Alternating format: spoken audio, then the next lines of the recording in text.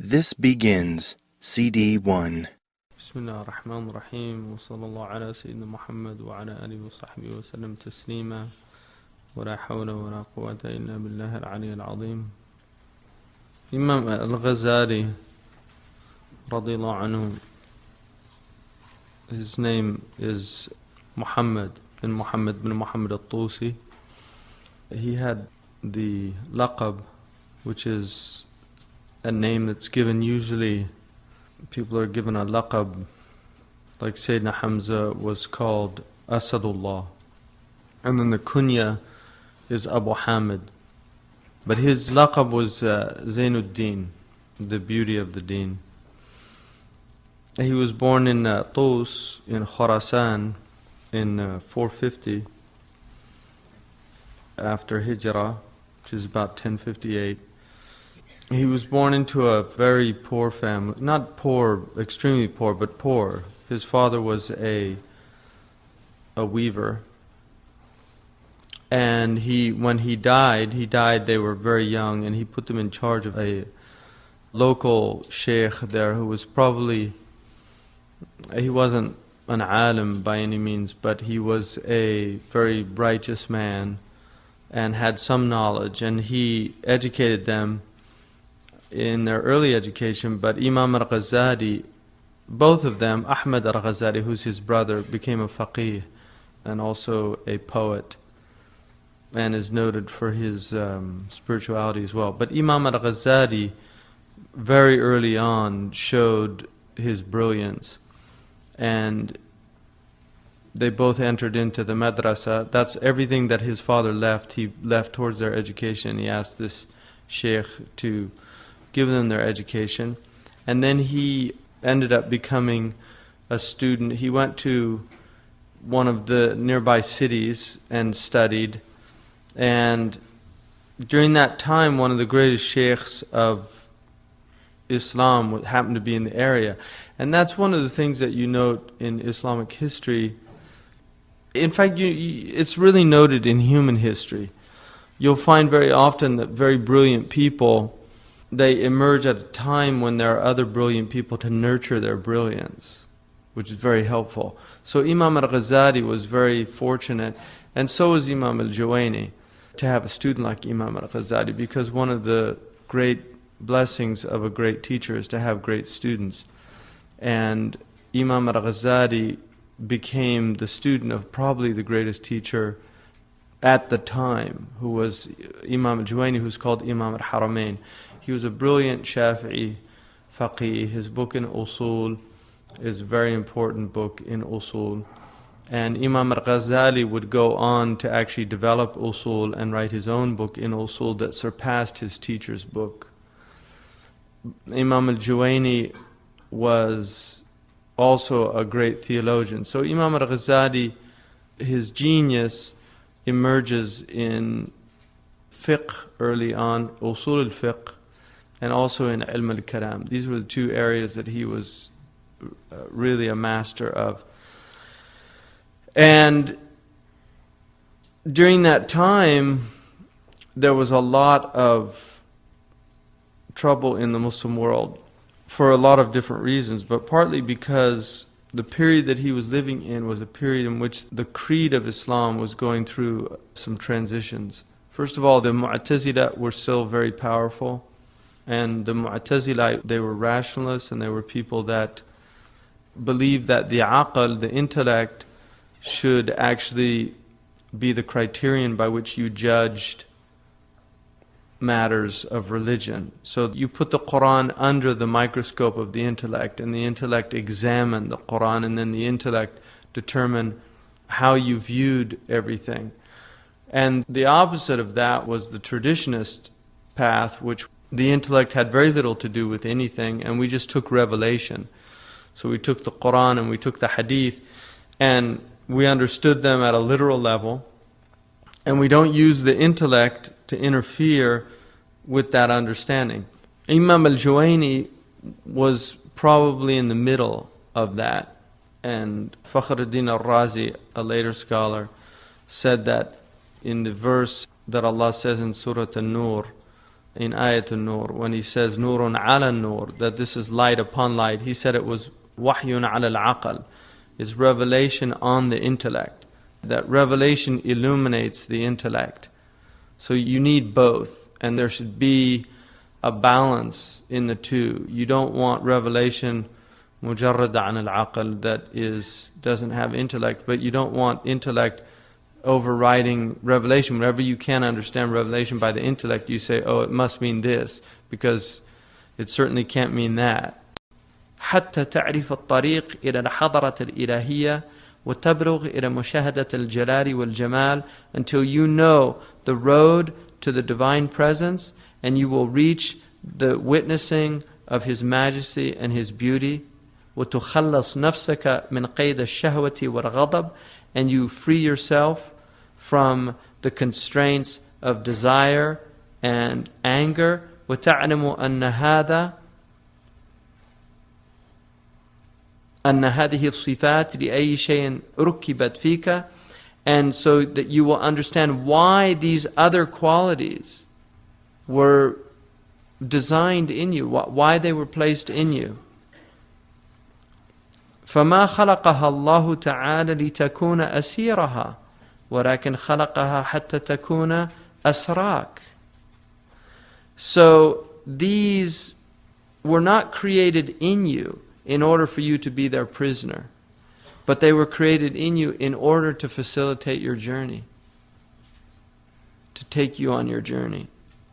وتسخرها للسفر, so that you can subjugate it for this journey الذي قدامك, that's in front of you. You have this immense journey in front of you, and that's why you have these.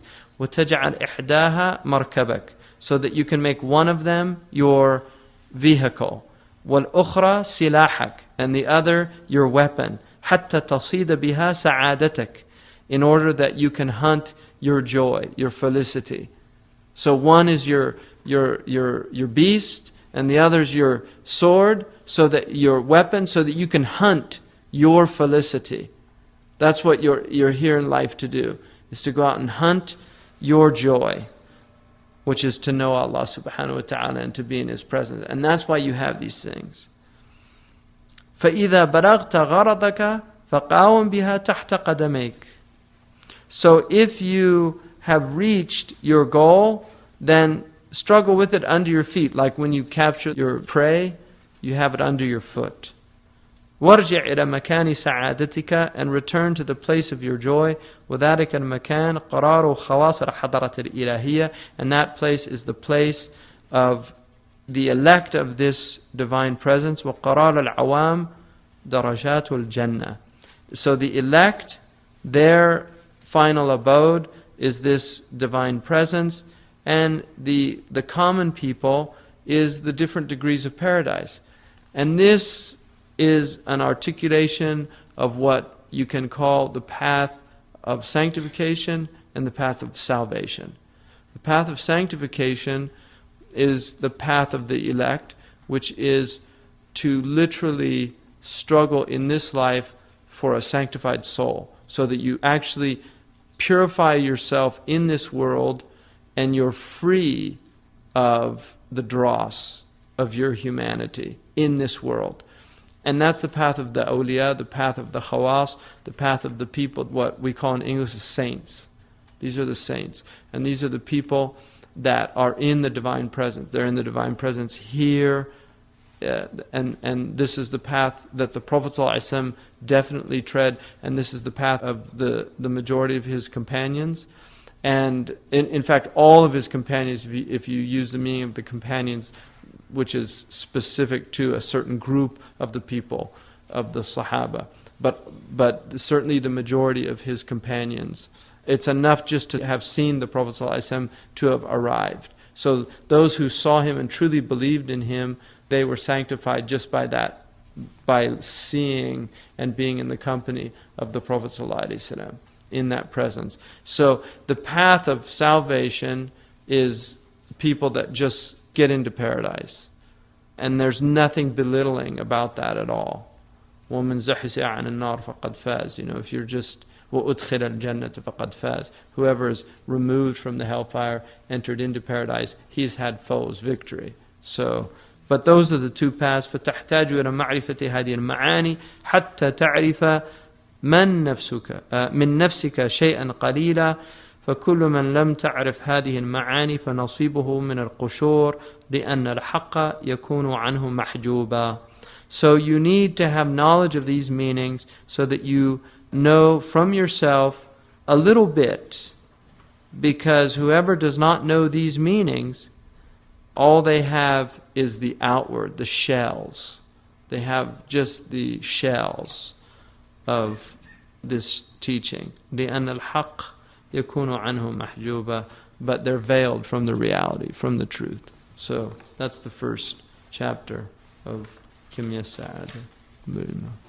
جزاك الله خيرا. اللهم صل على سيدنا محمد وعلى وصحبه وسلم تسليما. جزا الله عنا سيدنا محمد خير ما جزى نبينا عن أمته. سبحان ربك رب العزة عما يصفون والسلام على المرسلين والحمد لله رب العالمين. End of CD 1. And so he was coming out of that madrasa, which placed an immense amount of emphasis on the intellect, but not to the degree where the intellect overshadowed the revelation. So that's an important aspect of it. Imam al-Juwayni said about Imam al-Ghazali that he was an ocean. So his own teacher was aware that he had an ocean. He said, Bahrun Mughdiq. He was a copious or vast ocean of knowledge. And what's really extraordinary about him, I think, is despite his brilliance, he was somebody who was incredibly introspective and aware of his internal states, which is often very rare in people. You can have the most brilliant person, but they're completely oblivious to their inward state. And you'll see this if you've gone to a university. You have professors that are obviously very brilliant, but they're not aware of their own internal states. They can be arrogant and be completely unaware of it. And he was arrogant. Imam al-Ghazali was somebody he belittled people. His genius was such that he never lost an argument. If he was in any type of debate, he just floored his opponents. And he became very big-headed and aware of his brilliance and aware of his superiority over other people. He was extraordinarily eloquent in both Arabic and Persian. And so when he gave talks, people were just in complete awe of his ability to speak. And what happened was, in his 30s, at a very young age, he was only about 34, he became the head professor at the most prestigious university in all of Islam, which was the Nizamiya in Baghdad. So in academia, 34, you're just finishing your PhD by 34. So that's like a young whippersnapper. And he's being put in charge of, and at his lessons, hundreds of ulama attended. The students didn't even get into the lectures because it was all ulama. So you can imagine the situation that he was in.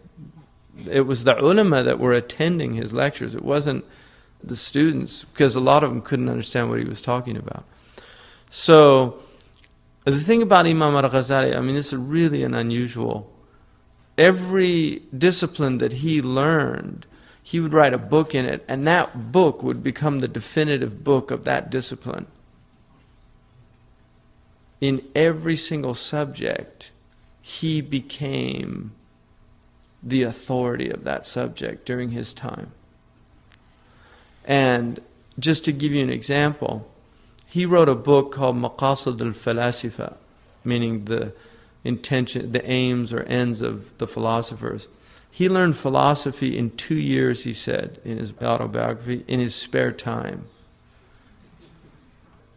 When he says he learned philosophy, that meant he learned what philosophy was at that time.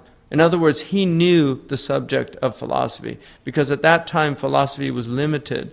Now you have a lot of different philosophies. At that time you only had certain philosophies, and you could actually learn all of the philosophies.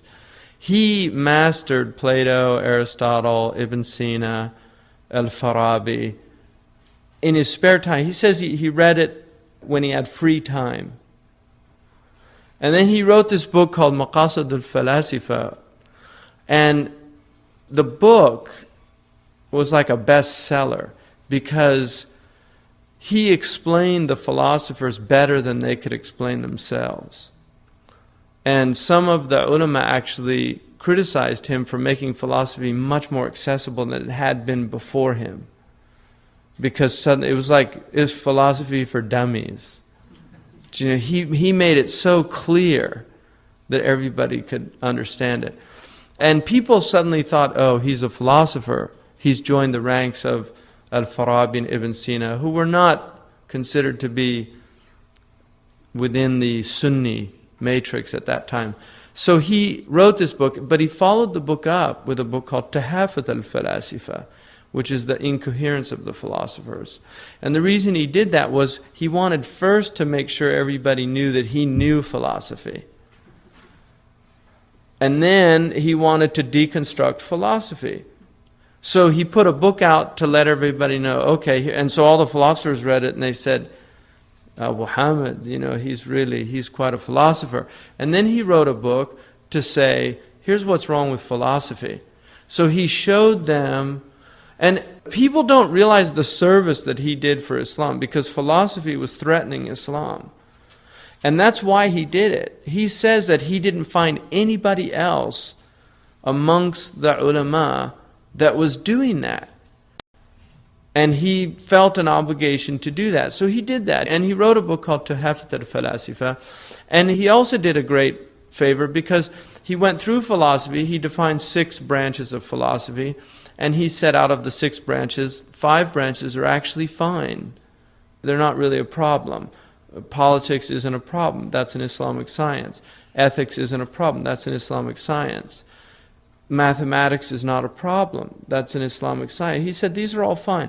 But when we get into what's called metaphysics, we have a problem. And then he identified 20 problems within metaphysics in philosophy. And from those 20 problems, he identified 3 problems in particular. And he wrote that in his Tahafut al-Falasifa, that the philosophers are a problem because they believe in the eternity of the world. They don't believe that the bodies are resurrected. And they don't believe that Allah knows particulars. They believe He knows universals. So he refuted and he did it using logic, because that's also one of the branches of philosophy. He said not only was logic not a problem, he said it was actually a fard kifaya, which was quite radical at the time as well. And that Ibn Taymiyyah took case with Abu Hamid al-Ghazali, because he said, Ibn Taymiyyah said that mantiq, logic, should not be used in kalam, in theology. And he actually makes a brilliant case for it. And he probably preceded a modern understanding of one of the problems with logic that nobody had identified earlier, Ibn Taymiyyah. So actually Ibn Taymiyyah's contribution to the attack of logic is really important too, because Ibn Taymiyyah noted that one of the problems with logic is there's presuppositions in logic that are never challenged. Nobody really noticed that you have to believe certain things within the framework of logic before logic becomes useful. So what he was saying is the first principles of logic are not really being questioned, and that's a problem because they can be questioned. And that's a very modern idea. Imam al-Ghazali said logic was fine. It was basically just a method for reasoning. It was a heuristic tool that somebody could learn and then use in their reasoning. And he said he felt it should be fard kifaya, because if people don't know how to reason, they're susceptible to flaws in their reasoning. And also, the sophistical reasoning, which is logically flawed reasoning, is very common. And if you don't learn the problems that go with reasoning, you can fall into them very easily, like a common flaw that's used in people's arguments is what they call an ad hominem attack, for instance, where you're not really attacking the argument, you're attacking the arguer. So people will reject what somebody says because of who it is. And there are many others that he felt people should learn. And then he wrote a book on logic, which became a very popular book also.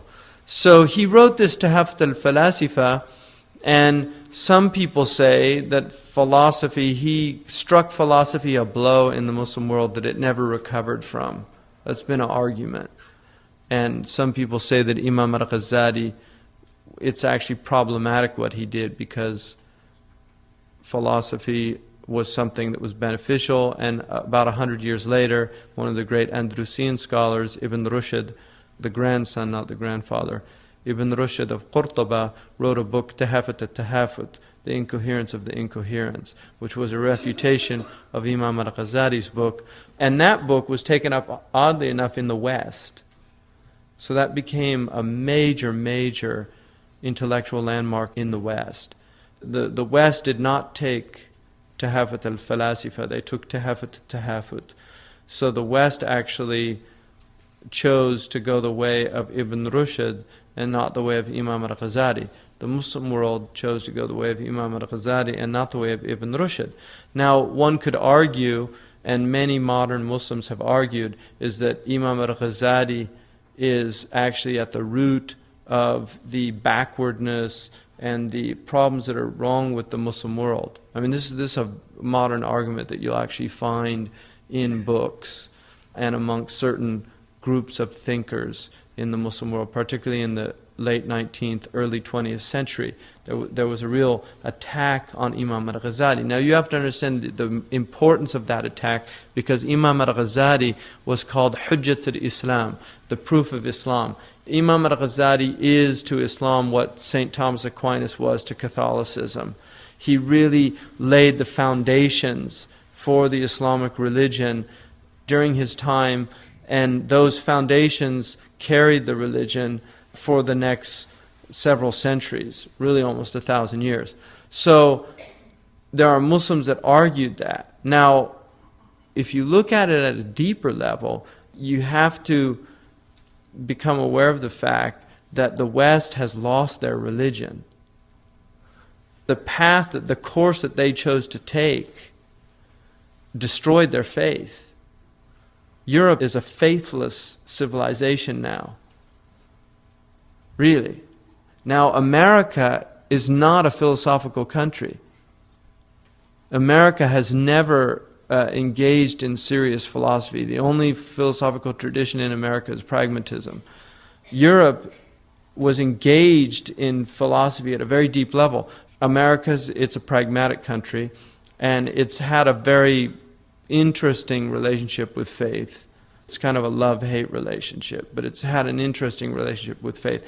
But Europe's faith, the underpinnings of it were beginning to erode in the 17th and 18th century. By the 19th century, at the intellectual level, there was serious erosion. The 20th century, with 2 world wars, pretty much wipes out the faith of Europe. That's what happens. Now, one of the real interesting aspects of the modern world is the faith of the Muslims.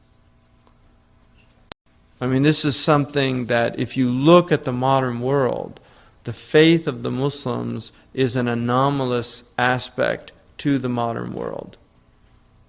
And what's interesting about the faith of the Muslims is the faith of the Muslims is still very strong amongst even the intelligentsia, although we're seeing the erosion of it now, which is a very dangerous sign, because secularity is becoming very strong in the intellectual classes. Like if you go to South Asia, if you go to Pakistan, and you meet with the intellectuals, the people that are at that very high level, you'll often find that they're opposed to religion. The same will be true in the Arab world. You'll find a lot of the intelligentsia, the people that study thought, philosophy and things like that. You'll find that.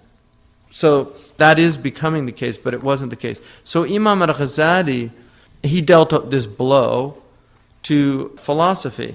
Now, the second thing that he did, which is extremely important, is Imam al-Ghazali took the esoteric element to religion. And if you look at any religious tradition, you will find there's very often a split occurs early on between exoteric religion and between esoteric religion.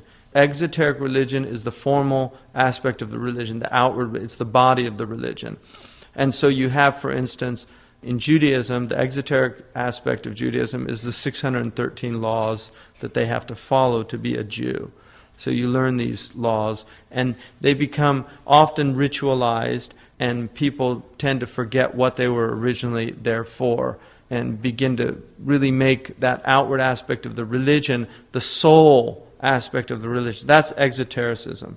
Esotericism is when you focus on the inward aspects of the religion and forget the outward aspects of the religion. In Islam, probably the most significant example of that is Ismailism. Right? The Ismailiyah were probably the most significant example of esotericism, where the religion is all secret esoteric meanings, and the exoteric religion is for the common people. It's for the people that don't understand what true religion is. That they need those outward forms. And during Imam al-Ghazali's time, probably the biggest threat to religion after philosophy was esotericism. So not only did he defend Islam from the philosophers, he defended Islam from the Ismaili Batinists. And that's why they do not like him to this day. The Ismaili tradition does not like Imam al-Ghazali because much of his emphasis was against the Batinists. Now, one of the aspects of the Batinists were the assassins, who were very powerful at the time. They were like terrorists. I mean, they really did terrorize the rulers. They were assassins. They would live amongst a ruler for 10 years to get their secret message, and then one day just in the court literally stab the ruler. Everybody thought it was a loyal servant, but he was actually a spy for the assassins. So he was fighting these, and you can't imagine the courage of the man, because it was an incredibly dangerous thing to do at the time. So he had immense courage in doing that. Now, what happens to Imam al-Ghazali in his late 30s is he begins to have an internal crisis. I mean, what some people might call a midlife crisis. But he was deeply troubled by his personality. And he was troubled by the fact that all the things that he was teaching, he wasn't really practicing. And so he was having this crisis of being the teacher who wasn't practicing. One of the things that he says in the Ihya is he says, the zakat of wa'al, the zakat of being a preacher, is itti'al, is practicing what you preach. That's the zakat of wa'al. That you can't tell others, أَتَأْمُرُونَ النَّاسَ بِالْبِرِّ وَتَنْسَوْنَ أَنفُسَكُمْ. You know, the Quran says, do you command people to righteousness and you forget about yourselves? And he was aware of that he was teaching and he wasn't practicing. And it was really troubling him, and his personality was bothering him. He noticed that kibr, you know, the Quran says that avoid the outward sins and the inward sins, right? ظاهر الإثم وباطنه. You know, avoid the outward sins and the inward sins.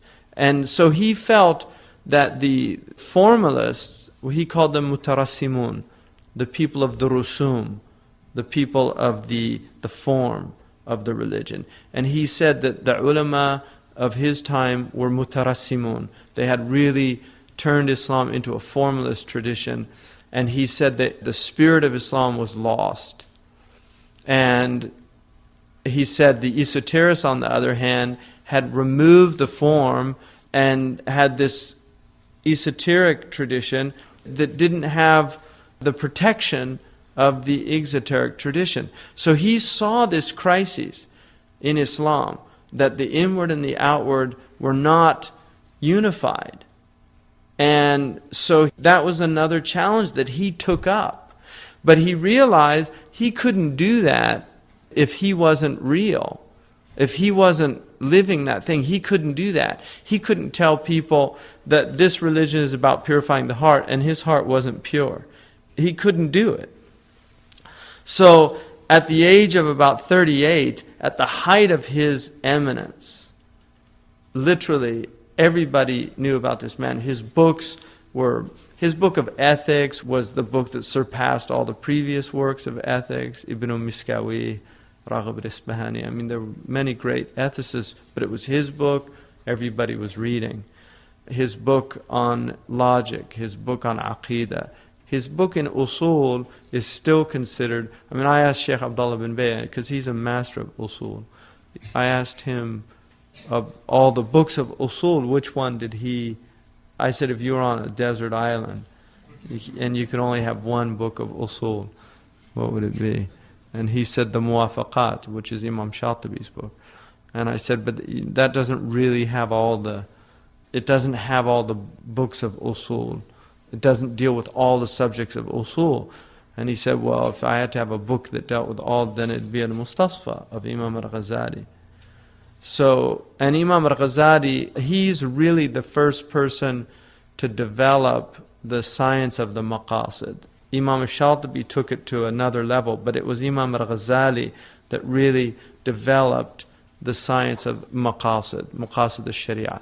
So, Imam al-Ghazali at that time, he said that internally, one day he would say, you have to give up all this dunya and you have to turn away. And the next day he would say, you can't give up. How can you give up your position? And this is just whisperings. And so shaitan would come and say things. And he really was, it was happening internally. He was going back and forth between these two states. And then one day he went to class and he couldn't talk, literally. He just looked out, which would be incredibly embarrassing for a teacher, obviously, to come and literally couldn't talk. So he's looking at hundreds, possibly thousands of people, many of them ulama, and he can't talk. Literally. Just imagine that state.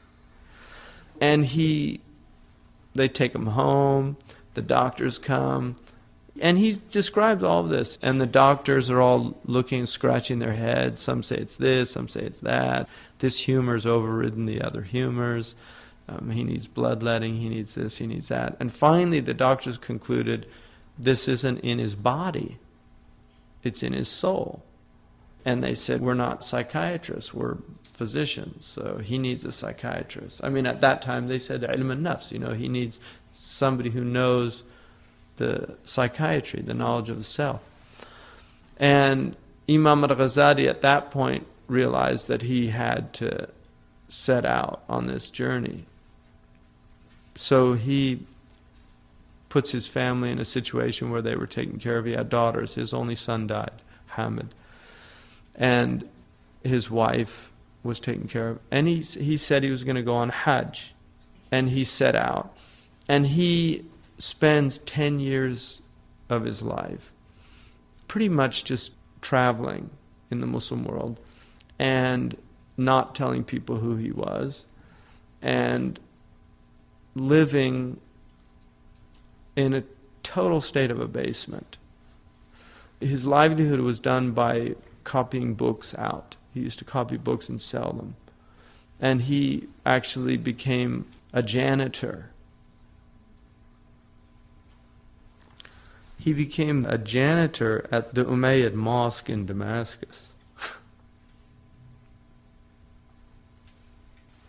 So he used to sweep the mosque, and then he was given a room there, and he used the room as a khalwa, but literally nobody knew who he was. They were teaching his books in the mosque. And he actually mentioned, he came upon places where they were teaching his book. He was once in a madrasa, and one of the teachers was saying, well, like the great Sheikh Abu Hamid al-Ghazali said, and he said he had to leave because he feared the ujab coming into his heart. It's just really amazing person. For 10 years, that's what he did. There's actually, at one point, there was a group of ulama sitting, and this man came up and he asked a question, and Imam al-Ghazali was literally sweeping nearby. and he heard this man ask this question, and none of the ulama could answer. So Imam al-Ghazali saw this man, and he was worried that he wasn't getting the guidance that he needed. So he went up to the man and he told him, the answer to your question is this. And the man looked at me, he started laughing, and he said, all those ulama couldn't answer me, and you think I would believe you? You're just a janitor. And somebody from the thing called him over and he said, what are you going on about? And he said that the answer to the question was such and such. And all these men were amazed at that. And he said he had to leave. He left at that point again, because he just didn't want anybody to know who he was. And that was his state.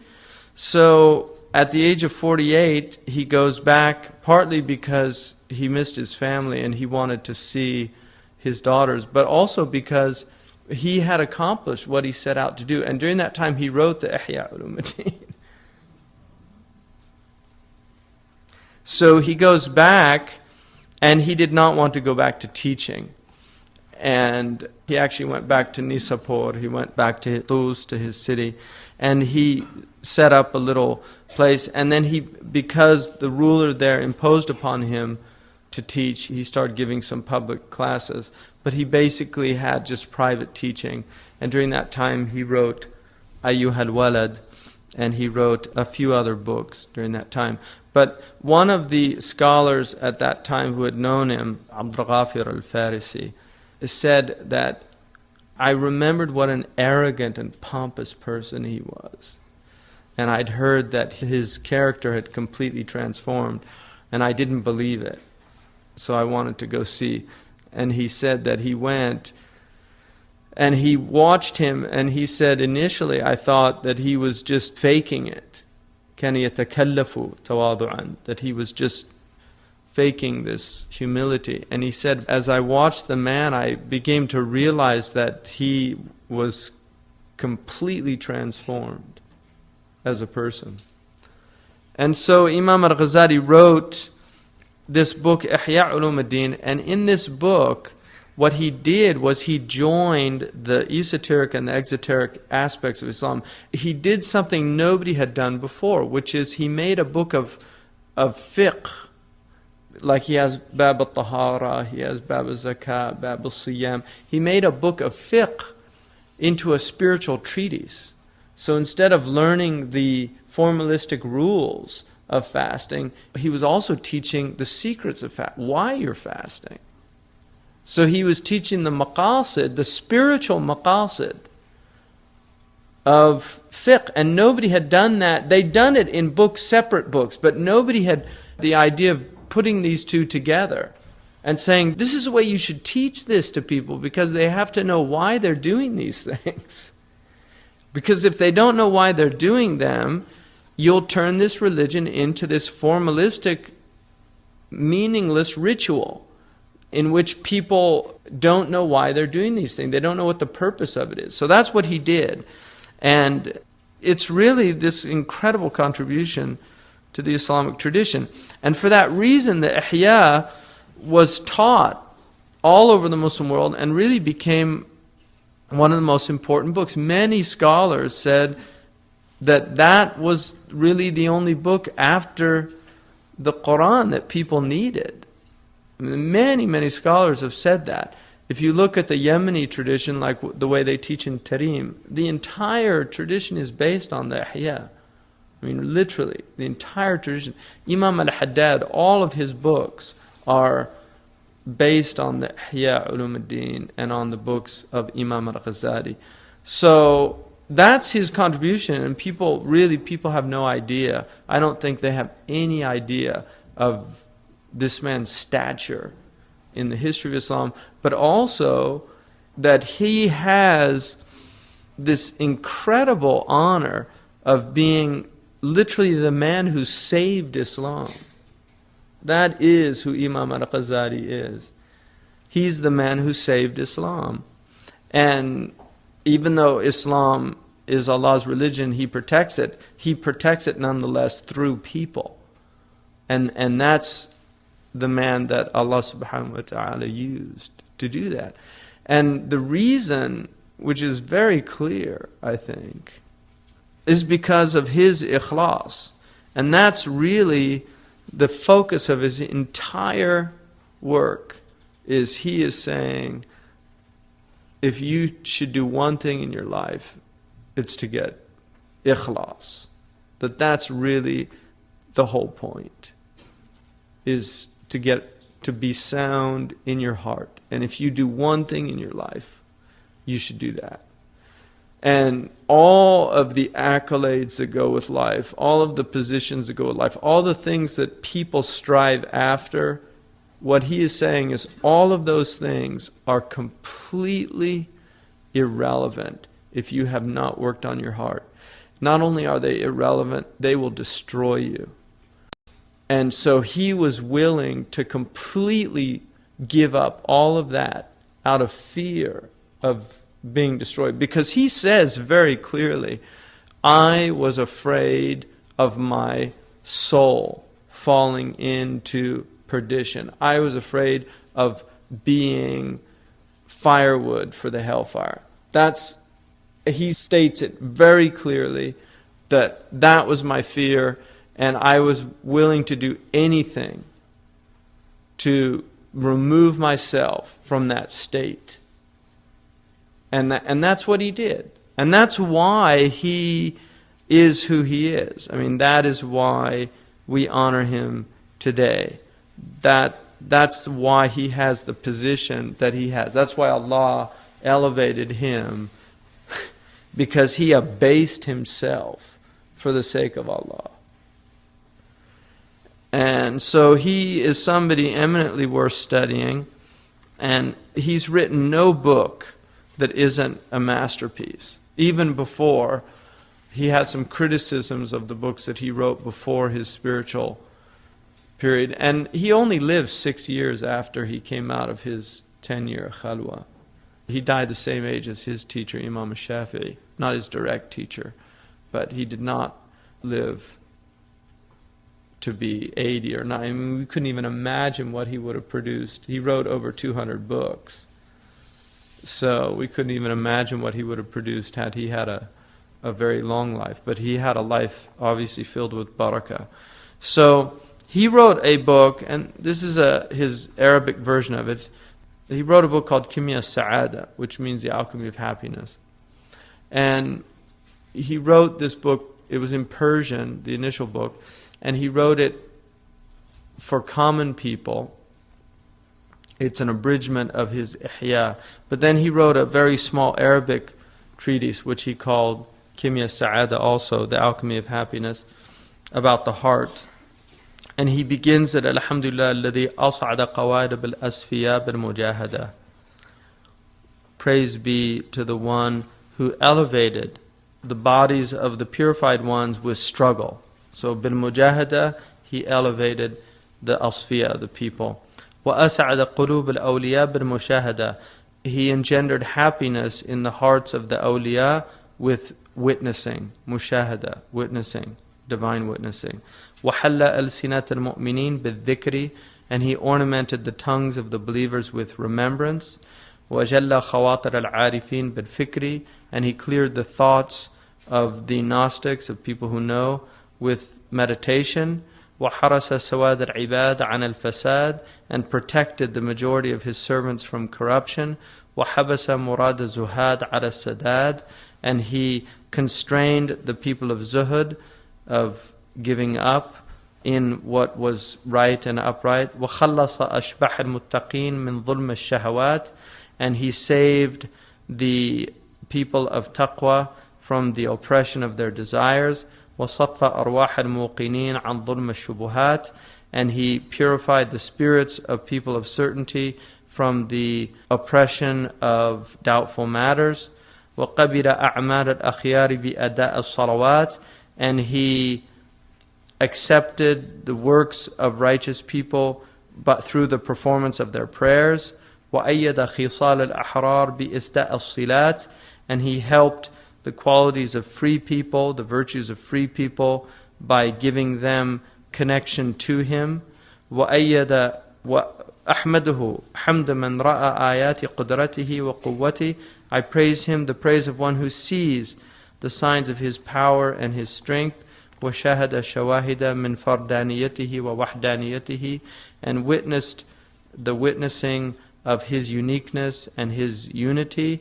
وطرق طوارق سره وبره, and has traversed the paths of his secrets and of his bir, of his righteousness. وقطف ثمار معرفته من شجر مجده وجوده, and has picked the fruits of his knowledge from the tree of his glory and his generosity. أشكره شكر من اخترق واخترف من نهر فضله وإفضاله.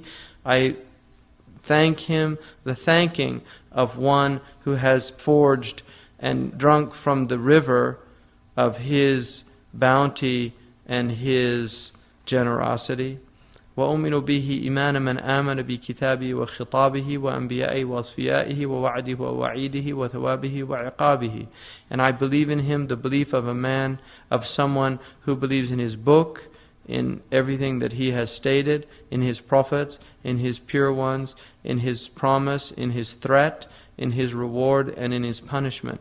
وأشهد أن لا إله إلا الله وحده لا شريك له. And I testify that there's no God but one true God, Allah, the unique, who has no partner. وأشهد أن محمدا عبده ورسوله. And I testify that Muhammad is his servant and his messenger. بعثه لأصلاب الفسقة والفجرة قاصمة. The one who sent to the children of the wretched and the profligates as one who breaks their back.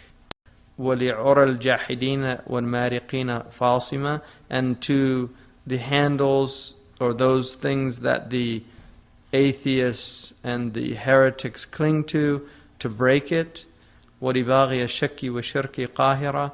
And to the transgressor with doubt and shirk, who overwhelms them. وَلِيَتْبَعَ الْحَقِّ وَالْإِحْسَانِ نَاصِرًا. And for those who follow the truth and virtue, he gives victory. فَصَلَوَاتُ اللَّهِ عَلَيْهِ وَعَلَى آلِهِ وَأَصْحَابِهِ أَجْمَعِينَ. And then he says, in the beginning of this book, فَصْلٌ فِي مَعْرِفَةِ النَّفْسِ, the chapter on knowledge of the self. اعلم أن مفتاح معرفة الله تعالى هو معرفة النفس كما قال سبحانه وتعالى سنريهم آياتنا في الآفاق وفي أنفسهم حتى يتبين لهم أنه الحق. Know that the key to knowledge of Allah, the Exalted, is knowledge of yourself. Allah says, glory be to Him, we will show them our signs in the horizon and in themselves, on the horizon and in themselves, until this becomes clear to them that it's true. وَقَالَ النَّبِيُّ صَلَّى اللَّهُ عَلَيْهِ وَسَلَّمَ مَنْ عَرَفَ نَفْسَهُ فَقَدْ عَرَفَ رَبَّهُ. Whoever knows, and the Prophet ﷺ said, it's generally not considered a hadith. Some of the ulama do consider it a hadith, but it's generally not considered a hadith, but it is a sound statement. Whoever knows his self certainly knows his Lord. And it's said that it's a statement of Yahya ibn Ma'ad al-Razi, and Imam al-Nawawi said it's not thabit. This is not a confirmed hadith. And some of them said it means whoever knows his self, مَنْ عَرَفَ نَفْسَهُ بِالْحُدُوثِ عَرَفَ رَبَّهُ بِالْقِدَمِ. If you know that you're finite, you know your Lord's infinite. If you know that you're created, you know your Lord's uncreated. There are many interpretations of that statement, but generally some of the ulama actually wrote entire books just explaining that statement. So Imam al-Ghazali, if there was one area that he was not considered a master in, it's the science of a hadith. But I will say that by today's standards, he would probably be the greatest muhaddith alive. So when he says he wasn't a master of hadith, and he says that himself, it doesn't mean in any way that he didn't know. He knew hadith very well, but he was at a time when the great collections of hadith had already been gathered. So a lot of people tended to focus on fiqh, particularly usul, and on kalam. So that was his environment. But towards the end of his life, he did begin to seriously study ilm al-hadith. That was one of the things that he was doing at the last portion of his life. So those who criticize his knowledge of hadith are ignorant. And another thing that's important to remember, many of these ulama had their own chains. They had studied, they'd taken hadith. There are many, many hadiths. This is why Hafid al-Iraqi, who did a critical edition of the Ihya and looked at all the hadiths in the Ihya, will often say, Lam ajid lahu asla. I didn't find a source for this hadith. They don't say la asla lahu, which is a very common thing. Modern hadith writers who criticize hadith will say la asla lahu. There's no origin for this hadith. Whereas these people knew that there are hadiths, we might not know the chain. So they would say, I didn't find a source for this hadith. Or if they knew it was fabricated, I mean, there are hadiths that are fabricated, and we know they're fabricated, and who fabricated them, then they would say it's mawdu'. So he does have weak hadiths in his collection. But again, like many of the scholars have pointed out, he was not doing anything that people did not do at his time. Weak hadiths were used in Fadail al-Amal, and most of the books of exhortation were filled with weak hadiths. Even the greatest of ulama have books with even the people that accused him of having weak hadiths have books with weak hadiths in them. Like Ibn al-Jawzi criticized some of his books. In fact, Talbisu Iblis, which a lot of people quote, he has some criticisms of Imam al-Ghazali. He got the name of his book from Imam al-Ghazali. Talbisu Iblis was, Imam al-Ghazali said, I hope to write a book which I'm going to entitle Talbisu Iblis, to show how Iblis has tricked so many of the Sufis and people that are on. So Ibn al-Jawzi wrote the book Talbisu Iblis to show how the Sufis had been tricked by Iblis. He got the idea from Imam al-Ghazali, but he criticizes Imam al-Ghazali in the book. And Ibn al-Jawzi was a great alim. And, نحسبهم من أولياء الله, from the people of Wilaya, inshallah. So the ulama criticized each other, and that's just part of what ulama do. So I wouldn't take those things seriously. There's a lot of foolish people that read the criticisms of ulama, of other ulama. There's a lot of reasons why they criticize each other. Sometimes it's just hasad, flat out. Very common. And sometimes it's they genuinely think that this is a problem, and they could be wrong. And sometimes it's because during their time they do have a problem. Like during Ibn al-Jawzi's time, there was a real problem of extremism in Sufism. And so he wrote this book as a corrective, which is why Sidi Ahmed Zarruq says you have to be careful with that book, because he wrote it as a corrective. And when you write a corrective book, you will often go to the other extreme in order to create a corrective. So that's important to remember. So anyway, he mentions this hadith, and he says, وَلَيْسَ شَيْءٌ أَقْرَبَ إِلَيْكَ مِن نَفْسِكَ. There's nothing closer to you than your own self. فَإِذَا لَمْ تَعْرَفْ نَفْسَكَ فَكَيْفَ تَعْرَفْ رَبَّكَ. If you don't know yourself, how are you going to know your Lord? If there's nothing closer to you than yourself, if you don't know yourself, how can you know anything else? فَإِنَّمَا تَعْرِفُ الْجِسْمَ الظَّاهِرِ فَإِنْ قُلْتَ إِنِّي أَعْرِفُ نَفْسِي. So if you say to me, I know myself, I say to you, فَإِنَّمَا تَعْرِفُ الْجِسْمَ الظَّاهِرِ. You know your outward form. الَّذِي هُوَ الْيَدْ وَالرِّجْلِ وَالرَّأْسِ وَالْجُثَّةِ. The hand, you know the foot, you know the head, you know your body. وَلَا تَعْرِفُ مَا فِي بَاطِنِكَ مِنَ الْأَمْرِ الَّذِي بِهِ إِذَا غَضِبْتَ ضَرَبْتَ الْخُصُومَ. You don't know your internal reality. I'm talking about that aspect of yourself that if you get angry, you want to argue. You don't know why. Why do you get angry? وَإِذَا اشْتَهَيْتَ طَرَبْتَ النِّكَاحِ. Or if you become desirous, you look to what's going to satisfy your desire. وَإِذَا جَعْتَ طَرَبْتَ الْأَكَلِ. Or if you get hungry, you're suddenly looking for food. وَإِذَا عَطِشْتَ طَرَبْتَ الشَّرَبِ. That if you get thirsty, you go looking for drink. You don't know why you do those things.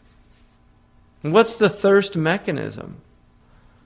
وَالدَّوَابُ تُشَارِكُكَ فِي هَذِهِ الْأُمُورِ. And animals share all those things that I just mentioned.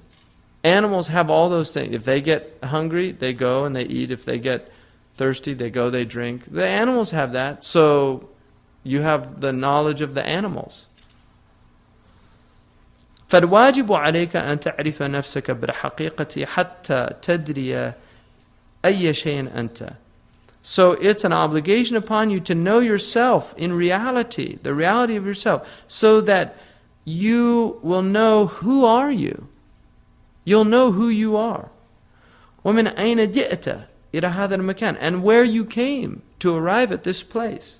وَلِأَيِّ شَيْءٍ خُلِقْتَ, and why were you created? وَبِأَيِّ شَيْءٍ سَعَادَتُكَ, through which thing is your felicity? وَبِأَيِّ شَيْءٍ شَقَاؤُكَ, and through which thing is your damnation? وَقَدْ جَمَعْتَ فِي بَاطِنِكَ وَقَدْ جُمِعَتْ فِي بَاطِنِكَ صِفَاتٍ. In you, certain qualities have been gathered. There are attributes that have been gathered in you. Minha sifat al-bahaim. Amongst them, the qualities of ruminants, like goats and cows and sheep. وَمِنْهَا صِفَاتُ السِّبَاعِ, and in them the qualities of predators, like lions and tigers. وَمِنْهَا صِفَاتُ الشَّيَاطِينِ, and in them the qualities of demons. وَمِنْهَا صِفَاتُ الْمَلَائِكَةِ, and in you has been gathered the qualities of angels. فَالرُّوحِ حَقِيقَةُ جَوْهَرِكَ وَغَيْرُهَا غَرِيبٌ مِنْكَ وَعَارِيَةٌ عِنْدَكَ. The ruh is the reality of your essence, the spirit. That's the reality of your essence. You're not a body. The reality of your essence is the ruh, and everything other than that is alienated from you. It's a stranger, and it's only borrowed. It's on loan. It's عارية. That's all it is. It's a loan.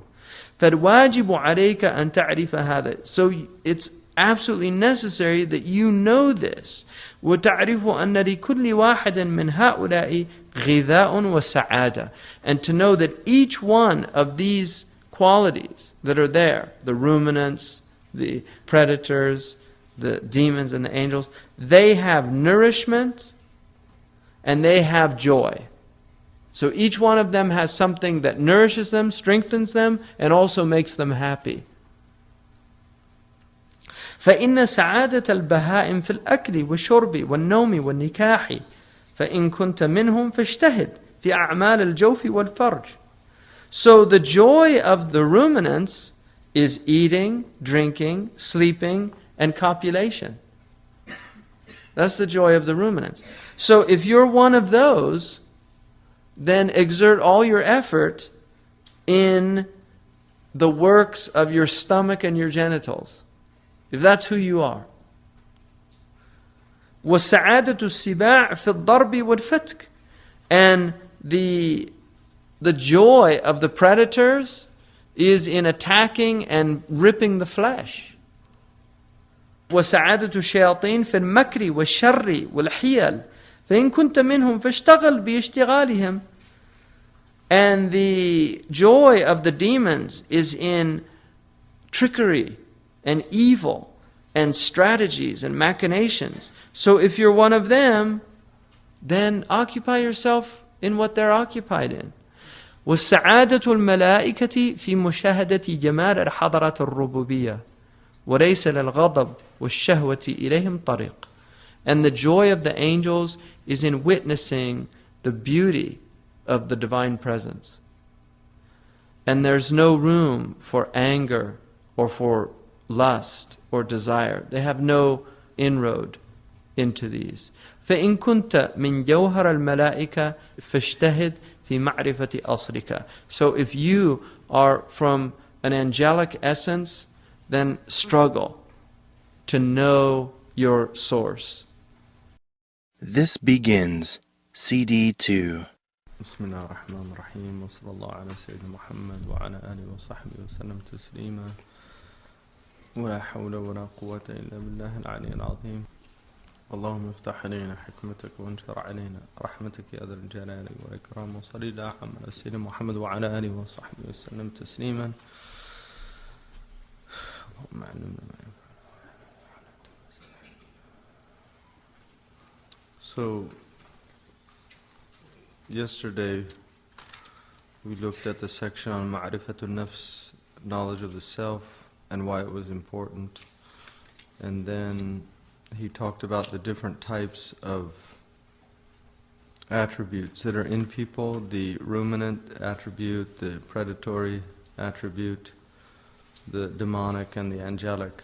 And then this section he begins by saying, Bismillah ar-Rahman ar-Rahim, إِذَا شَئْتَ أَن تَعْرِفَ نَفْسَكَ فَاعْلَمْ أَنَّكَ مِنْ شَيْئَيْنِ. If you want to know yourself, know that you're composed of two things. الأول هذا القلب. The first is the heart. والثاني يسمى النفس والروح. And the second is called the nafs or the ruh. والنفس هو القلب الذي تعرفه بعين الباطن. And the nafs is the heart that you know through the inward eye. So the nafs and the heart really are the synonyms for the same thing. وحقيقتك الباطن. Your reality is the internal reality. لأن الجسد أول وهو الآخر. Because the body is the first, but the heart is the end. It's the last. والنفس آخر وهو الأول. And the self is the end, and it is the first, meaning the heart. So the body is the beginning of this world, this experience, but the heart precedes it. And in the end, it's the heart that you take with you into the next world. So the heart is the first and the last in reality. وليس القلب هذه القطعة اللحمية التي في الصدر من الجانب الأيسر. And the heart is not this lump of flesh that's in your breast inclining towards the left side. لأنه يكون في الدواب والموتى. Because this is shared by animals and dead things. وكل شيء تبصره بعين الظاهر فهو من هذا العالم الذي يسمى عالم الشهادة. And everything that you can see with the outward eye is from this world, and this world is called the عالم الشهادة. So you have عالم الغيب and you have عالم الشهادة, and Allah subhanahu wa ta'ala says that He created both. So everything that you can see, He's saying, is from عالم الشهادة, the world that's witnessed or experienced. Now, that includes things that we can see through machinery. I mean, you had in the 19th century, you had some of these rationalists who attempted to say, for instance, that the shayateen were microbes and that the unseen was really all of this microscopic world and things that we can't see anymore. So you had a trend among some of the scholars to try to do that. But all of that is part of the mulk. Everything that we can see or even understand through material means. So modern physics, all of these type of things that enable us to know about subatomic particles, about all of this mulk, which is the dominion here, it's material world. So he says, وَأَمَّا حَقِيقَةَ الْقَلْبِ فَلَيْسَ مِنْ هَذَا الْعَالَمِ. But the reality of the heart, which is consciousness really, what he's talking about is consciousness.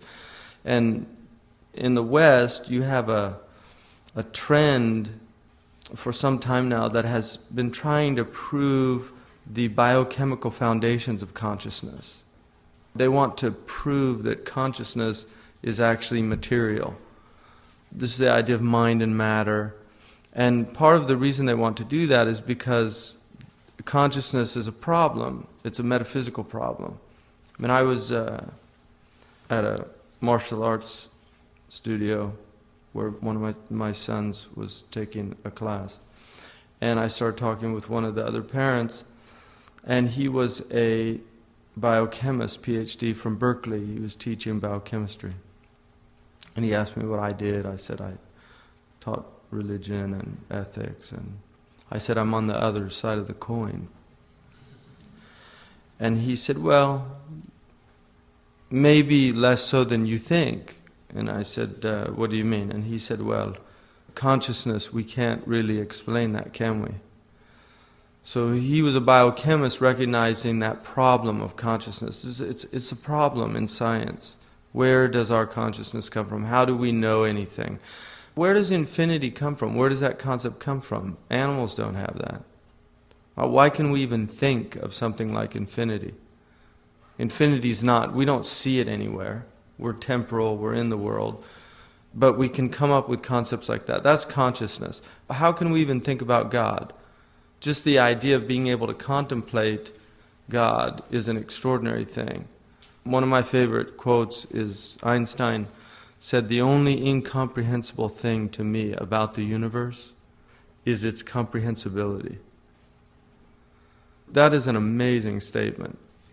The only thing incomprehensible to me about the universe is its comprehensibility. How are we able to know the universal law of gravity? I mean, how is the human consciousness capable of something that extraordinary to understand the universal law of gravity? How do we know about strong and weak nuclear forces? How do we know about electromagnetism? How are those concepts even comprehensible to the human intellect? Because the intellect was designed to know them. اعلم أن الشهوة والغضب خادمان للنفس جاذبان يحفظان أمر الطعام والشراب والنكاح لعمل الحواس. Know that the desire and the ghadab, the irascible and the concupiscent souls, are fetching servants of the nafs. They're fetching servants. They're the ones that get what you need. They protect you in matters of food, drink, copulation, for the labor of the senses. Because you need those things in order for you to be well. ثُمَّ النَّفْسِ خَادِمَ الْحَوَاسِ. And then the soul is the servant of the senses. شَبَكَةَ الْعَقَلِ, which is the net of the intellect. وَجَوَاسِيسِهِ. So the senses are the hunting net of the intellect. It's how the intellect knows. It uses the senses as a net that it throws out to catch reality so that it can understand these things. So you have sight, you have sound, this is a shabaka, it's like a hunting net. وَجَوَاسِيسِهِ يُبْصِرُ بِهَا صَنَائِعَ الْبَارِ جَلَّتْ قُدْرَتُهُ. And it's also the spies that are able to see the creation of Allah subhanahu wa ta'ala. Majestic is His power. ثُمَّ الْحَوَاسِ خَادِمُ الْعَقَلِ. And then these five senses are the servant of the intellect. وَهُوَ لِلْقَلْبِ سِرَاجٌ وَشَمْعَةٌ يُبْصِرُ بِنُورِهِ الْحَضَرَةَ الْإِلَهِيَّةِ. And they are for the heart, for this consciousness, a lamp and a candle.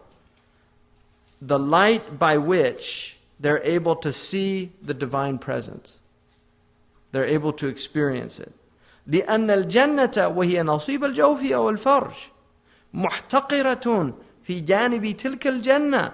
Because the delight of the senses, and this is their portion of the stomach and the genitals, that's what the senses delight in. That's their Jannah. The Jannah of the senses is food and sex. That's the pinnacle of their delight in this world. These are insignificant in relation to this other delight, which is the delight of divine awareness, of divine consciousness. ثُمَّ الْعَقْلُ خَادِمُ الْقَلْبِ. And the intellect is the servant of consciousness. وَالْقَلْبُ مَخْلُوقٌ لِنَظْرِ جَمَالِ الْحَضَرَةِ الْإِلَهِيَّةِ. And the heart was created to see and contemplate the beauty of the divine presence. So all of these things are servants for this heart. It's not the other way around. But what happens in the world is people make all of these things the commanders, and the heart becomes subservient. فَمِنْ اجْتَهَدَ فِي هَذِهِ الصُّنْعَةِ فَهُوَ عَبْدٌ حَقٌّ. So the one who is exerting his energies in this craft, that for which he was created, in this thing for which he was created, this is a true servant. مِنْ خِلْمَانَ الْحَضَرَةِ. From the youth of this presence. كما قال الله سبحانه وتعالى وما خلقت الجن والإنس إلا ليعبدون. I only created jinn and ins to worship me. So if you're doing this, you're indeed a true servant. You're fulfilling what you were created to do. معناه إِنَّا خَلَقْنَا الْقَلْبِ وَأَعْطَيْنَا الْمَلَكِ وَالْعَسْكَرِ. What this means is we created the heart. We gave it a mulk, a dominion. وَأَعْطَيْنَاهُ الْمُلْكَ وَالْعَسْكَرِ. We gave it a dominion and troops to protect the dominion. وَجَعَلْنَا النَّفْسَ مَرْكَبَهُ. And we made the soul its vehicle حَتَّى يُسَافِرَ عَلَيْهِ مِنْ عَالَمِ التُّرَابِ إِلَى أَعْلَى عِلِّيِّينَ.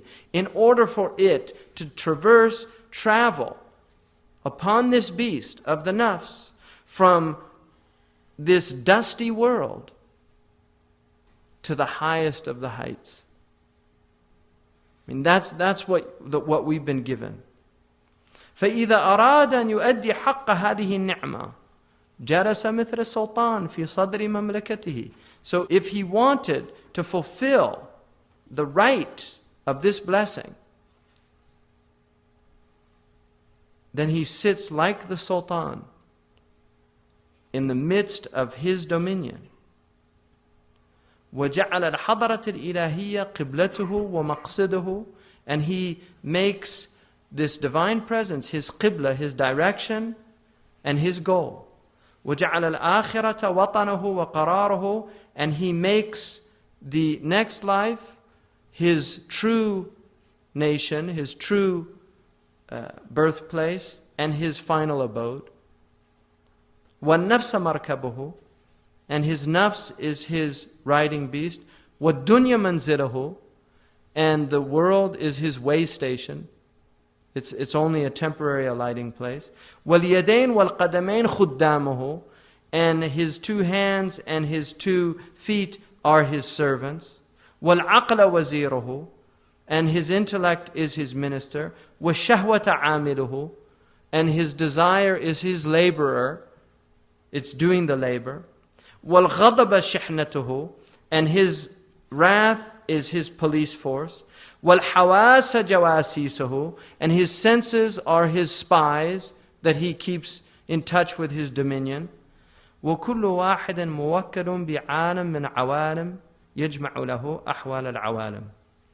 And every one of them is entrusted with a world or a domain amongst these domains in order for him to understand the conditions of the domain. So each one of these is there so that he can know what is the condition, what's the state, what's going on. وَقُوَّةَ الْخَيَالِ فِي مُقَدَّمَ الدِّمَاغِ كَالنَّقِيبِ. And the ability, the faculty of imagination is in the forefront of his intellect like a chief. يَجْمَعُ عِنْدَهُ أَخْبَارَ الْجَوَاسِيسِ. It's able to gather the information of the jawasis. So what he's saying is your neocortex it's in the front, this quwwa al-khayal, this incredible ability that is unique in the human being. Animals don't share this quality, the ability for us to perceive, this ability of perception. He's saying that this is like a chief, and it takes in the news of the jawasis. The spies bring the news, and they tell them. The spies are the senses. It comes into the intellect, it tells them what's going on. And then he says, وَقُوَّةَ الْحِفْظِ في وسط الدماغ مثل صاحب الخريطة يجمع الرقاع من يد النقيب ويحتفظها إلى أن يعرضها على العقل. And then the memory is in the middle of the brain. This is like the map master. It's the one who knows the terrain. And he gathers all of he's listening. He's there next to the chief. And he's gathering all the information and keeping it. Oh, he brought news because he brings the map and he says, this is happening over here. There's troops amassing over here. So he brings that and he's maintaining all of this. And when the intellect needs it, when the minister needs it, he's there to bring the information. That's what the purpose of the memory. فإذا بلغت هذه الأخبار إلى الوزير يرى أحوال المملكة على مقتضاها. So if they bring the news to the minister, the aqal, he's able to know the condition of his dominion. In other words, he can assess reality in reality. So what he's saying is basically is that this is an incredibly orderly system that we've been given. And if it's used properly, you will be in touch with reality and you'll be fulfilling your purpose. But just like out there, things go very, very wrong. They're going to greet you with flowers when you come in to the city. When the army comes in, they're going to throw flowers at you. The Jawasis weren't doing their job. Intelligence wasn't doing its job. They have weapons of mass destruction. Intelligence wasn't doing its job. So now reality is distorted. And what happens? Disaster. That's what happens, disaster, because they're out of touch with reality. And then you have the shihna is down there. Oh, we can make some money here because my salary's not enough. So you know what? I know the minister. We can get I can get a contract with you. The police force needs new guns. It doesn't need new guns, but I'm going to say that it needs new guns because I'll get my 10% when we buy the new guns from such and such corporation that's making the guns. So now it's all out of control. That's what happens. That happens inside the self. So you're looking outside and you're thinking, oh, look at all these problems in the world. It's all messed up. No, you're messed up. Seriously, you're a reflection. All of that is reflecting to us our inner states. The same confusion that reigns outside is reigning inside. And that's why the reality outside is just expressing the reality inside of the human condition. This is the state that human beings are in. Because they're not following this incredible order that was given to them. In fact, worse than that, they're even denying it. Just deny it flat out. That there's an order here. So if you want to understand why there's chaos outside, you just need to understand the chaos inside. When your irascible nature is controlling your rational nature, when you can't control your anger, then you can understand why things are chaotic out there. Why everybody's angry out there. فإذا رأيت واحدا منهم قد عصى عليك مثل الشهوة والغضب فعليك بالمجاهدة. If you see any one of these is rebelling against you, you have to struggle to suppress the rebellion. If the troops are rebelling, if they're out of control, you need to suppress the rebellion. وَلَا تَقْصِدْ قَتْلُهُمَا. Don't kill them. You don't want to kill them. لأن المملكة لا تستقر إلا بهما. Because the kingdom is not sound, it's not stable except with them. You need them. You need the concupiscence, you need desire, you need anger. If you don't have those, you don't have the anger is your police force. You can't defend yourself. If you don't get angry, you can't defend yourself. If you don't have desire, you can't. There's no farmers to plow the fields, to bring food to the marketplace. فإذا فعلت ذلك كنت سعيدا. If you do that, you'll be felicitous. وأديت حق النعمة, and you'll fulfill the obligation of this blessing. ووجبت لك الخلعة في وقتها, and the robe of honor will come to you in time. This robe of honor. وإلا كنت شقيا. If not, then you're damned. ووجب عليك النكال والعقوبة. And there's nothing but punishment and chastisement that you warrant. That's it. جزاكم الله خيرا. سبحان ربك رب العزة عما يصفون والسلام على المرسلين والحمد لله رب العالمين. صلى الله على سيدنا. End of CD 2. I mean, that's what you have to conclude, that there is a relationship between consciousness and between the objects of consciousness. And that relationship is design. So he's talking here about al-qalb, this organ of consciousness. فَلَيْسَ مِنْ هَذَا الْعَالَمِ وَلَكِنَّهُ مِنْ عَالَمِ الْغَيْبِ. But it's not from this world, but it's from the unseen world. فَهُوَ فِي هَذَا الْعَالَمِ غَرِيبٌ. It's a stranger in this world. It's alienated from the world. So consciousness itself is alienated from the world. One of the reasons, one of the Andalusian scholars said that one of the reasons why people have to sleep is because the ruh is not of this world, it's of another world. And the ruh can't take too much materialism. It literally has to go back into the unseen world in order for it to get rest from the dunya. So sleep is a spiritual nourishment for the soul. And that's why people that are sleep deprived become, like me, become really agitated and have a really hard time. So, وَتِلْكِ الْقِطْعَةُ اللَّحْمِيَةُ مَرْكَبُهُ. So this piece, this lump of flesh, is the vehicle for consciousness. That's what it is. It's the vehicle for consciousness. وَكُلُّ أَعْضَاءِ الْجَسَدِ عَسَاكِرُهُ وَهُوَ الْمَلَكِ. And all of the limbs of the body are its soldiers. And it is the king. وَمَعْرِفَةُ اللَّهِ وَمُشَاهَدَةُ جَمَالِ الْحَضْرَةِ صِفَاتُهُ.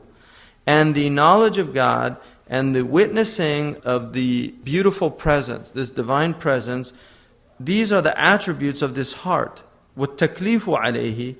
And all of responsibility is upon the heart. If you're not conscious, there's no رُفِعَ الْقَلَمْ عَنِ النَّائِمِ. The qalam, the pen has been lifted for the sleeper. If you're in a state of sleep, there's no responsibility because there's no consciousness. So, which is why alcohol is prohibited, because you lose your consciousness, you lose your ability to think. وَالْخِطَابُ مَعَهُ. And this lordly speech that is being articulated to us is to the consciousness. Quran is speaking to your consciousness. It's not speaking to your body. It's speaking to your heart, your ability to perceive. وَلَهُ الثَّوَابُ وَعَلَيْهِ الْعِقَابُ. And in accordance, إِنَّمَا الْأَعْمَالُ بِالنِّيَّاتِ. Actions are by intentions. مَحَلُ النِّيَّةِ الْقَلْبِ. The place of the intention is the heart. So all of your reward and your punishment is based on what happens in the heart. The whole thing. It's all in the heart. وَالسَّعَادَةُ وَالشَّقَاءُ تَلْحَقَانِهِ وَالرُّوحُ الْحَيَوَانِ فِي كُلِّ شَيْءٍ تَبَعُهُ وَمَعَهُ. And felicity and damnation, the salvation in the akhirah and also damnation, they follow it. They follow the heart. And this animal spirit, what they used to call the vital force, it's what the Chinese call qi. The vital force is something that is in the body, but it's not really of the body, and it's what animates the body. The Arabs called it ar-ruh al-hayawani, the living spirit. 20th century medicine really denied that aspect. They don't really put a lot of credence in that. But he's saying that this vital spirit or vital force is in everything subservient to it and with it. So you need this. And that's why there's a massive difference between the living and the dead. If you see a dead body, if you see somebody you know, it's really amazing to see a dead body of somebody who you knew, because they're gone and it's very clear they're gone. What animated the body is gone. The animus, the spirit, the animal. So it's the same animus, the ruh al-hayawani, same as the Latin meaning. وَمَعْرِفَةُ حَقِيقَتِهِ وَمَعْرِفَةُ صِفَاتِهِ مِفْتَاحُ مَعْرِفَةِ اللَّهِ سُبْحَانَهُ وَتَعَالَى. So knowledge of its reality and knowledge of its attributes is the key to knowledge of Allah subhanahu wa ta'ala. فَعَلَيْكَ بِالْمُجَاهَدَةِ حَتَّى تَعْرِفَهُ. So you must struggle until you come to know it. لأنه جوهر عزيز من جنس جوهر الملائكة. Because it is an inestimably precious essence from the nature, the essential nature of the angels. Because angels are pure, the angels are light. They don't have the dross of the body. Angels are pure consciousness. They're conscious creatures. They're aware of only their Lord. So they have that consciousness. And that's what he's saying. That's your essential nature. وَأَصْلُ مَعْدِنِهِ, and the source of its origin, مِنَ الْحَضْرَةِ الْإِلَهِيَّةِ وَأَصْلُ مَعْدِنِهِ, and the source of its origin is from the divine presence. The soul was in the divine presence. أَلَسْتُ بِرَبِّكُمْ, we were all there in the divine presence. And the pain and the alienation of the dunya is the recollection of that presence. So that's why people are in the states they're in, because they're alienated. That's why the only people that have itmi'nan in the dunya are the people of dhikr. Everybody else is a mess. مِنْ ذَلِكَ الْمَكَانِ جَاءَ وَإِلَى ذَلِكَ الْمَكَانِ يَعُودُ. From that place the consciousness came, and to that place it goes back. That's where we came from, and that's where we go back to. So he says, مَا حَقِيقَةُ الْقَلْبِ, what is the reality of the heart? أَمَّا سُؤَالُكَ مَا حَقِيقَةُ الْقَلْبِ, as for your question, what is the reality of the heart? فَلَمْ يَجِي فِي الشَّرِيعَةِ أَكْثَرَ مِنْ قَوْلِ اللَّهِ تَعَالَى وَيَسْأَلُونَكَ عَنِ الرُّوحِ قُلِ الرُّوحُ مِنْ أَمْرِ رَبِّي. They ask you about the ruh. Say, the ruh is from the command of my Lord. لأن الروح من جملة القدرة الإلهية, because the ruh is from the collection, the summation of the divine power. Allah subhanahu wa ta'ala is omnipotent. So the ruh is basically the greatest expression of the divine power. Because obviously, if you can make life, inanimate things is one thing.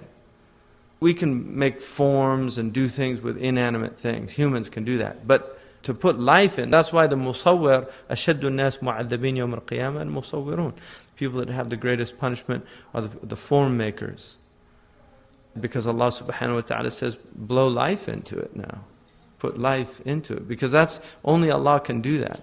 So that ability to give life is the greatest expression of divine power. That He can animate us and give us life. And it's also an attribute of Allah subhanahu wa ta'ala. Al-haya is an attribute of Allah subhanahu wa ta'ala. And it's the ruh that gives this life. أَلَا لَهُ الْخَلْقُ وَالْأَمْرُ. Doesn't He have the khalq and the amr? So creation and the command.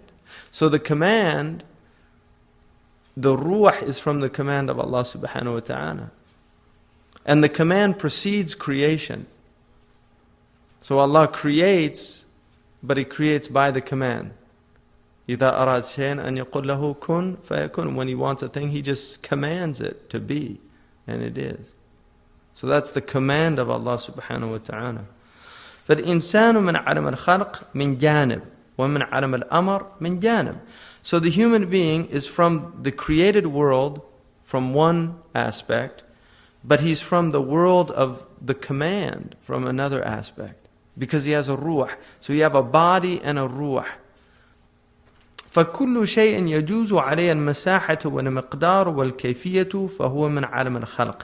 Everything that can be measured, that has place, that has quality, a howness, all of that is from the created world. وَلَيْسَ لِلْقَلْبِ مَسَاحَةٌ وَلَا مِقْدَارٌ وَلِهَذَا لَا يَقْبَلَ الْقِسْمَةِ. But the heart does not have a space like that, nor does it have measurements, consciousness. And that's what the scientists know. They don't know how to, they can't measure it. And if they can't measure it, they don't know how to give it a reality, because they're materialists, generally. That's what they're working in. They're working in the world of material, and so consciousness becomes the great problem, because it doesn't have masaha, it doesn't have miqdar, so they can't place it like they can other things. Nor is it amenable to allotment. You can't apportion it. You can't say, oh, this part is here, this part is here. You can't split it up. You can't dissect it. So it's not dissectable. وَلَوْ قَبِلَ الْقِسْمَ لَكَانَ مِنْ عَالَمِ الْخَلْقِ. If you could dissect it, then it would be from the created world. وَكَانَ مِنْ جَانِبِ الْجَهْلِ جَاهِدًا وَمِنْ جَانِبِ الْعِلْمِ عَالِمًا. It would be from the aspect of ignorance, ignorant, and from the aspect of knowledge, knowledgeable. وَكُلُّ شَيْءٍ يَكُونُ فِيهِ عِلْمٌ وَجَهْلٌ فَهُوَ مُحَالٌ. Everything that has knowledge and ignorance, it's as the same attributes, it's impossible. جَمْعُ نَقِضَيْنِ. You can't join two opposites. وَفِي مَعْنٍ آخَرْ هُوَ مِنْ عَالَمِ الْأَمْرِ. So, another meaning here is that it's from the world of the command. لِأَنَّ عَالَمَ الْأَمْرِ عبارة عن شيء من الأشياء لا يكون للمساحة والتقدير طريق إليه. So the عالم الأمر is a way of expressing something among created things that does not have masaha and taqdir. It doesn't have measurements. You cannot measure it. There's no way to measure it. وَقَدْ ظَنَّ بَعْضُهُمْ أَنَّ الرُّوحَ قَدِيمٌ فَغَلَطُوا. So some people, because of this, they thought that the ruh was eternal. The philosophers, see, they thought the ruh, because they couldn't measure it, they thought, oh, then it must be eternal. So he's saying this is a mistake to think that. The ruh is created. But what he's saying is, it has a different quality. And so Allah has, he said, أَلَا لَهُ الْخَلْقُ وَالْأَمْرُ. He has the creation, but also he has the command. The command is different from the creation. So the created world and the world of the command are different. One is describing the material world and what can be seen, and the other is describing the immaterial world and what can't be seen. So they're differentiated, these two qualities.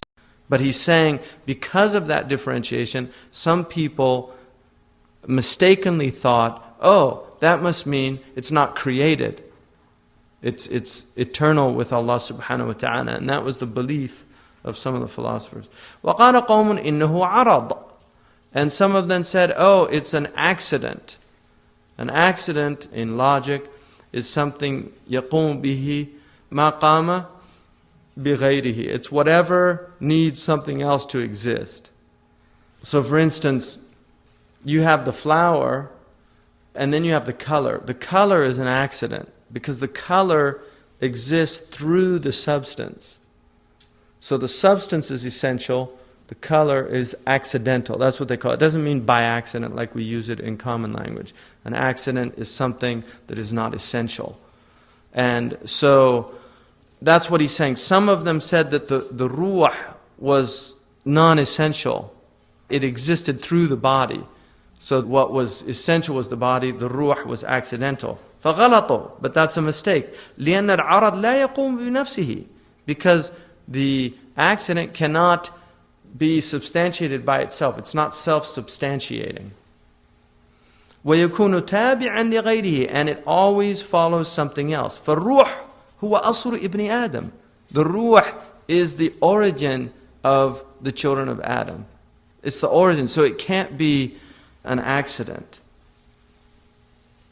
وَقَارِبُ إِبْنِ آدَمَ تَبَعٌ لَهُ. And the form of the son of Adam is actually subservient. It follows the spirit. فَكَيْفَ يَكُونُ عَرَضًا. So how could it be an accident? So he's refuting these views about the ruh that other people had. وَقَالَ قَوْمٌ إِنَّهُ جِسْمٌ. And some of them said, oh, it's material. These are the materialists. I mean, he's refuting each one of these different groups in his time. So there's some said, oh, it's a body. It must be material. And this is very modern. This is what they're trying to say now. They want to substantiate the materiality of consciousness. That consciousness is that it's really just chemical changes and exchanges. That's all it is. And so you take away that and you don't have consciousness anymore. Which is why, from our point of view, if you have somebody in a coma, you're just assuming they're not conscious. That's an assumption. If you go to a hospital and there's somebody there, you know how people talk to people in a coma, and the doctors are kind of scratching their heads and This guy's in a vegetative state. You're just wasting your time. Well, it makes him feel better, something like that. Those are all assumptions. Because there's animation in the body. We're just saying, oh, they can't have consciousness because the material basis for consciousness is no longer there. Therefore, there's no consciousness. We don't believe that. We don't believe that. Because consciousness is something that transcends any material basis. And that's why even when you die, your consciousness is elevated slightly above your body. That's what happens when you die.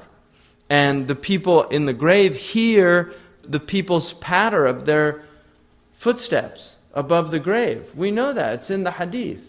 So there's consciousness.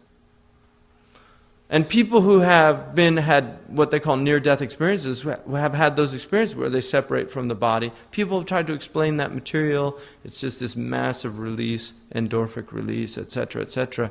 You can do that till the end of time. Try to explain away the experience of consciousness. But in the end, it's a mystery. It's a great mystery, consciousness. And that's what he's saying. Don't try to explain this away. It's an accident. It's a body. It's material. It's this or it's that. لأن الجسم يقبل القسمة, because you can dissect the body. But where is the ruh? Where is it? Where can you put your scalpel into it? So how can you call it a body? فالروح الذي سميناه قلبا وهو محل معرفة الله تعالى ليس بجسم. So this ruh that we are naming the heart, and it is the place in which consciousness, awareness of God, knowledge of God dwells, is not a material substance. It's not a body. It's not an accident. بل هو من جنس الملائكة. It is of an angelic nature.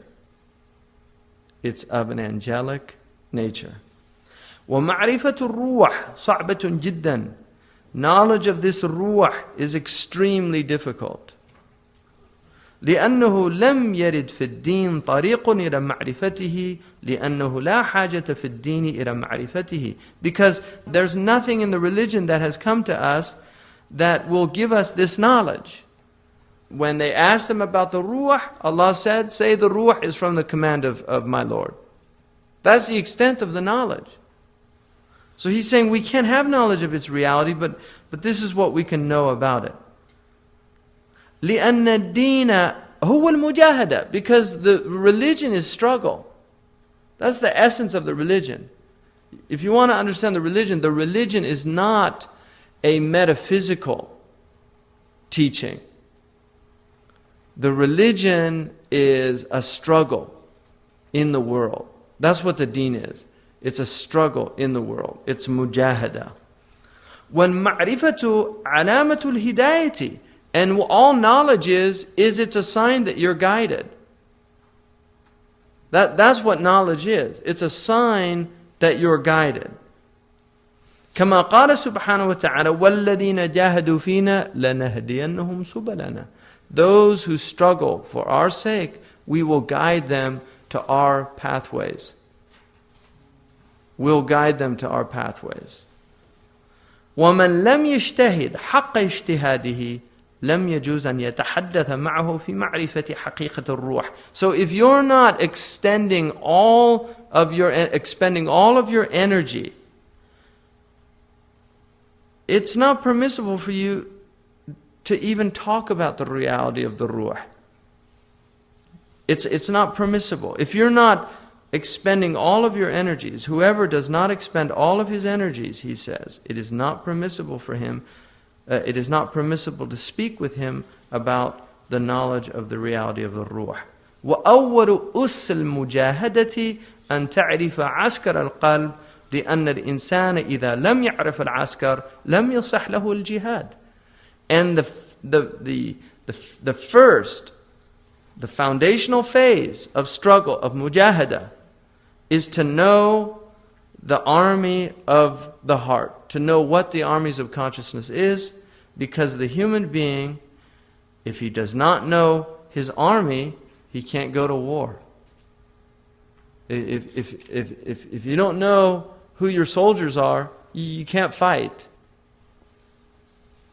So he's saying, this mujahada, if you don't know who your askar is, you're wasting your time. لماذا خلق القلب? Why was the heart created? اعلم أن النفس مركب القلب وللقلب عساكر كما قال سبحانه وتعالى وما يعلم جنود ربك إلا هو. Know that the nafs, the ruh, this consciousness, is the vehicle of the heart. So the nafs, this self that we've been given, it's a vehicle for the heart. وَلِلْقَلْبِ عَسَاكِرٌ. And the heart has troops.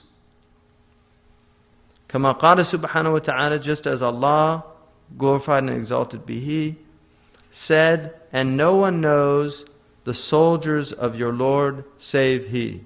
So only God knows the number of soldiers that He has. وَالْقَلْبُ مَخْلُوقٌ لِعَمَلِ الْآخِرَةِ طَلَبًا لِسَعَادَتِهِ.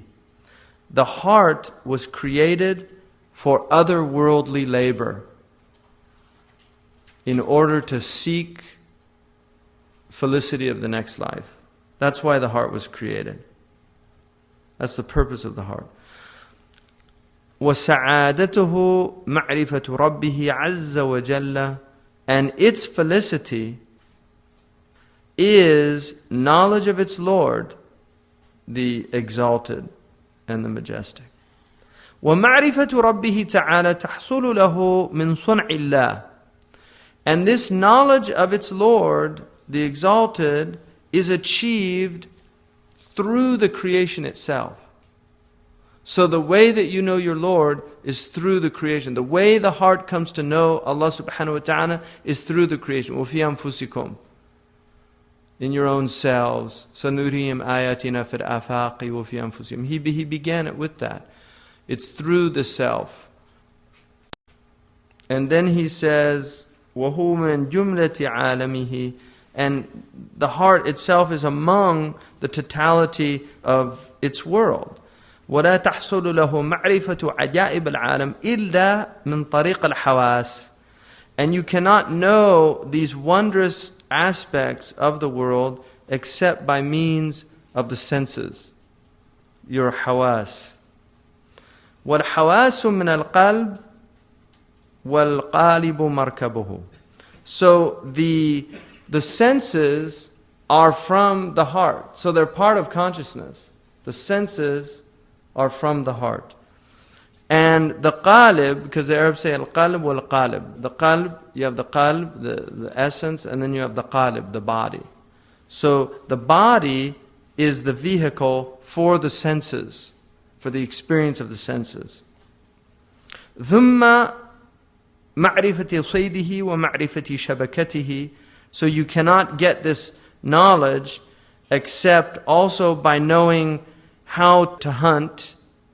You have to know how to seek this out. And also knowledge of the net that you hunt with. So you have to, in order to achieve this knowledge of Allah through His creation, through the use of the senses, you have to understand how to do that. And you also have to understand the tools that you've been given to do that. وَالْقَارِبُ لا يقوم إلا بالطعام والشراب والحرارة والرطوبة وهو ضعيف على خطر من الجوع والعطش في الباطن وعلى خطر من الماء والنار في الظاهر وهو مقابل أعداء كثيرة. So he says, وَالْقَالِبُ لَا يَقُومُ إِلَّا بِالطَّعَامِ. The body, which is the vehicle for the senses, the vehicle for this knowledge, it's only substantiated, it's only maintained through food, through drink, through this heat having caloric content, rutuba, through the moisture of life. And it is extremely weak. It's constantly exposed to hunger, to thirst inwardly, and it has the danger of water and fire outwardly. It can drown, it can be burnt, and then it is constantly facing many enemies. So, ma'rifatu asakir al-qalb. How do we know then the troops of the heart. تحتاج أن تعرف العسكرين. You need to know two troops. وذلك أن العسكر الظاهر هو الشهوة والغضب. The outward troop is shahwa and ghadab. It's desire and anger. Those are actually troops. So those are there for the heart. Shahwa and anger, what's called the concupiscent and the irascible soul.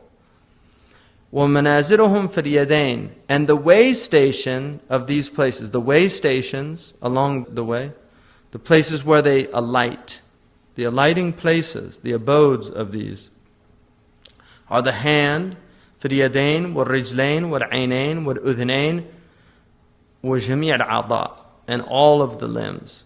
So that's the first, the outward askar, the outward army. The external army is shahwa, the desire, والغضب, and anger.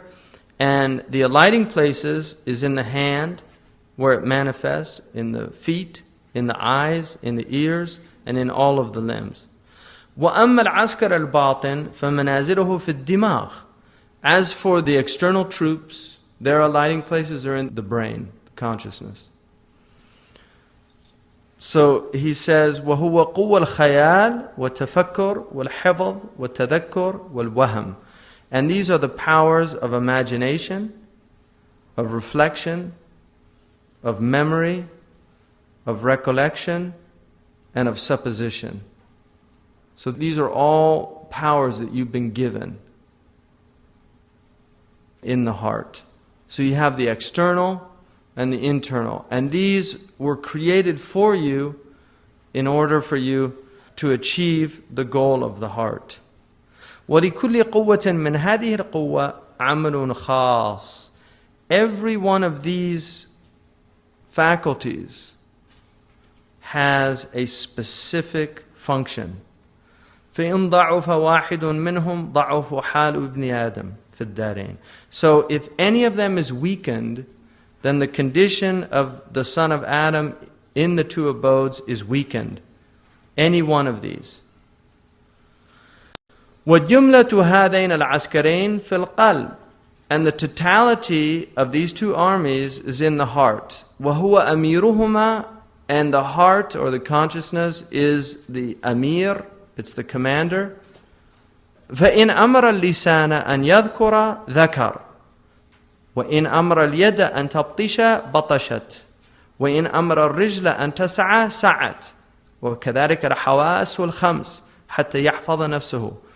So, if the heart commands the tongue, it speaks to remember. If it commands the tongue to remember, it remembers. So, the heart commands the tongue to remember Allah. And so the tongue says, Astaghfirullah. The command came from the heart. If it commands it to say Subhanallah, it says Subhanallah.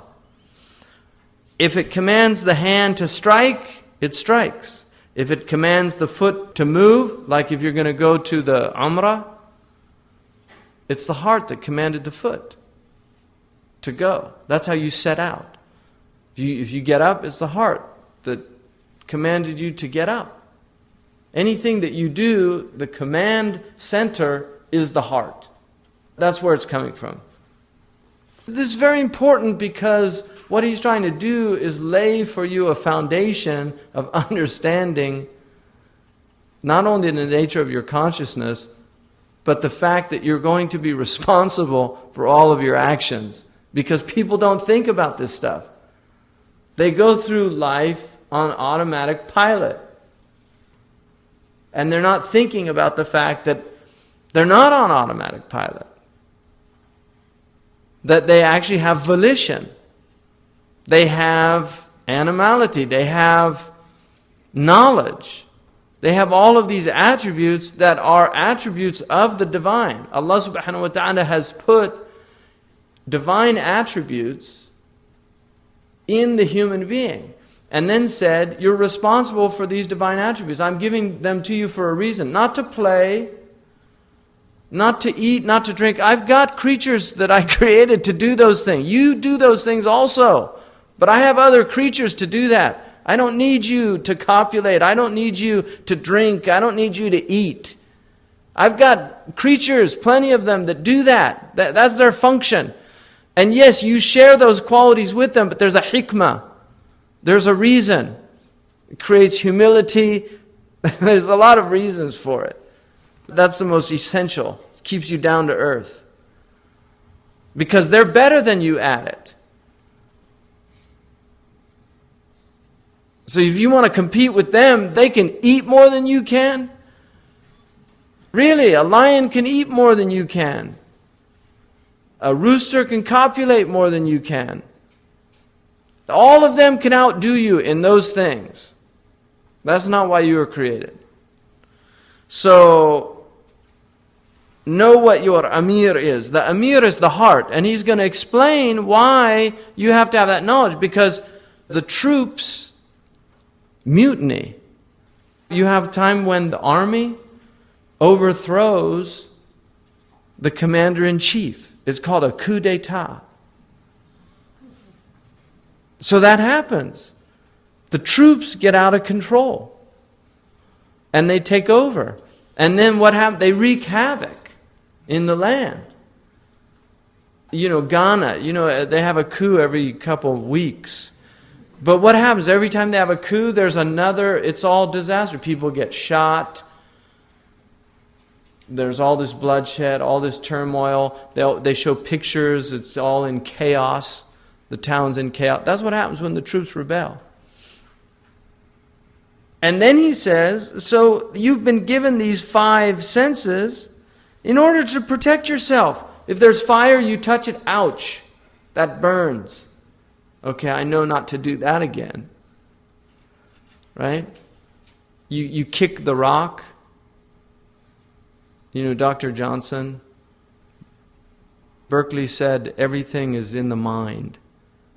Berkeley was an idealist. So he said none of this has any reality. So Dr. Johnson was walking with Boswell, and he kicked a rock and he said, I refute it thus. But that's why you have senses, because that hurts. If you kick a rock, it hurts. You know not to kick a rock again. Right? That's the purpose of the senses, is to preserve the nafs. كَيْمَا يُدَخِّرَ الزَّادْ لِلدَّارِ الْآخِرَةِ. In order that you can put away provision for the next life. وَيُحَصِّرَ الصَّيْدِ. So the soul can also capture the hunt, what it's going after. وَتَتِمَّ التِّجَارَةُ. And the transaction is completed. وَيَجْمَعَ بَذْرَ السَّعَادَةِ. And gather the seed of otherworldly felicity. So this is all why you've been given this. وَهَؤُلَاءِ طَائِعُونَ الْقَلْبِ. All of these are in obedience to the heart. كَمَا أَنَّ الْمَلَائِكَةَ طَائِعُونَ لِلرَّبِّ سُبْحَانَهُ وَتَعَالَى وَلَا يُخَالِفُونَ أَمْرَهُ. Just as the angels are in obedience to their Lord, glory and exalted is He, and they do not disobey His commands. لَا يُخَالِفُونَ أَمْرَهُ. So these things that you've been given, they're in subservience to you. Just like the angels don't rebel, they're created to be in subservience to Allah subhanahu wa ta'ala. These were created to be in subservience to you. But there's a difference. So he says, اعلم أنه قيل في المثل المشهور إن النفس كالمدينة. It's been said in a well-known proverb. The soul, the nafs, the self, is like a city. واليدين والقدمين وجميع الأعضاء ضياعها. And the 2 hands, the 2 feet, all of the limbs are like the estates, the farms around the city that supply the city. وَالْقُوَّةَ الشَّهْوَانِيَّةِ وَالِيُّهَا. And the concupiscent soul, this concupiscent faculty, the desire, is its governor. وَالْقُوَّةَ الْغَضَبِيَّةِ شِحْنَتُهَا. And the irascible faculty, anger, is its police force. وَالْقَلْبَ مِلِكُهَا, and the heart is its king. وَالْعَقْلَ وَزِيرُهَا, and the intellect is its minister. So he's saying this is a well-known way of looking at this, that the self is like a city. وَالْمَلِكُ يُدَبِّرُهُمْ حَتَّى تَسْتَقِرَّ مَمْلَكَتُهُ وَأَحْوَالُهُ, and the king is managing them in order for his dominion, his kingdom, to have stability and the conditions to be stable. لأن الوالي هو الشهوة كذاب فضولي مخلط, because the governor is shahwa, it's desire, and it's a liar, it's officious, meddlesome, it's mukhallat, it's confused, disordered. That's the governor. See, this is why, if you wonder why there's bad governments and you always have these people, it's because it's all for you to understand the nature of yourself. Everything out there is in here. So when yourself is disorderly, everything out there has to be disorderly. كيفما تكونوا يولى عليكم, as you are, so people put over you. It's for you to understand the nature of yourself. Everything out there is for you to get self-knowledge, for you to understand yourself, because in understanding yourself, you're going to know your Lord. So if you look out there, he's saying the governor is a disaster. He's out of control. And he needs to be controlled. And then, وَالشَّحْنَةُ, the police force, وَهُوَ الْغَضَبِ, it's this قُوَّة الْغَضَبِيَّة, the irascible soul. شرير قتال خراب, right? He's murderous, devastating, vile. He's a criminal. This is a police, Rodney King. That's what he's saying. They're a disaster. If you let them out of control, they'll go out of control. So what do you do? فَإِن تَرَكُهُمْ الْمَلِكُ عَلَى مَا هُمْ عَلَيْهِ هَلَكَتَ الْمَدِينَ وَخَرِبَتْ. If the king leaves them to do whatever they want, the city's destroyed. It falls into ruin. Because they're doing their functions. That's all they know. They know what they're supposed to do. But if they're not being controlled, they go out of control. Because they're not a command center. They don't have that aql. The police have guidelines, and you have to keep them within the guidelines, because they lose it. They don't know. You give a man a gun, and he suddenly becomes arrogant. Put a gun on anybody's side, and there's a swagger that shows up. Right? They start walking differently. They look at you differently. Right? You got a problem? Right? Serious, because he's got a gun. I mean, I told my boys, if people would go back to carrying swords and guns, you'd see an amazing change in the basic courtesies of people out there. Because part of the problem is, if they're afraid, suddenly they smile, and really, it's like the police, oh, officer, did I do something wrong? Why are you being nice to him? Because you're afraid. You were just miserable to the person at the cash register. Hurry up, I'm in a hurry. You know, latte, no foam, right. Where is it? And then they go out, seriously, that's what people do. They're pathetic. Because they're out of control. Completely out of control. So that's what happens in a city. It's all a disaster. And that's why when somebody comes in to a city that has authority, suddenly everything changes, people's behavior changes. It happens. People rectify cities. If you get a serious ruler, a governor that knows exactly what to do and has the wisdom to do it, things change, people change. Benjamin Franklin said one preacher came into Philadelphia, and he said he saw within months the effects of the preacher on the character of the people. And all the other preachers became jealous of them, so they tried to get him prohibited from teaching in the churches because he was so popular. So Benjamin Franklin actually built, it's in his autobiography, he built a non-denominational center. And he said, I built this so anybody who has something good to say to the people of this city can come and say it. Even if the Mufti of Constantinople wanted to come and teach us Islam, he'd find a pulpit in my city. So he says, فَيَجِبُ أَن يُشَاوِرَ الْمَلِكُ الْوَزِيرُ. So the king has to take counsel with the minister. He has to know what's going on when the king's out of touch, which is what happens. This is what happened to the Shah of Iran. He's completely out of touch. Kings get out of touch with reality.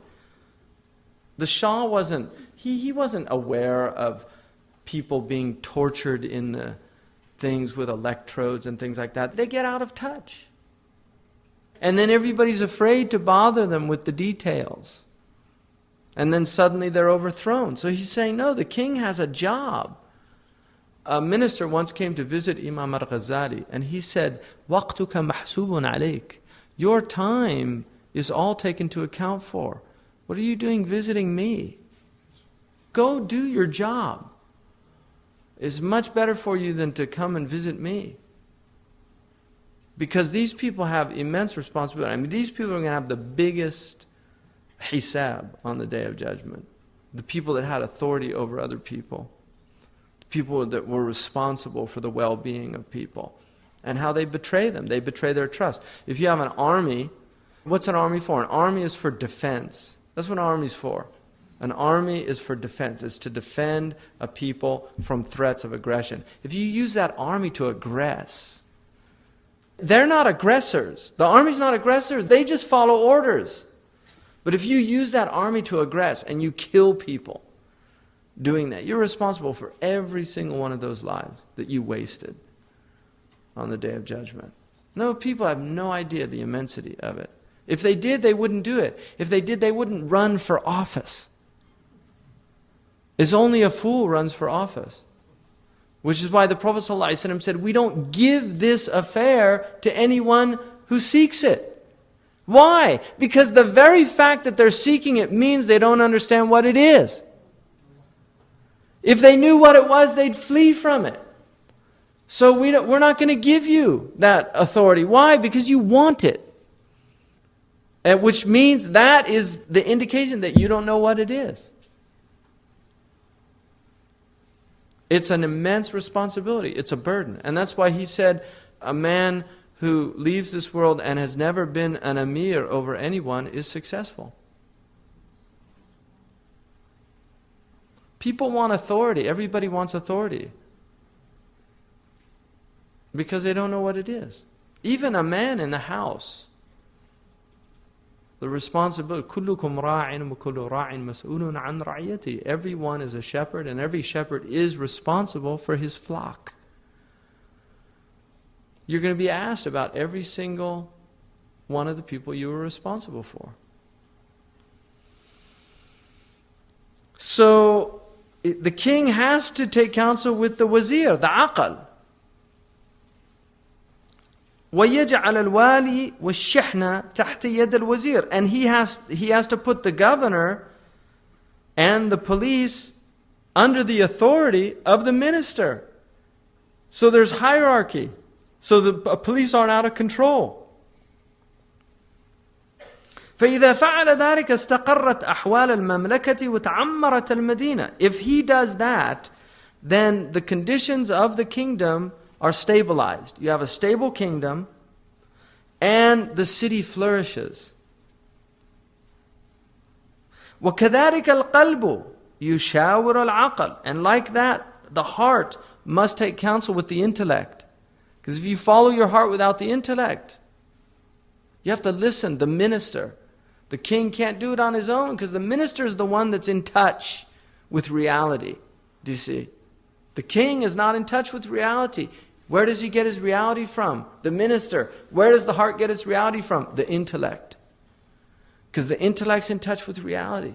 So the intellect, he needs to take counsel with the intellect. Counsel, not be controlled by the intellect, not be dominated by the intellect, but he needs to take counsel from the intellect. وَيَجْعَلَ الشَّهْوَةَ وَالْغَضَبَ تَحْتَ حُكْمِهِ. And he has to place the desire and the anger under its authority. So these troops have to be under the authority of the intellect.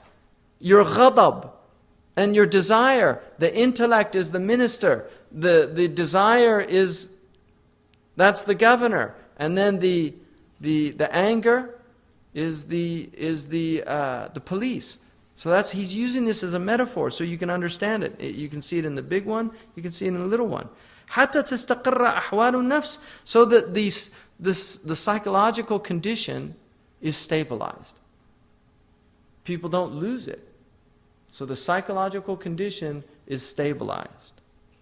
ويصل إلى سبب السعادة من معرفة الحضرة الإلهية. And so you arrive at the means of felicity from knowledge of the divine presence. That's the whole point. ولو جعل العقل تحت يد الغضب والشهوة هلكت نفسه وكان قلبه شقيا في الآخرة. But if you place the intellect under the authority of the desire and anger, the soul is destroyed. And the heart is wretched in the next life. That's what happens. This begins CD 3. Bismillah ar-Rahman ar-Rahim. Wassalatu wassalamu ala Sayyidina Muhammad wa ala alihi wa sahbihi wa sallam taslima. Wa la hawla wa la quwwata illa billahi al-ali al-azim. Allahumma la ilma lana illa ma 'allamtana innaka antal alim al-hakim. اللهم علمنا ما ينفعنا وانفعنا بما علمتنا وزدنا علما وصلى اللهم على سيدنا محمد وعلى آله وصحبه وسلم تسليما. This section is called ثلاثة أشياء تبنى عليها السعادة, 3 things that joy or felicity or happiness is based on. And by sa'ada he means the joy of the next life. So he says, تمام السعادة مبني على 3 أشياء. Complete joy, or the completion of joy, is based on 3 things. قوة الغضب, قوة الشهوة, وقوة العلم. The faculty of, the irascible faculty, the concupiscent. I mean, those are the terms that we use in the West. For those, if you go into ethics, they're a little quaint now, I suppose. We don't really use that term anymore, irascible or concupiscent. So قوة الغضب is the irascible soul, from ira, which is a Latin word for anger. We still use the word irate. Somebody's irate if they get very angry. And then the concupiscent soul, or the concupiscible, which is the lustful soul, or the soul of the appetites of the stomach and the genitals. And then قوة العلم, which is also the rational component, or the faculty of knowledge. فيحتاج أن يكون أمرها متوسطا لئلا تزيد قوة الشهوة فتخرجه إلى الرخص فيهلك، أو تزيد قوة الغضب فتخرجه إلى الجموح فيهلك. So he says it's necessary for these matters, the ghadab and the shahwa, to be balanced and moderate, in order that the concupiscent soul not increase and cause someone to deviate and fall into the rukhas, meaning lenient matters, where they're just not working on themselves at all. فَيَهْلِكْ, and so it destroys them. أو تزيد قوة الغضب فتخرجه إلى الجموح فيهلك, or the irascible nature increases, and that causes him to incline towards unruliness, jumuh, ungovernable. Somebody who is jamuh is defiant and recalcitrant. They're not following the rules or orders. So this is the problem. He's saying that the self gets imbalanced in these 2 ways. فإذا توسطت القوتان بإشارة قوة العلم دل على طريق الهداية. So if these two strengths are balanced by the guidance of the rational soul, then they will follow the path of guidance. وكذلك الغضب إذا زاد سهل عليه الضرب والقتل. Anger, if it increases, then it becomes very easy to strike or to even kill. That's the extreme of the sin of anger, because anger is actually, the Prophet ﷺ said, لا تغضب, don't get angry. And if he said don't get angry, it's a nahi, it's a prohibition on getting angry, which means don't allow your anger. The ulama say it doesn't mean don't get angry, but don't allow your anger to cause you to do things that take you outside of yourself and result in harm to others. So he's saying that if ghadab increases, if the irate nature, the irascible nature increases in the self, then it'll lead to somebody losing control. And you see that a lot in people that don't have control over that aspect of themselves. They'll lose it. They become very emotional. They become in situations where they're not in control of themselves. They can lash out at people. They lash out verbally. They lash out physically at people. And also, I mean, this is a particular problem now around the globe. I mean, I'll give you an example. They have a program, I don't know if they still have it, but they used to have it, in Arab television, which is called like Candid Camera. And they'll do things like they'll hide a camera, and then they'll have a scenario, and they'll have a situation where somebody will do something really bothersome. And it's a spin-off of an old program, I think from the 60s, in America. Again, I don't know if they still have it, but they used to have a program where they would do things and hide a camera, and then people would, like they have a fake policeman, and he'll just give a person a hard time for no reason. There's no real reason why he should be doing that. And people would respond to this. Now in the West, on that program, people used to get bothered by it, they'd get upset, and then after a little while, they'd tell them, oh, you're on candid camera, and they'll point to the camera and they'll all laugh. In the Arab version of it, almost every single time, right before they went to blows, some big giant guy would come out and hold the man physically back. And there was nothing funny about it at all. It was actually really troubling to see the behavior, because people don't have that patience. Now, there's reasons for that. There's a lot more stress. People are under a lot of pressure. There's a lot of oppression. I mean, we tend to forget that the average person in the average day in the Muslim world is the victim of forms of oppression. If they just go to get, for instance, their driver's license, there's a whole experience involved in getting your driver's license. Like if you go in California, where I live, you might be a little miffed that you have to wait a half an hour. But in some of the Muslim countries, you have to bribe people just to get something that the government is supposed to give you just because you're a citizen. But it doesn't work like that. So people go through these experiences, and they lead to certain states of mind. I mean, I have a friend here, some of you might know him, but he has an advertising company.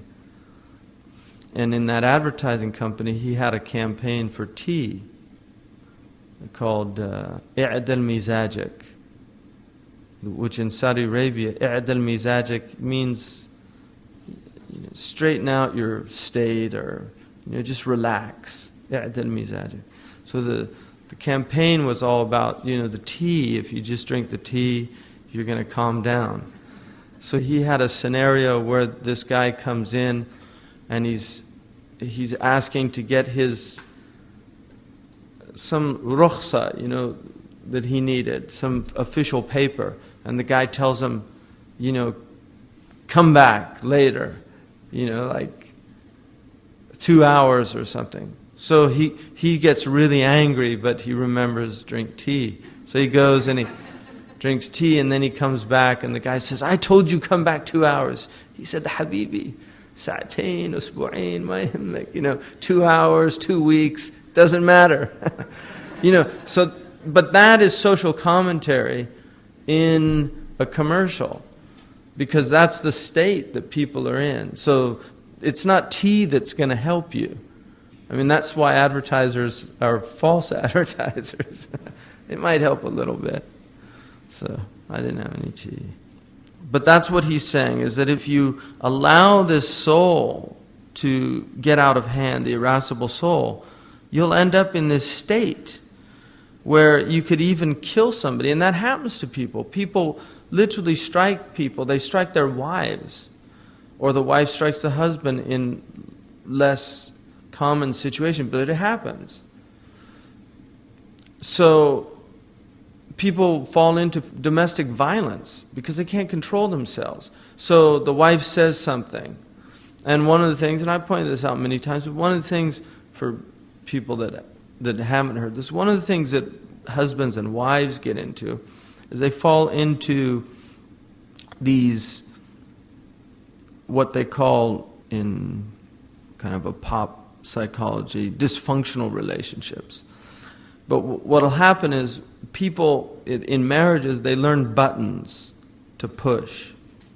So if the wife gets angry at the husband, she says something. You're just like your father. And he might have a problem with the behavior of the father.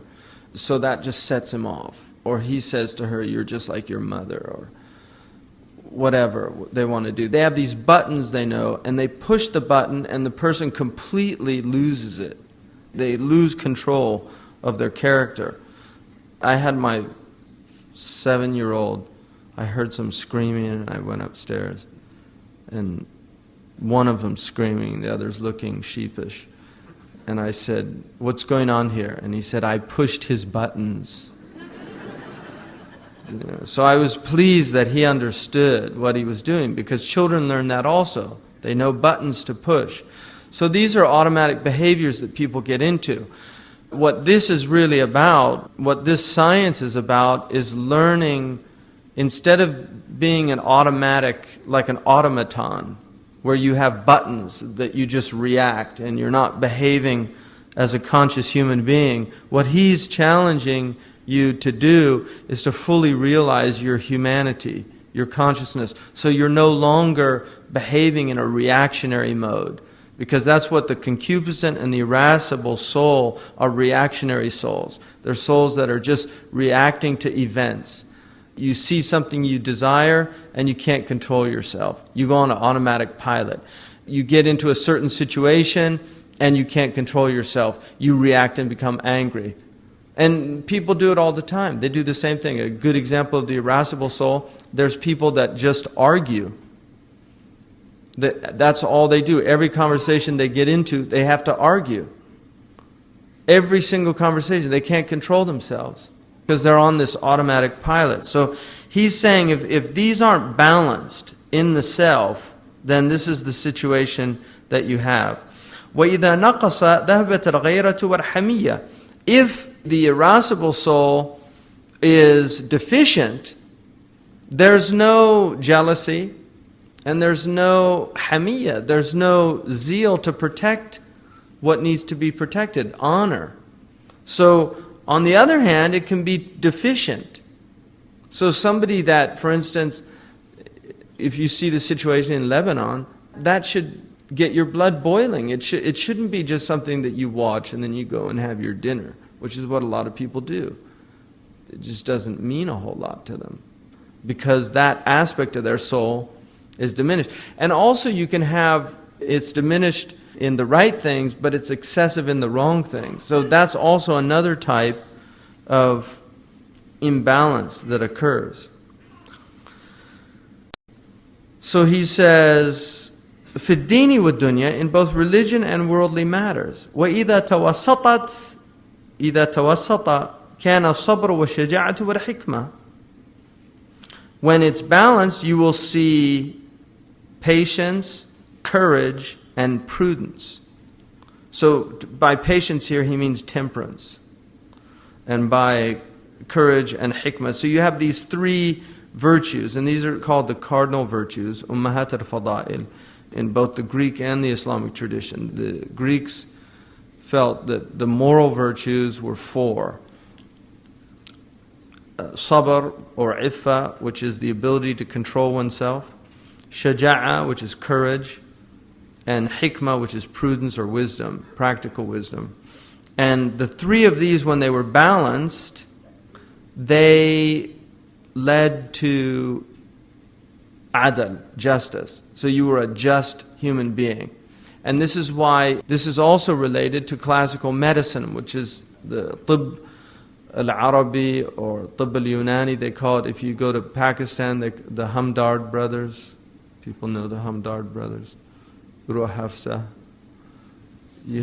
Hamdard, yeah. That's all based on this Tibb al-Yunani, which is Greek medicine. Tibb al-Yunani is based on the idea of amzija, that you have four humors in the body. And each one of these humors should be in a balance. And if it loses balance, then it overcomes the other three humors and you get certain behavioral characteristics. So they actually see it as illness. And so the idea in having this balance is related to these virtues. So for instance, the phlegmatic personality is somebody whose quwwa al-ghadabiyya is depressed. The sanguine personality is somebody that there's excess there. And you have the Safrawi and the Saudawi. You had these four qualities: balgham, blood, bile, black bile, and phlegm.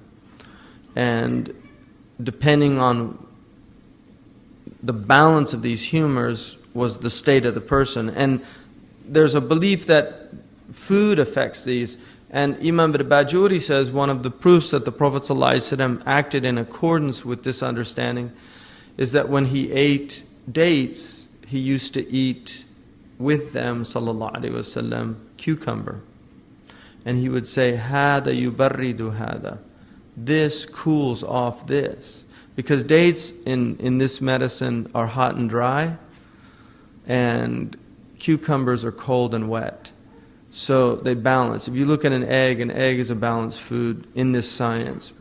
It's the white is cold and wet, and the yolk is hot and dry. It doesn't mean dry like dry, meaning lacking moisture in its substance, but it has to do with the qualities that they talk about. So each of the foods is classified under this, and there are extraordinary books written in the Islamic tradition where all the foods have been classified. So for instance, coffee is very hot and it's very dry. Hot and dry things are good for memory. Desert people are hot and dry. Desert people have better memories than city people. People that are cold and wet tend to be slower in their mentation than people that are hot and dry. But all of them lead to imbalances. The best thing is to be balanced between these. So that also relates to these qualities. So if you look at iffa or temperance, sabr relates to the shahwa, the ability to control the shahwa. So temperance relates to the concupiscent soul in that you can control yourself. The shaja'a relates to the quwwa al-ghadabiyya, the irascible soul. The irascible courage is a mean between foolhardiness, being impetuous, getting angry too quickly, running into the fray without really thinking about what you're doing, and between cowardice, which is not having enough control. So it's a balance between the two. And hikmah is related to the ilm, quwwat al-ilm, or the rational soul, wisdom, prudence. So that's what he's saying. When they're balanced, you get these three virtues. وَكَذَا الشَّهْوَةِ إِذَا زَادَتْ كَانَ الْفِسْقُ وَالْفُجُورُ. And like that, the concupiscent soul, if it increases, then you get profligacy and debauchery. You get people that transgress the boundaries. وَإِن نَقَصَتْ كَانَ الْعَجْزُ وَالْفُتُورُ. And if it's deficient, then you will see al-ajzu wal-futur. You will see this dissipation where there's no energy, and you'll see laziness, slothfulness. And slothfulness is a deadly sin also, because desire, you need desire to act. People without desire don't. And the energy of desire is a very useful energy that needs to be channeled into the right venues. وَإِن تَوَسَّطَتْ كَانَ الْعِفَّةُ وَالْقَنَاعَةُ. If it's balanced, then you will see the iffa and the qana'a. So when the quwwa, the shahwaniyya, the concupiscent soul, is balanced, then you see temperance and contentment. People eat, they have enough food. They don't need to go to extremes. They have their relations, they have relations within moderation. So that's basically, he's saying that when you have this balance in the soul, then people are healthy and you have these virtues. The next section is فَصْلُ أَحْوَالَ الْقَلْبِ مَعَ عَسْكَرِهِ, the section on the states of the heart with its troops. اعلم أن للقلب مع عسكره أحوالا وصفات بعضها يسمى أخلاق السوء وبعضها أخلاق الحسن. So he says, know that the heart with its troops has states and qualities or attributes. Some of it is called virtue and others is called vice. Some of it is called good character and others is called bad character. فبالأخلاق الحسنة يبلغ درجة السعادة وبالأخلاق السيئة هلاكه وخروجه للشقاء. So with good character, with beautiful character, he reaches the degree of felicity, and with bad character or vile character, he's destroyed and falls into shaqa, which is damnation. وهذه كلها تبلغ أربعة أجناس. And so each of these are 4 different types of species of akhlaq. So each one is a genus. And ajnas is actually related to the word genus. أخلاق الشياطين, the character of demons. أخلاق البهائم, the character of ruminants. أخلاق السباع, the character of predators. وأخلاق الملائكة, and the character of angels. فأعمال السوء من الأكل والشرب والنوم والنكاح هي أخلاق البهائم. So deeds, foul deeds, when they're related to eating, drinking, sleeping, and copulation, these are the qualities of the ruminants. They're the bahaim, the beasts. This is the character of beasts. So people that overeat, it's a bestial quality. People that drink too much, people that sleep too much, people that copulate too much, these are all bestial qualities. And what he's saying is that they have the character of these bahaim. So they're closer to the bahima than they are to a human being. And again, that's one of the things that you see, is people are becoming more bestial. Obsessions with all of these things. If you look at the time that people put into food, the amount of time that people put into food is amazing. Ibn Ata'illah says people will be, and this is 9th century, I mean this is quite late, people will be at the greengrocer, and he said they'll spend long periods of time looking at the fruit, feeling the fruit, to pick the fruit. He said that they'll take and squeeze it and make sure it's just right and then put each one in.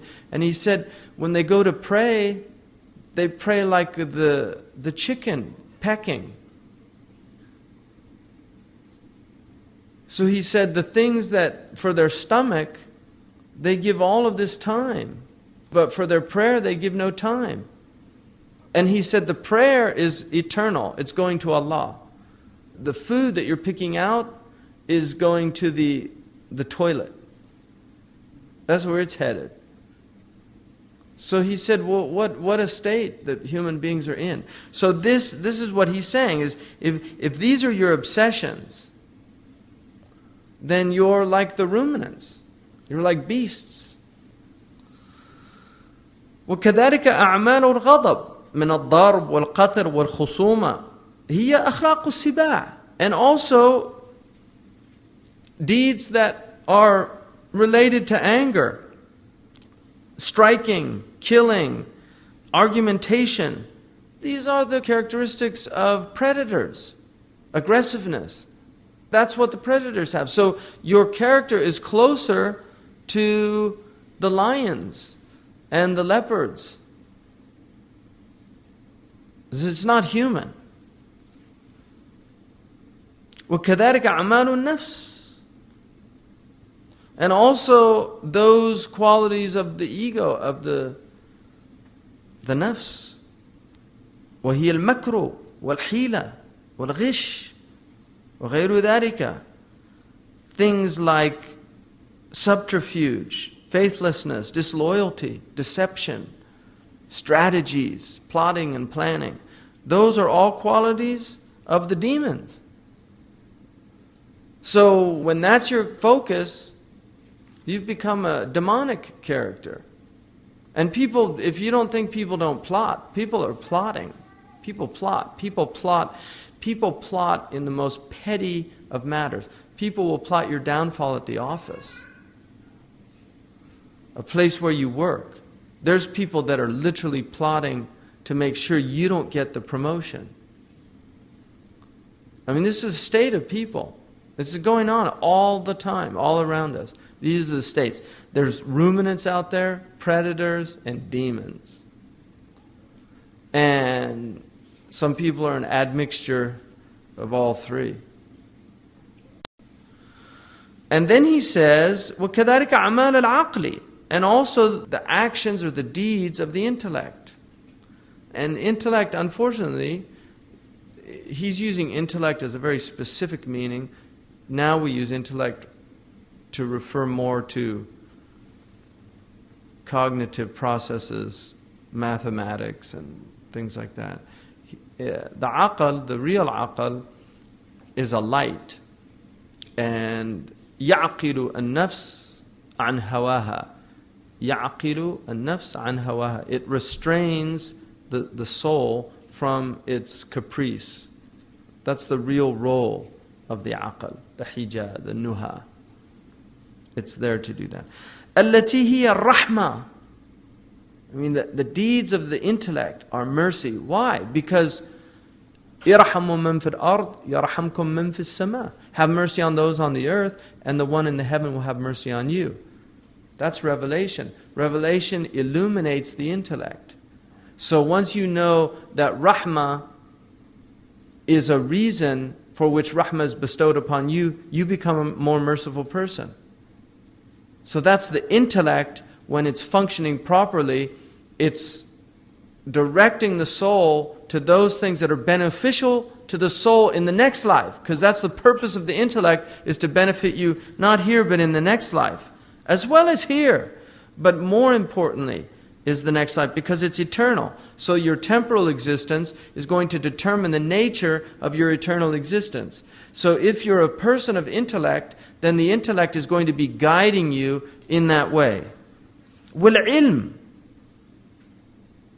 knowledge, increasing one's knowledge, striving to be a person of knowledge. Jahiliyyah is ignorance. The Shaykh talked in the class on Sirah about the age of ignorance. Like the man who said, I'm from Ghuzayya. I'm from the tribe of Ghuzayya. If they go astray, I go astray. If they're guided, I'm guided. That's the age of ignorance. I just follow my tribe. My tribe right or wrong. My country right or wrong. We're number one. That's all ignorance. Somebody who's knowledgeable transcends those types of the limitations of ignorance. Because that's what ignorance is, it limits people. And then also, wal khayr, charitable actions, actions that are beneficial and good. وَهِيَ أَخْلَاقُ الْمَلَائِكَةِ, and these are the characteristics or the virtues of the angels. These are the angels. So now you're moving into the angelic realm. The people that are preoccupied with these are in the angelic realm. And then he says that أخلاق الحسنة وأخلاق القبيحة. وَاعْلَمْ أَنَّ فِي جِلْدِ ابْنِ آدَمْ أَرْبَعَةَ أَشْيَاء. Know that within the shell of the son of Adam are four things. Al-Kalb, the dog. Al-Khinzir, the pig. Al-Shaitan, the demon. And Al-Malak, the angel. So in each person are these four qualities. The quality of the dog, the quality of the pig, the quality of the demon, and the quality of the angel. وَالْكَلْبُ مَذْمُومٌ فِي صِفَاتِهِ. The dog is blameworthy in his qualities. وَلَيْسَ بِمَذْمُومٍ فِي صُورَتِهِ. But it's not blameworthy in its form. Its form is not blameworthy, the way it looks. There's nothing wrong with the way it looks. But it's blameworthy in its behavior. So if you train a dog actually can become a praiseworthy creature. But if he's not trained, he's blameworthy. He's jumping all over. He's spilling things. He is aggressive. If he sees something he doesn't know, he just starts growling. He doesn't know why he's growling. It could be a friend, not a foe, but he doesn't distinguish between friend or foe. He's just in that aggressive mode. So the dog, that's the state of the dog.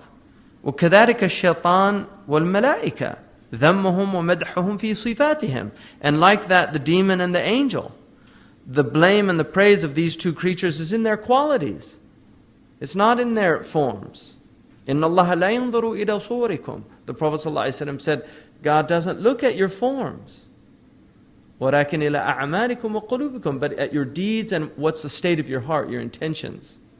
That's what Allah looks at. He doesn't look at your outward forms. وَلَيْسَ ذَلِكَ فِي صُوَرِهِمْ وَخَلْقِهِمْ. It's not in their form or how they've been created. وَكَذَلِكَ الْخِنْزِيرُ مَذْمُومٌ فِي صِفَاتِهِ وَلَيْسَ بِمَذْمُومٍ فِي خِلْقَتِهِ. And like that, the pig is blameworthy in his qualities, in his characteristics, and he's not blameworthy in his external appearance. You can't blame a pig for the way it looks. Right? But the way it behaves, that's another thing. وَقَدْ أُمِرَ ابْنُ آدَمْ بِأَنْ يَكْشِفَ ظُلْمَ الْجَهْلِ بِنُورِ الْعَقْلِ خَوْفًا مِنَ الْفِتْنَةِ. And the son of Adam was commanded to expose the darkness of ignorance with the light of knowledge, with the light of intellect. That's what human beings were commanded by Allah subhanahu wa ta'ala to do. To expose the darkness of ignorance with the light of the intellect. And the light of the intellect is guided by revelation. So you've been given an intellect, and if it's illuminated by revelation, then it can dispel the darkness of ignorance. But if it's not, it can't. Because no matter how intelligent a person is, if they don't have a knowledge to balance these things out, if they don't have a knowledge that tells them, in this situation you should behave thus, in this situation you should behave thus, you won't know. You won't see your own behavior. You won't challenge yourself. You won't look at your intentions.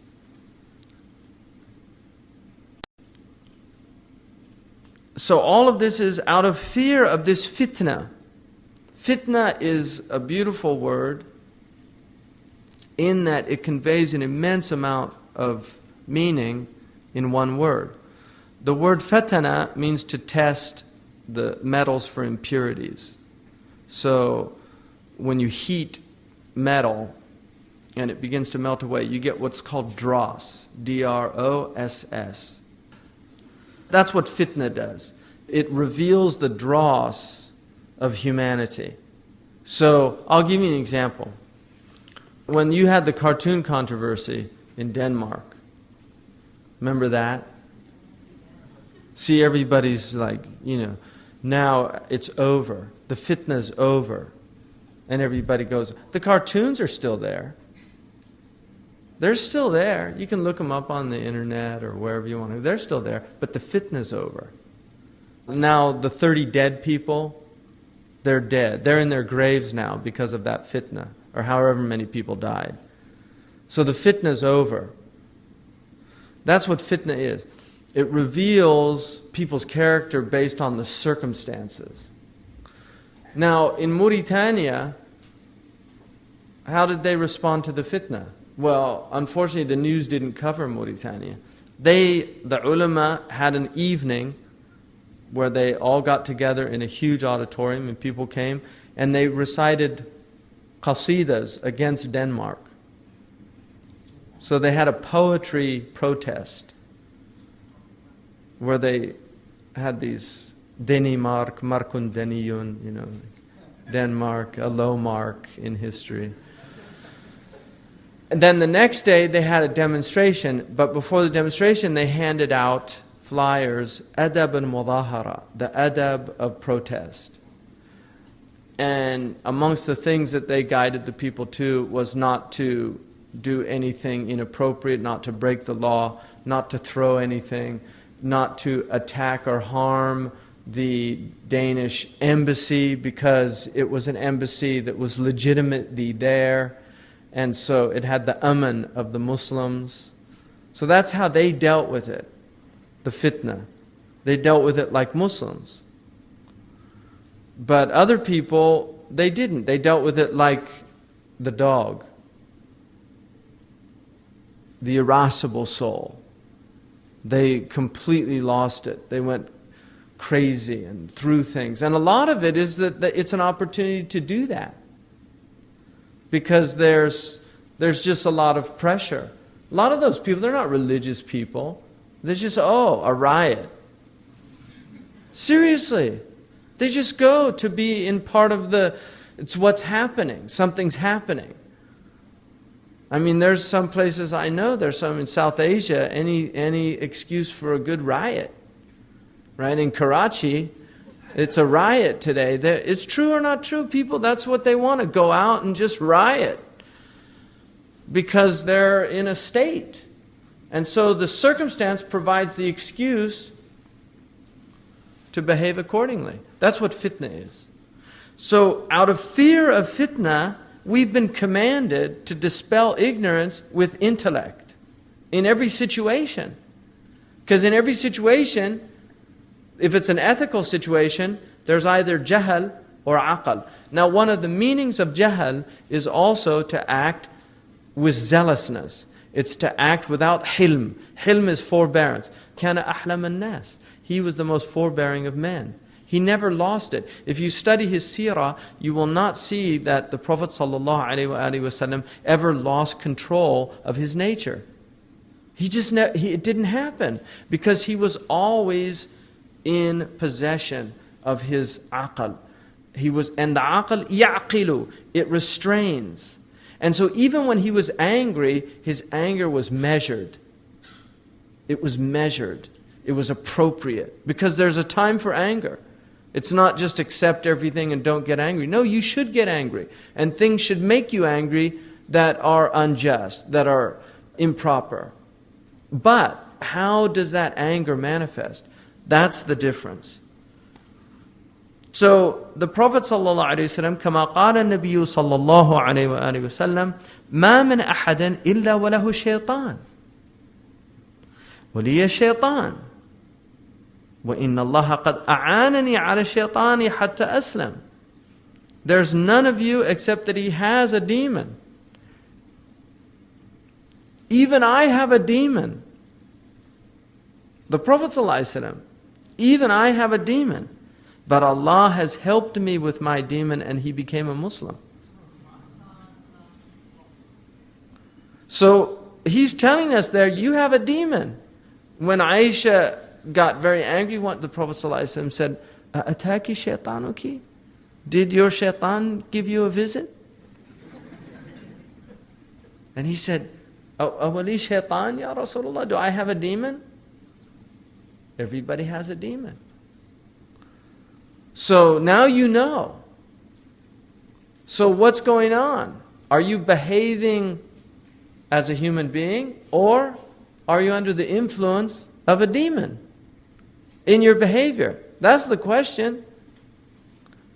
Is this from your demon? The Greeks believed that too also. They called it the daemon. That there was a spirit that influenced people. And it was either negative or positive. So those are the four things. So the kalb is the quwwa al-ghadabiyya. It's the irascible soul. The metaphor of that. I gave a talk in Oxford, and I was talking about the Danish cartoons. And I said in the talk that if you have a sleeping dog and you go and you take a stick and you hit it, and then it bites you, who's responsible? Morally, who's responsible? Is the dog responsible for biting you? Or are you responsible for eliciting that response from the dog? And that's an ethical question. And one of the Muslims got really upset that I was like comparing Muslims to dogs. But I was basing it on this idea that this is part of the Muslim ethical tradition, that the dog is the irascible part of your soul, and the dog is a good quality when it's guarding, when the dog is guarding. But if it's biting your baby and tearing its leg off, like the pit bull, people that have pit bulls, and so the neighbor's baby is out playing and the person, his pit bull, goes over and eats. That happens in America. You have people that have pit bulls. There's people that have pit bull natures. And they're not aware of it. So if you don't have your pit bull nature on a leash, so that when it's going crazy, you're restraining it so that it doesn't go and eat the next door neighbor's baby. So that's the dog nature. And then you have the khinzir nature. People have the khinzir nature, the pig nature. The pig eats all day long. It lives in its own filth. If it gets too hungry, it will eat its own children. That's the pig. So that's the pig nature will actually destroy the human being if it gets out of control. But if you can control it, then it becomes beneficial for you. And then shaitan, the demon, and then the malak. He also calls it the sheikh, which is the sage as well. So وَكَذَلِكَ الشَّهْوَ وَالْغَضَبُ. Like that is the concupiscent and the irascible. ينبغي أن يكون تحت يد العقل فلا يفعل شيئا إلا بأمره. So it has to be under the sovereignty, the control of the intellect, so that they do not do anything except with the command of the intellect. The intellect is the one guiding the concupiscent and the irascible, the dog and the pig. It's the shepherd. The intellect is the shepherd of these two qualities. فَإِنْ فَعَلَ ذَلِكَ صَحَّ لَهُ حُسْنُ الْأَخْلَاقِ.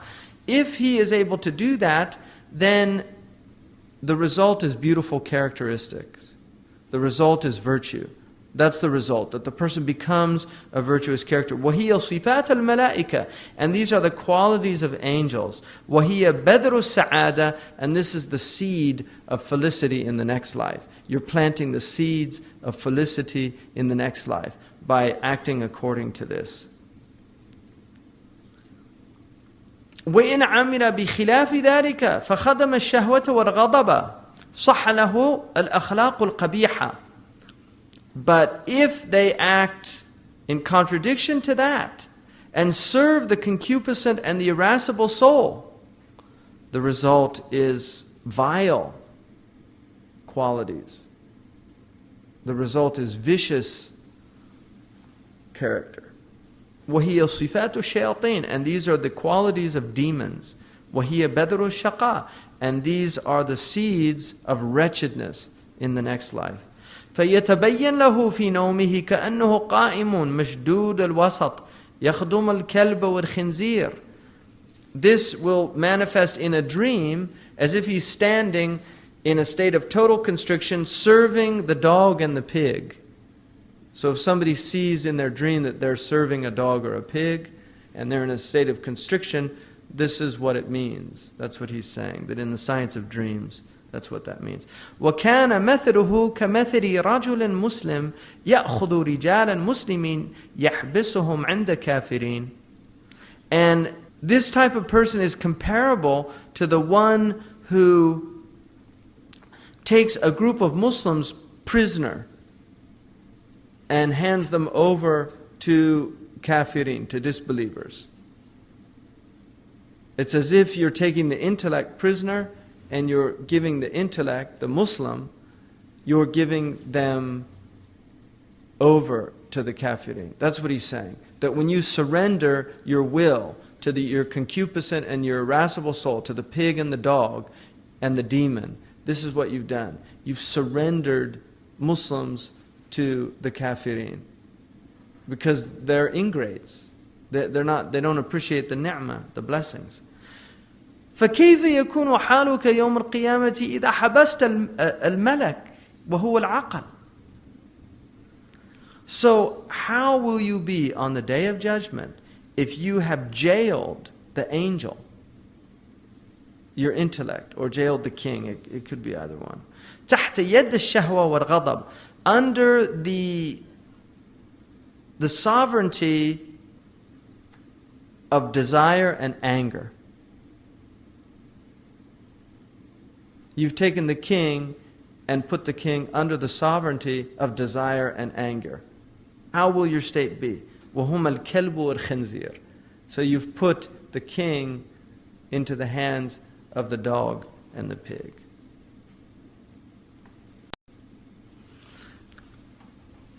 وَاعْلَمْ أَنَّ الْإِنسَانَ فِي صُورَةِ ابْنِ آدَمَ الْيَوْمِ وَغَدًا تَنْكَشِفُ لَهُ الْمَعَانِي فَتَكُونَ الصُّوَرُ فِي مَعْنَى الْمَعَانِي.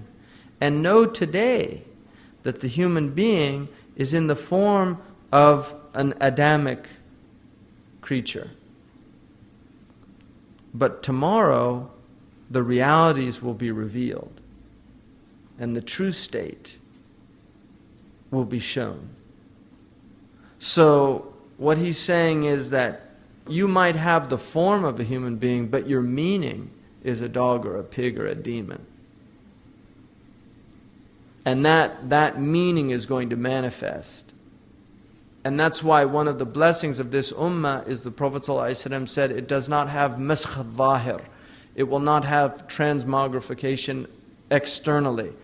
The external form will not be transformed into a pig or a donkey or a rat. That won't happen to this ummah. Any of the ummah, which includes the ummah ad-da'wah wa ummah istijabah, because the ummah of the Prophet ﷺ, and we forget this, the Europeans, the Asians, the Americans, they're all from, in our belief, they're all from the ummah of the Prophet ﷺ. We forget that. They're his ummah. Because the ummah is, there's two. The ummah ad-da'wah, the people that were invited to his path, and the people that responded to the invitation. They're all considered from the ummah, which is why the ummah of Lut are the people he was sent to. They're called Qawm Lut, the people of Lut. They didn't believe in him, but they're still his people. So even the people that disbelieve in the Prophet are from his ummah. So from the blessings of the Prophet ﷺ, there is no outward transformation. People will not be exposed. So you can see pigs and donkeys and all these animal forms that are low, you'll see them out there. One of the interesting things about extinction is it's not the pigs that are going extinct. It's not the cockroaches. It's not the rats. It's all the high quality. It's the falcons. It's the eagles. It's the lepers. That's what's going extinct. It's not these common creatures. It's all the extraordinary creatures. They're the ones going extinct. Why? Because those qualities in human beings are going extinct. Because we are the reflection. All of creation is in us. So those things that are, the whales that are going extinct, that's because those qualities in us are disappearing. That's what happens out there. It's a reflection. So there's plenty of cockroaches. Really, there's plenty of pigs. But those high qualities are leaving. One of the things the Moroccan poets, Sheikh Ibn al-Habib, said, إِنَّمَا الْكَوْنُ مَعَانٍ قَائِمَةٌ بِالصُّوَرِ. The cosmos are meanings set up in images. You see an image, but there's a meaning behind the image. إنما الكون معان قائمة بالصور كل من يدرك هذا كان من أهل العبر. Whoever understands this is among the people of discernment. In other words, the people that perceive meanings as opposed to the sensory. The sensoria are there. We experience the sensoria, but all of the sensoria has meanings. Why are we attracted to flowers? What is the attraction? Why are we attracted to colors? Because they reflect meanings. They're tajalliyat of qualities of God, beauty. So what you're seeing is jamal. And that's what you're attracted to. And jamal is an attribute of God. So you're witnessing an attribute of God manifesting in creation, and that's what you're attracted to. If you don't see that, you're like the beasts. You're a person of sensoria because you're not recognizing the meaning. Why are we attracted to beauty? Because it's an attribute of God. Why don't we like ugliness? Because God is not ugly. And that's why the fitra nature, when it's healthy, it's attracted to those things that are beautiful, and it's put off by those things that are ugly. When the nature becomes distorted, corrupted, it's actually attracted to ugly things. It likes ugly sounds. That's why if you look at the way people dress today, it's ugly dress. Really. They put like ugly tattoos on their bodies. And they do these things because they're not well. Those are all indications of their states. But they're even unaware of that. They're not even aware they're sick. Because people in fitra will not do things like that. Those are distortions of the fitra state. Human beings always have dress. If you look at embellishment in Muslim clothes, why do Muslims put embellishments on their clothes? Why in Afghanistan? Why do they do that? They could just have a functional cloak, but why do they do the embroidery? What is that? It's in their nature. They're people of ihsan, so they make things beautiful. You could just make a functional carpet. Why make the design? Why? But that's an ugly design in my estimation. But why make the design? Do you know why did whoever did this, why did they do this? Do you see, really? Why did they do this? Whoever made this here, somebody did this. They took time to do this. We could just be sitting up here in a functional thing without flowers, without just sitting here. What is that in the human being that wants to do that? That's ihsan. Ihsan means to make beautiful. Ahsana. It means to bring about husn. Asma'ullah al-husna, the beautiful names of God. Why are they beautiful? Because they are qualities of God. So anything that you see in the world that is beautiful is manifesting a quality of God. Those are the meanings in the forms. So the forms are there, but the meanings in the forms are what the people of discernment see. They don't see the externals. They see the internals. They see with the ayn al-basira, not with ayn al-basar. The eye of the heart and not with the eye, this outward eye that we see. So this is what he's saying, that there are people out there that you see them in the form of a human being, but they're not humans. They're demons. They're pigs. They're dogs. That's the reality of their state. And it's not for me or you to judge, because we could be in the same thing. So you're pointing the finger at somebody else. Look at that dog over there. and you're a dog yourself. So it's much more important to be concerned with your own state. What's my state? Not what's their state. What's my state? فأما الذي غلب عليه الغضب فيقوم في صورة الكلب. So those who are overwhelmed by the irascible soul, they will stand on that day like a dog. وأما الذي غلب عليه الشهوة فيقوم في صورة الخنزير. And those who are overwhelmed by their concupiscent soul, they will stand on that day as a pig. لأن الصور تابعة للمعاني. Because the forms follow the function. The forms follow the qualities. In physiology, you say form follows function. Whatever the function of the organ is, the form follows the function. Whatever the function of the organ is going to be designed to fulfill that function. So, this is the reality, is that these forms will follow the meanings. وَإِنَّمَا يُبَصِرْنَ النَّائِمُ فِي نَوْمِهِ مَا صَحَّ فِي بَاطِنِهِ. So people see in their sleep the reality of their inner state. وَإِنَّمَا عَرَفْتَ أَنَّ الْإِنسَانَ فِي بَاطِنِهِ هَذِهِ الْأَرْبَعَةِ. So now you know, the reality of man, his internal reality is one of these four. فَيَجِبُ أَنْ يُرَاقِبَ حَرَكَاتِهِ وَسَكَنَاتِهِ وَيَعْرِفَ مِنْ أَيِّ الْأَرْبَعَةِ هُوَ. So it is absolutely necessary that the person is vigilant and observes his movements,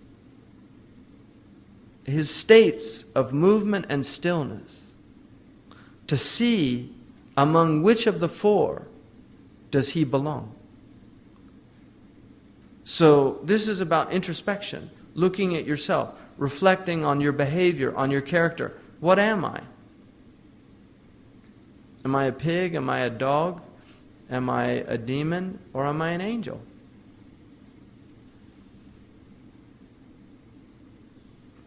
فإن صفاته تحصر في قلبه وتبقى معه إلى يوم القيامة. Because these qualities emerge in the heart and will remain with him until the day of judgment.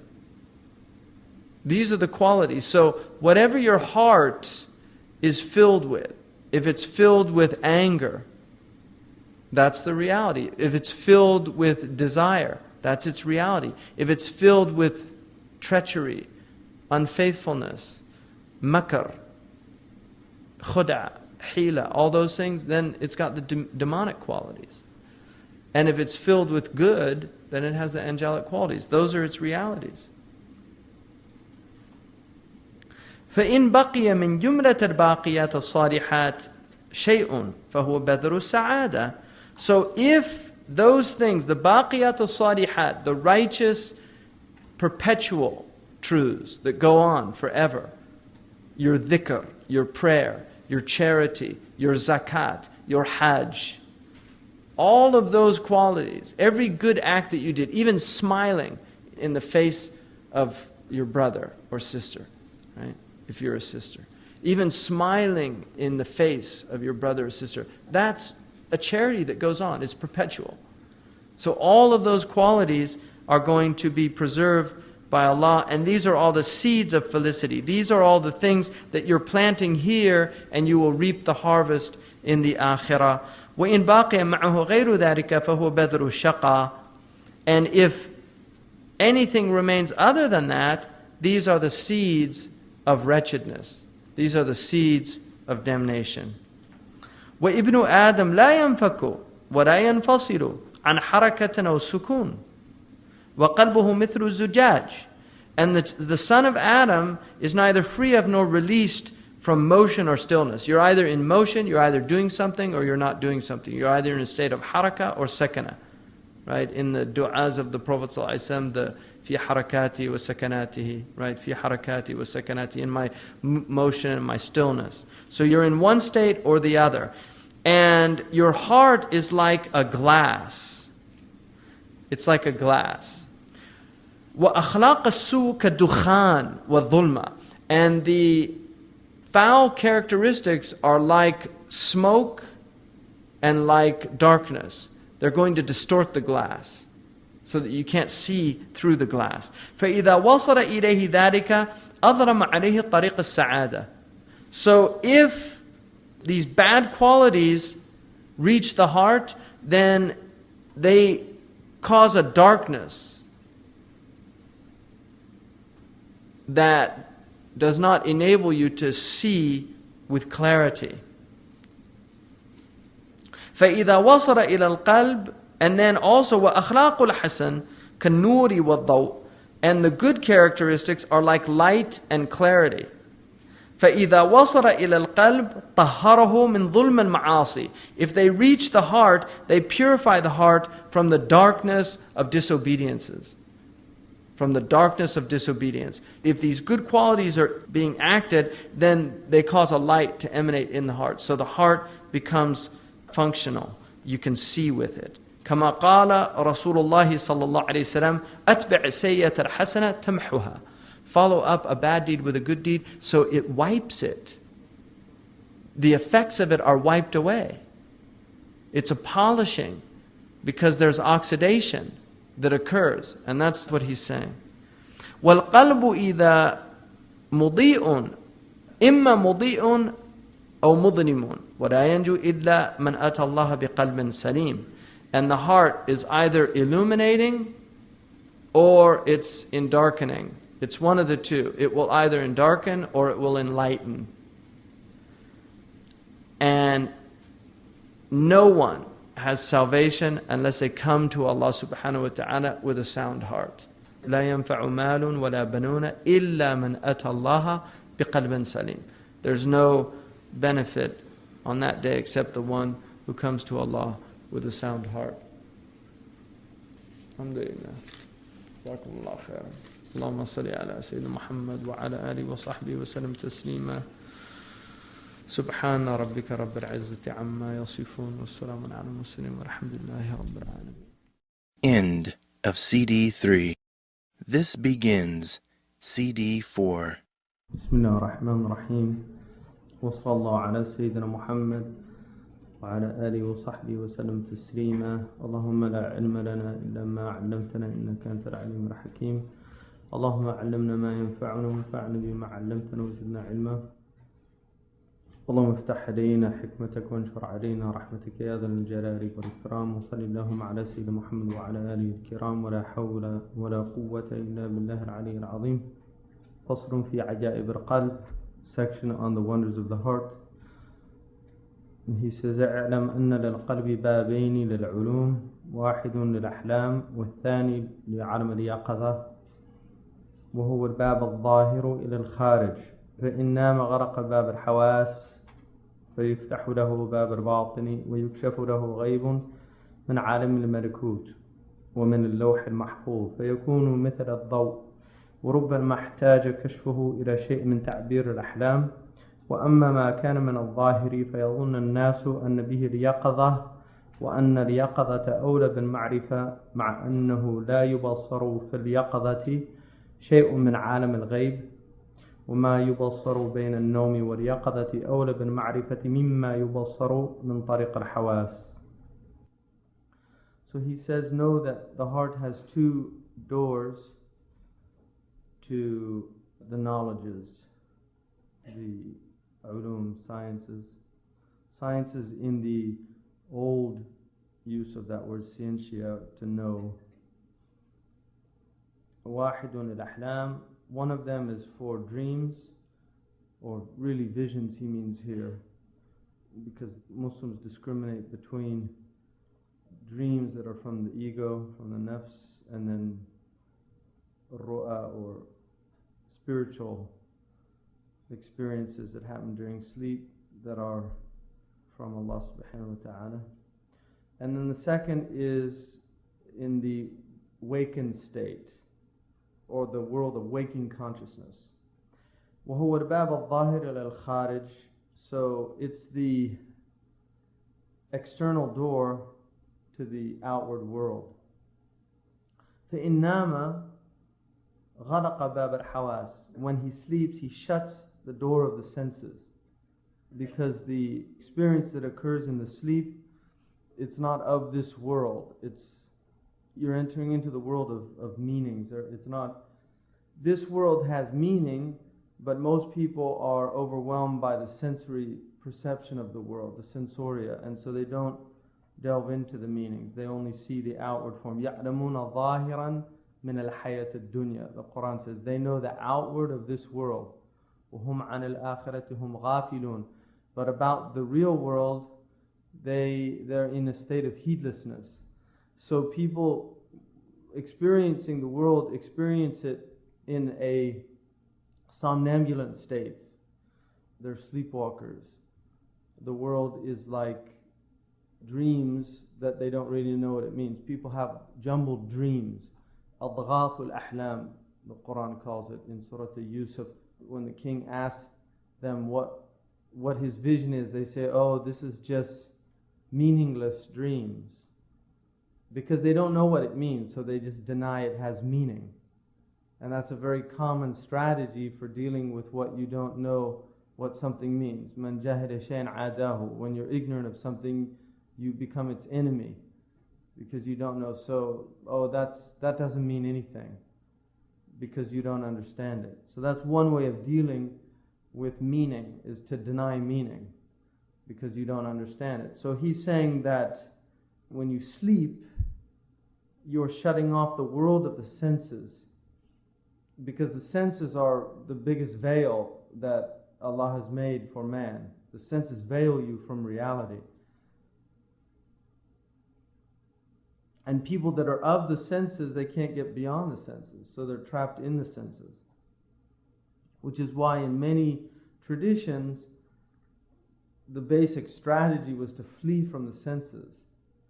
So if you look in Hinduism, in Buddhism, they go to great means to turn off the sensoria to try to get to meaning. In the Christian tradition, the same is true.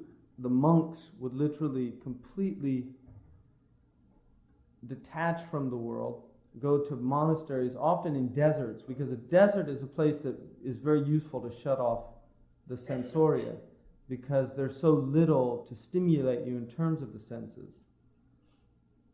If you look at Ibrahim alayhi salam, it's amazing that he put his family in Mecca, because it's a place, he describes it as wadan ghayri zara', that it's a valley without any foliage. So, and often the desert was a place where people went, hermits and monks and the desert fathers. They literally went into the deserts of Sinai and attempted to disconnect from the world. Islam rejected that. But if you look at the early period of the Prophet's spiritual life, what did he do? He went to a cave. And a cave is sensory deprivation. And when you go into a cave, you deprive yourself of the senses, because one of the things you deprive yourself of is light. And light is a major door to the senses, external light.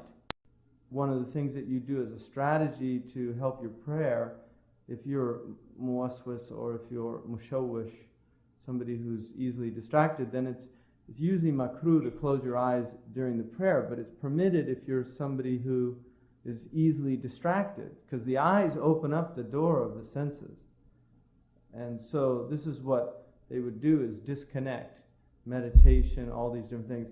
But at the end of the Prophet's life, or not even at the end, but later, when he's in Medina, he's praying in front of his wife. I mean, she's literally on her bed lying in front of him, and he's in tahajjud in a complete state of witnessing with Allah subhanahu wa ta'ala, and completely undistracted by any external temptations or forms. And even when he went on the Mi'raj, it said, "Ma zagha al-basar wa ma tagha." You could imagine if the unseen's being unveiled to you, because that's what was happening. The unseen, there is a inward sensory experience also. So there's a sensory experience of the unseen world.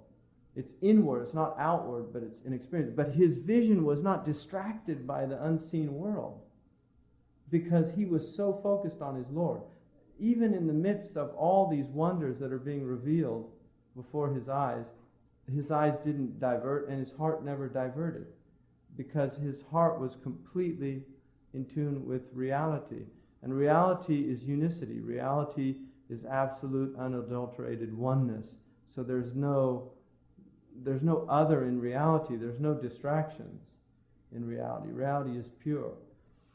So what he's saying is, when you sleep, you're being deprived of this door of the senses, and you're opened up to an internal door, a door of the inward, and there are elements of the unseen that are being opened up to you in the unseen world. And it's from the alam al-malakut. So this is a door to knowledge for the heart. And this is why the Prophet ﷺ said, true dreams are 1/46th of prophecy. 1/46th of prophecy. And true dreams are the access that the average human being has to prophecy. And that's why people will see dreams that come true. They will have meanings revealed to them in dreams. And these are related to prophecy. That's what that hadith means. So it's a door of perception, dreams. And it's an opening to the malakut, which is what in the gospel is called the kingdom of the heavens. And there are many, many references to this in the gospel. Isa alayhi salam talked about the kingdom of the heavens being revealed to his disciples. Min al-lawh al-mahfuz. So those things that are from the lawh al-mahfuz in the unseen world. فَيَكُونُ مِثْلَ الضَّوْءِ. It's like a light that is revealing things. وَرُبَّمَا احْتَاجَ كَشْفَهُ إِلَى شَيْءٍ مِنْ تَعْبِيرِ الْأَحْلَامِ. And perhaps his understanding of these things, the illumination of these things, is stipulated upon some knowledge of the interpretation of dreams. In other words, he won't be able to understand what they mean unless he has access to interpretation of the dreams. And not everybody has that knowledge. That knowledge is limited to certain people. Abu Bakr as-Siddiq had knowledge of the meaning of dreams. So the Prophet ﷺ himself would ask Abu Bakr what dreams meant, because that was one of the knowledges that Abu Bakr radiallahu anhu had. So interpretation of dreams is not a knowledge that everybody has. Some people have it. It's haram to, if you don't know the interpretation of dreams, to tell people what dreams mean, because true dreams are a portion of prophecy. So it's as if you're making commentary on something from the unseen world that's true. And so you shouldn't do it if you don't have knowledge of it. And then he says, as for what's of the outward, people think that this is what the waking state is. That they think the waking state is reality. But the waking state is actually a dream for most people. They're not in reality. They only think they're in reality. So that's what people think this outward door of perception is. But he said it's what you see between sleep, and they also think that what is seen between sleep, that what's seen while you're awake is something that you should have knowledge of, that you just have ma'rifah of it, because you see it while you're awake. But it's not true. People see things all the time and they don't know what they mean. There's signs all around people. There's signs everywhere. But they don't know how to read them. But they assume they do because they're in a waking state. They might not necessarily assume they know what their dreams are, but they automatically assume they know what outward perception is, that what a tree means. They just assume they know what things are on the outward. And he's saying that it seems natural that they would do that, but in reality, what they're seeing in the outward is nothing of the real world. They're signs. They're indicators. That's all they are. They're indicators. There's nothing of the real world, but they think it's the real world because they're trapped in this outward world, veiled by their senses. وما يبصر بين النوم واليقظة أولى بالمعرفة مما يبصر من طريق الحواس. But what is understood in this state that is not sleep and it's not this normal wakeful consciousness, that is what should be more worthy of understanding, of this ma'rifah of it, than what they know through their senses. So understanding reality, that is what people should have knowledge of, not this assumed state of what knowledge is, this outward experience of the world that they're assuming is reality. And then he says, وَتَحْتَاجُ أَن تَعْرِفَ فِي ضِمْنِ ذَلِكَ أَنَّ الْقَلْبَ مِثْلُ الْمِرْآةِ. What you should know concerning this matter is that the heart is like a mirror. The heart is like a mirror. وَاللَّوْحَ الْمَحْفُوظ مِثْلُ الْمِرْآةِ أَيْضًا. And the lawh al-mahfuz, which contains all of what Allah has decreed in the world, is also like a mirror. لِأَنَّ فِيهِ صُورَةَ كُلِّ مَوْجُودٍ. Because in it is the reflection of every existent thing. So it's like a mirror also. وَإِذَا قَابَلَتْ الْمِرْأَةُ بِمِرْأَةٍ أُخْرَى حَلَّتْ صُورَ مَا فِي إِحْدَاهُمَا فِي الْأُخْرَى. And when one mirror is placed in front of the other mirror, then you see the reflection in that mirror of all the things that's in the other mirror. So if you put one mirror next to another mirror, it's going to reflect what's in that mirror. I don't know if you've ever done that. If you've put two mirrors together, you can see it's a very strange phenomenon. So what he says is, وَكَذَلِكَ تَظْهَرُ صُوَرُ مَا فِي اللَّوْحِ الْمَحْفُوظِ إِلَى الْقَلْبِ إِذَا كَانَ فَارِغًا مِنْ شَهَوَاتِ الدُّنْيَا. And this is part of Imam al-Ghazali's teaching, is that he believes in what's called kashf, that the heart is open to unveilings. So he says, if the heart is pure and freed of the preoccupations and the desires of this world, then it will see what the world is in reality. It will see these realities. And he says that, but if فَإِنْ كَانَ مَشْغُولًا بِهَا, but if it's preoccupied with desire and filled with the world, كَانَ عَالَمَ الْمَلَكُوتِ مَحْجُوبًا عَنْهُ. This kingdom of the heavens is veiled from it. So it doesn't have access to it. It doesn't have any access to it. وَإِنْ كَانَ فِي حَالَ النَّوْمِ فَارِغًا مِنْ عَلَائِقِ الْحَوَاسِ طالع جواهر عالم الملكوت فظهر فيه بعض الصور التي في اللوح المحفوظ. But if in the state of its sleep it's freed of the attachments of the sensory, then it's able to view or look upon this malakut world. You have mulk, malakut, and jabarut. The mulk is the world of senses. It's everything you can see and touch. It's palpable. It's what you can feel. The malakut is the world of the unseen, which is around us. It's also here, alongside of us. And so he's saying that you will be able to see the essences of this other world, and you will see some of the meanings that are in the Lawh al-Mahfuz, some of these realities. Not all, because only Allah knows all of the unseen, but people have these unveilings from that world. And of all people, the Prophet ﷺ had the greatest portion of that. وَإِذَا أَغْلَقَ بَابَ الْحَوَاسِ كَانَ بَعْدُهُ الْخَيَالِ.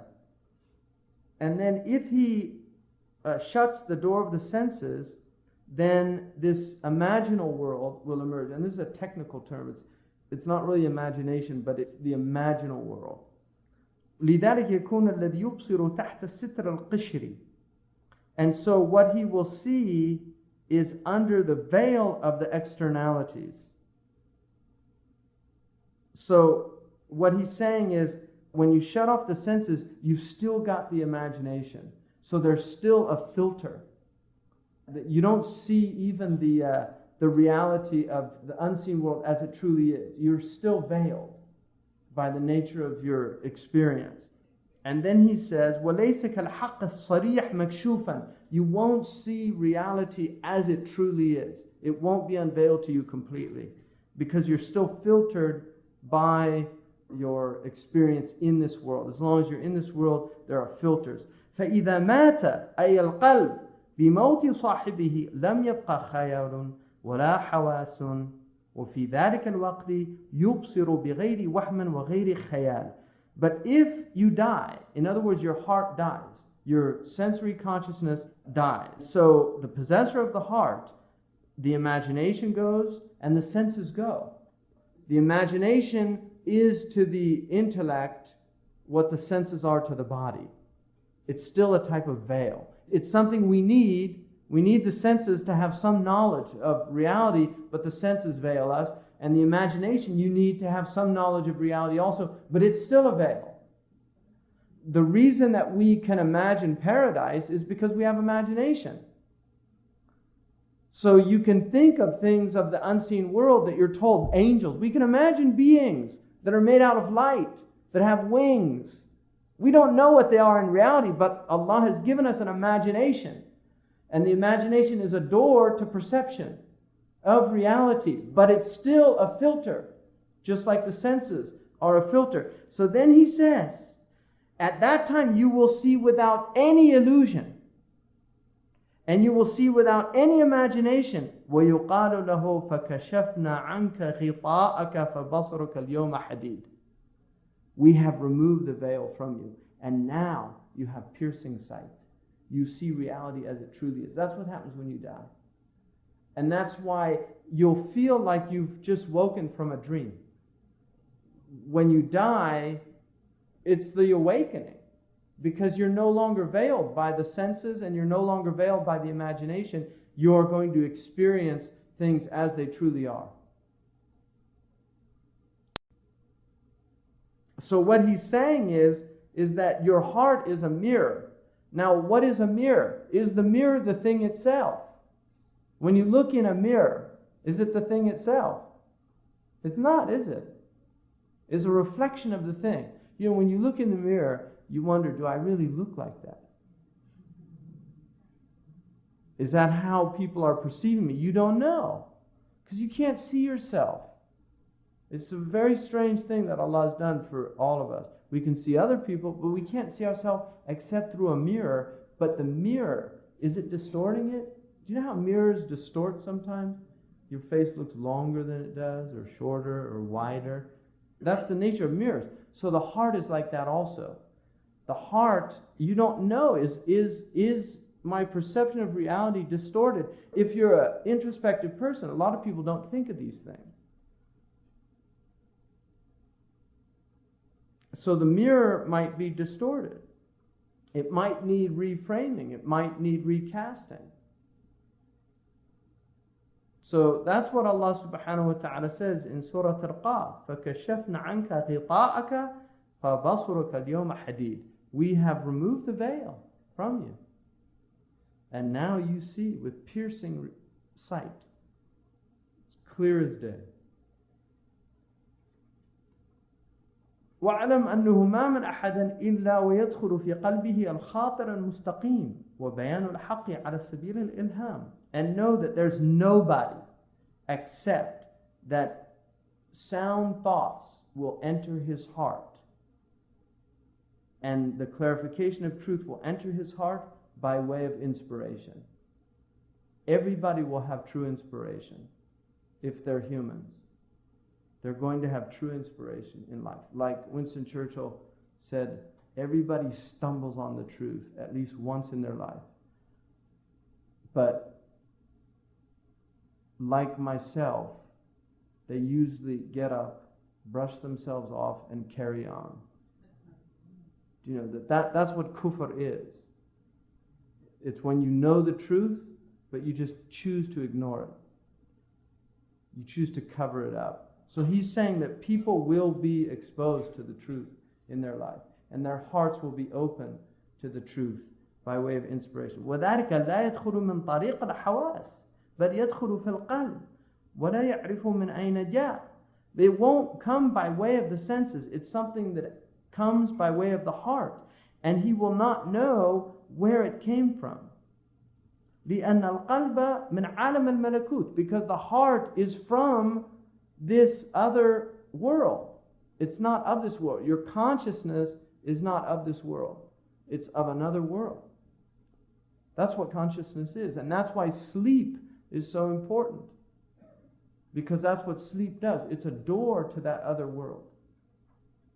It's a door to that other world. And you'll hear people say, oh, isn't that strange? I had this dream.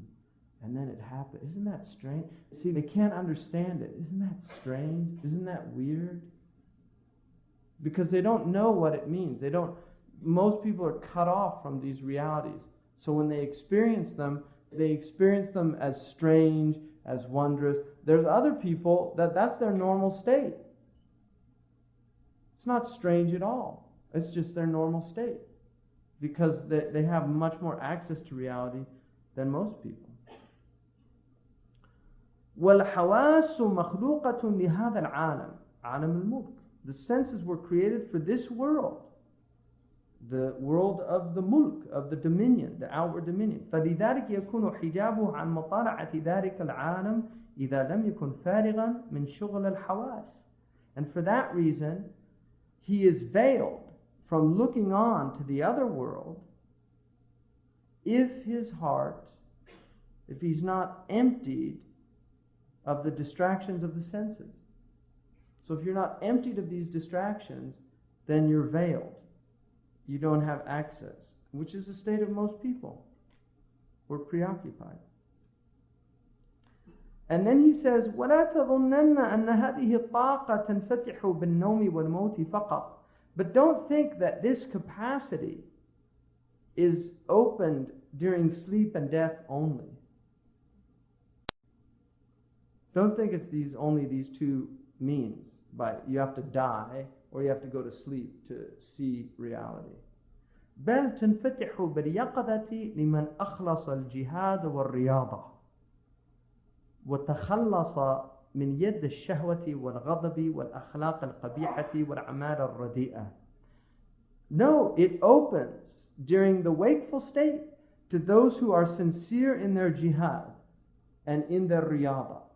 And that's why Mudi al-Arabi from Morocco, he said, whoever is sincere for 40 days, seeking God, his heart will be open. The basira is opened. So if you have sincerity in your struggle and in your spiritual exercise, and you're freed of this desire and anger, I mean, these are the two great enemies of man, shahwa and ghadab, the concupiscent and the irascible soul. If you're not freed of their sovereignty, so that your quwwa an-natiqa is the one that has authority over them, and from foul character and from vile deeds, if you're not freed of these also. So not only do you have to be sincere in your struggle, but you actually have to be realized. And this is what, in this tradition, they say there's these stages. The first stage is what's called takhliya, which is the emptying out, and then you go to tahliya, and then the final stage is tajliya, which is where you have the unveilings.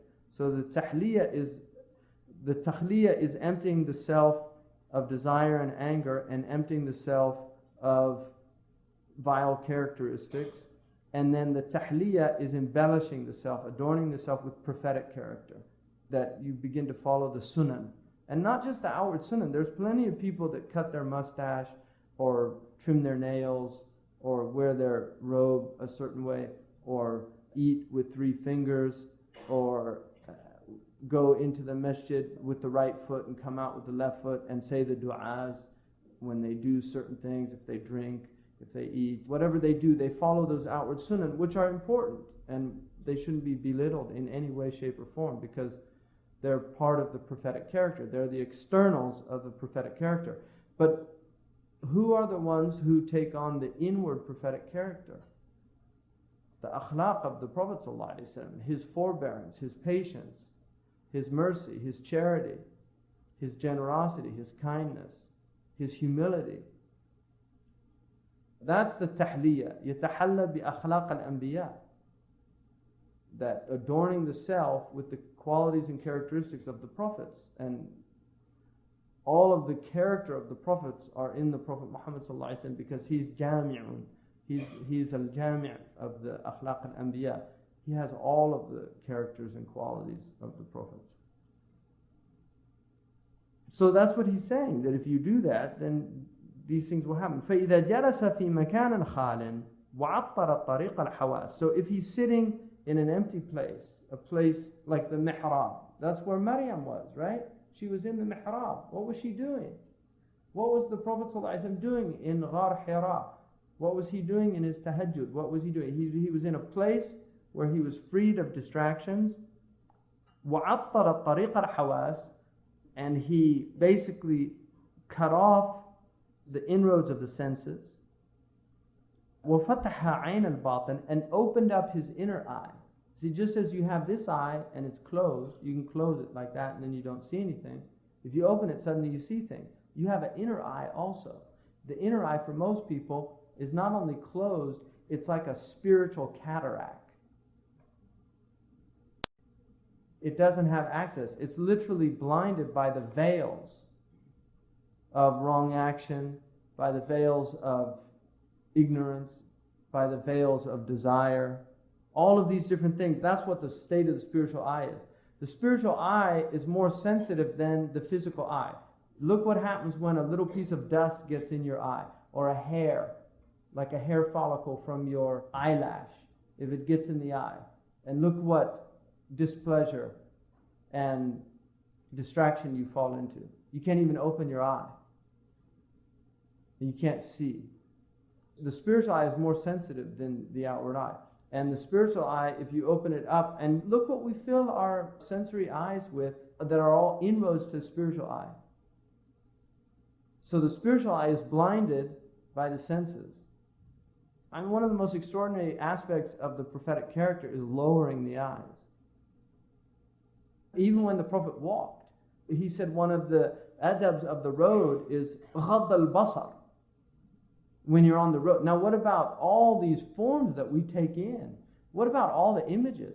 If you live in North America, the average person takes in over 3,000 advertisements a day. 3,000 advertisements a day. So the modern world is just completely spiritually blinding people. That's what it's doing. The modern world is like a spike being driven through the spiritual eye of man. And that's why we're blind. As a species, we've become blind. We don't even know there's a spiritual world because we don't have access to it anymore. We've been cut off. We've been severed from our roots. Our roots are in the unseen world. Our roots aren't here. When you look at the tree's roots are not in the seen world. You can't see the roots. If you can see the roots, the tree's dead. You have to pull the tree up to see the roots. But the roots of the tree are in the unseen world. That our roots are in the unseen world. That's why we're alive. So people can't see those roots. They don't even know they exist. If a child looks at a tree, it doesn't know it has roots. You have to have some level of knowledge about trees to know that there's roots. Well, the same is true for the human being. You have to know, what are our roots? Where do we come from? What's our source? What was our seed? How did we grow? Where did consciousness come from? What's the purpose of consciousness? So if you sit in an empty place and you turn off the inroads of the senses and you open up your inner eye, فَتَحَ عَيْنَ الْبَاطِنِ وَسَمَعُهُ, internal hearing. Just like you have external hearing, you also have internal hearing. Like the hatif. People hear hawatif. This is not like mad people see and hear things also. So there's also people that have, and part of that is people have unveilings as well. Mad people. I mean, unveilings can lead to madness also. So the veilings of the world are also a rahmah from Allah subhanahu wa ta'ala. If the world was unveiled to you, you could go mad. And that happens to people. Doors of perception can be opened and people can go mad. Doors of perception can be forced open with drugs, and people have experiences. You have inward sensory experiences and inward meaning experiences. You have inward terrestrial experiences, inward celestial experiences. So they're different. And there's a whole science of discerning what experiences are. And it's not just us. The Catholic Church has this science.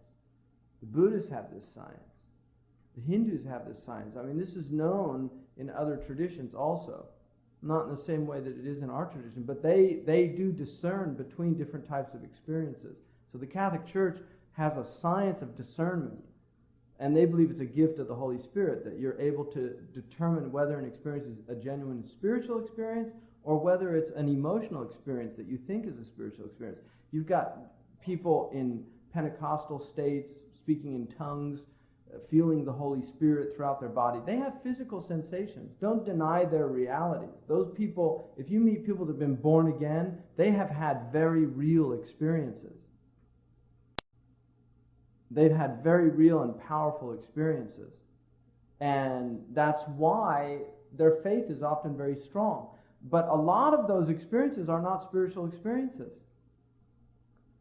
They're actually experiences, they're inward experiences that sometimes have physical aspects to them, but they're of the inward sensory, not the inward meaning.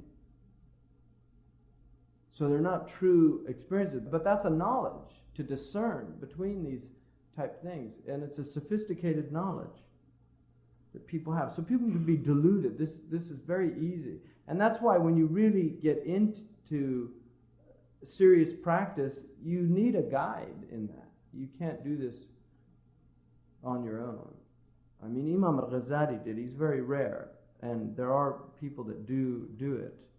But the Prophet ﷺ had Jibreel alayhi salam. So then he says, وَجَعَلَ الْقَلْبَ فِي مُنَاسَبَةَ عَلَمَ الْمَلَكُوتِ, and then his heart is entrained with this malakut. وَقَالَ دَائِمًا Allah, Allah, Allah بِقَلْبِهِ. So this is called muraqabah, which is where he's in a state of awareness of the divine presence. دُونَ لِسَانِهِ, he's not saying it with his tongue. إِلَى أَنْ يَصِيرَ لَا خَبْرَ مَعَهُ مِنْ نَفْسِهِ, until the ego is completely effaced. So he doesn't experience himself. وَلَا مِنَ الْعَالَمِ, and he doesn't experience the world. وَيَبْقَى لَا يَرَى شَيْئًا إِلَّا اللَّهِ سُبْحَانَهُ وَتَعَالَى إِنْ فَتَحَتْ تِلْكَ الطَّاقَةِ. And this is what they call fana. And I'm just, this is from the book, so we're just looking at what he's saying in the book and what they say about this knowledge.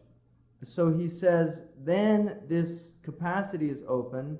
وَأَبْصَرَ فِي الْيَقَظَةِ الَّذِي يُبْصِرُهُ فِي النَّوْمِ. And then he begins to see in his waking state the same as the true visions in his sleeping state. So his waking state becomes one in which his spiritual inner eye is open, and he begins to see the world as it truly is in reality. He's no longer veiled. So he is experiencing the divine presence. This is the state of the Prophet ﷺ without a doubt, and it's the state of his Sahaba. And it's the state of the Salihun. You know, if you're with the Shuyukh like Sheikh Abdullah bin Bayya, I mean, I've traveled with him, I've seen him, that's the state he's in all the time. You know, he's looking out and you're seeing him look out, but he's not seeing what you're seeing. You know, and you sit with Marab Hajj for people that went there. I mean, you see it. I mean, you sit with him and he's in another state. They call it Shahid Ghaib. He's present, absent. He just does dhikr all the time. He does dhikr in his sleep. And I lived in his tent with him. So I slept on the bed with him. He does dhikr in his sleep. He reads Quran in his sleep. I mean, I saw it with my own eyes. There was a man in Morocco I knew too also. He did Salat ala Nabi Sallallahu Alaihi Wasallam in his sleep, and he would snore. He was literally snoring and doing prayer on the Prophet Sallallahu Alaihi Wasallam. So I've seen it. People can, لَيْسَ مَنْ رَأَكَ مَنْ سَمِعَ. It's like the people who see aren't like the people who are told about something. You see it. People doing prayer on the Prophet and they're sleeping.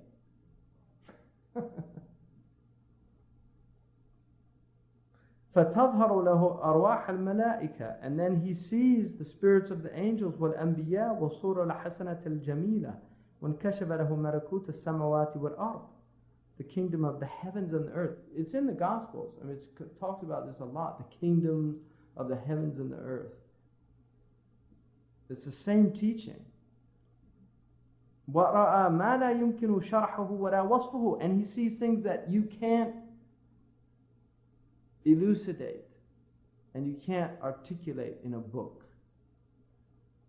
These are things that I can't write about. كما قال النبي صلى الله عليه وسلم زويت لي الأرض فرأيت مشارقها ومغاربها. The earth was folded up for me and I saw its various easts and wests. And what does that mean?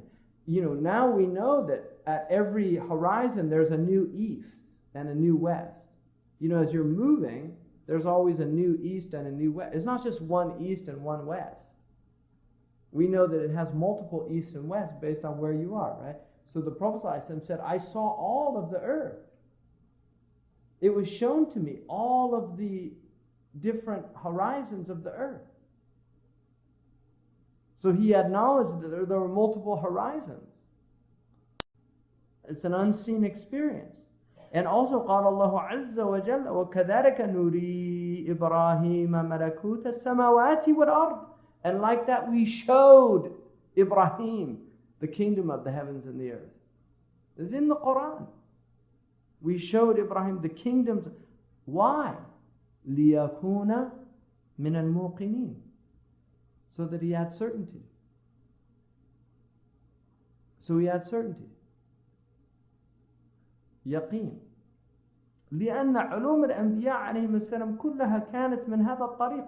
This is how the knowledges of the prophets come. They don't have book learning. Their knowledge is not of the books. They weren't taught by books. We learn by books. The prophets didn't have book learning.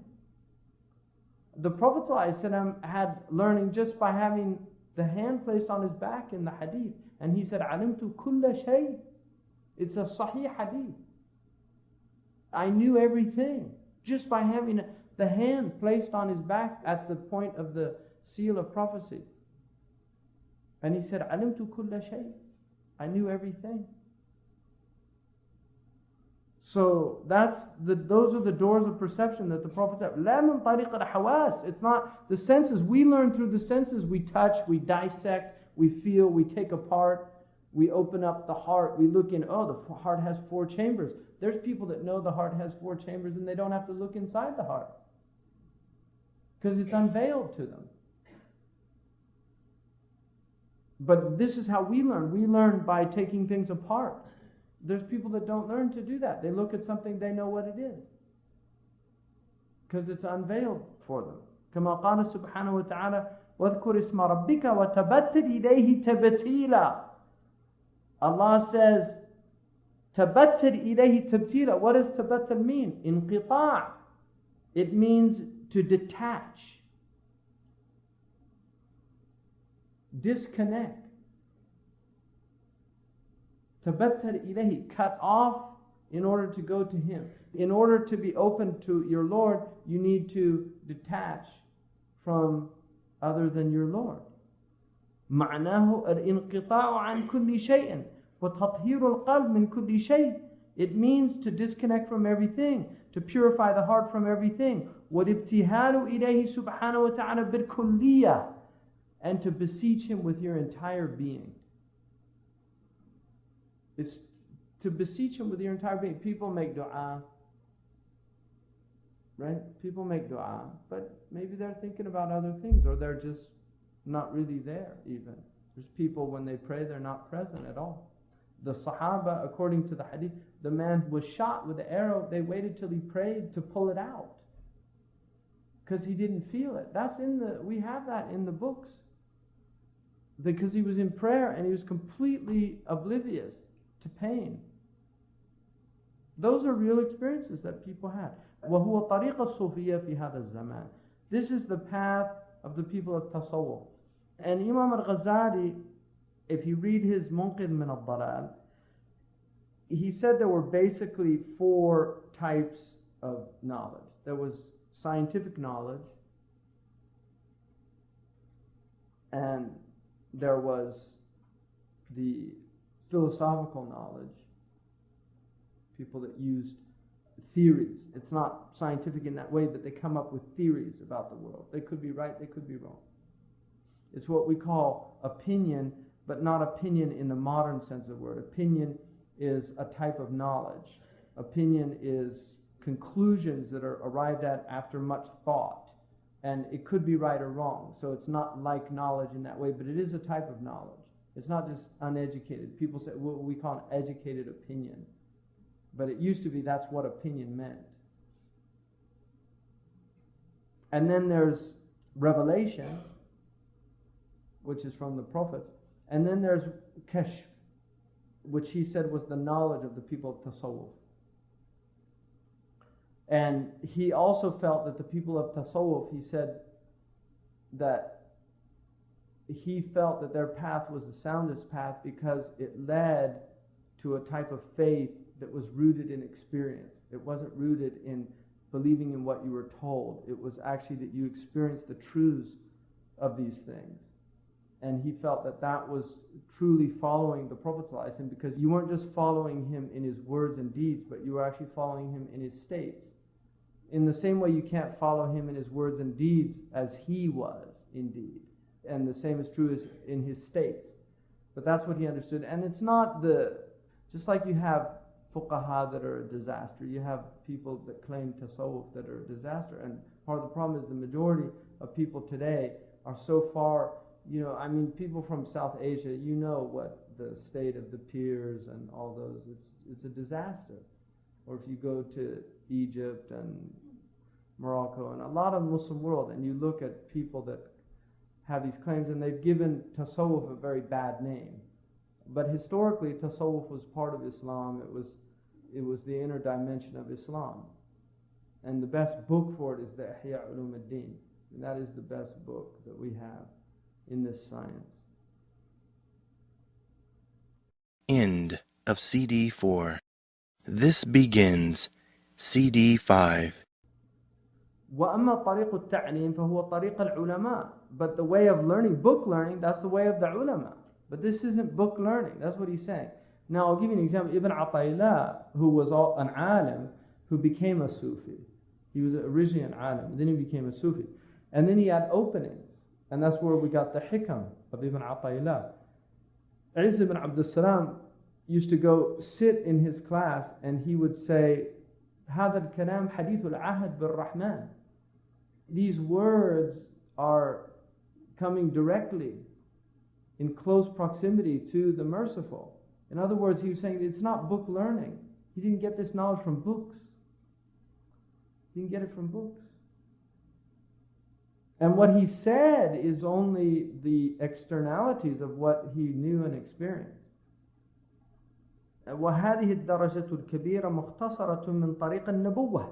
And this high degree of knowledge is an abridgment of the path of prophecy. In other words, just as you follow the prophets in their outward teaching, this is the following of the prophets in their inward realities.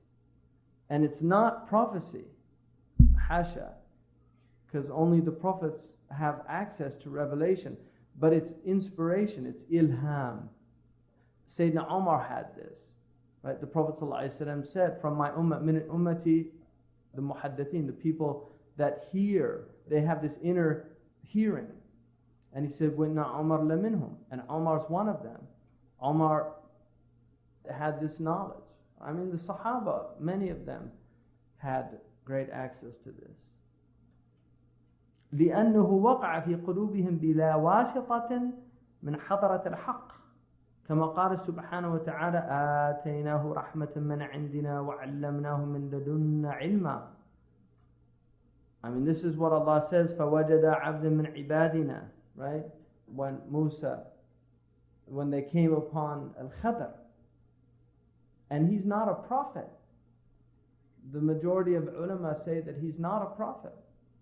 Who was he? He says that he was a slave, right?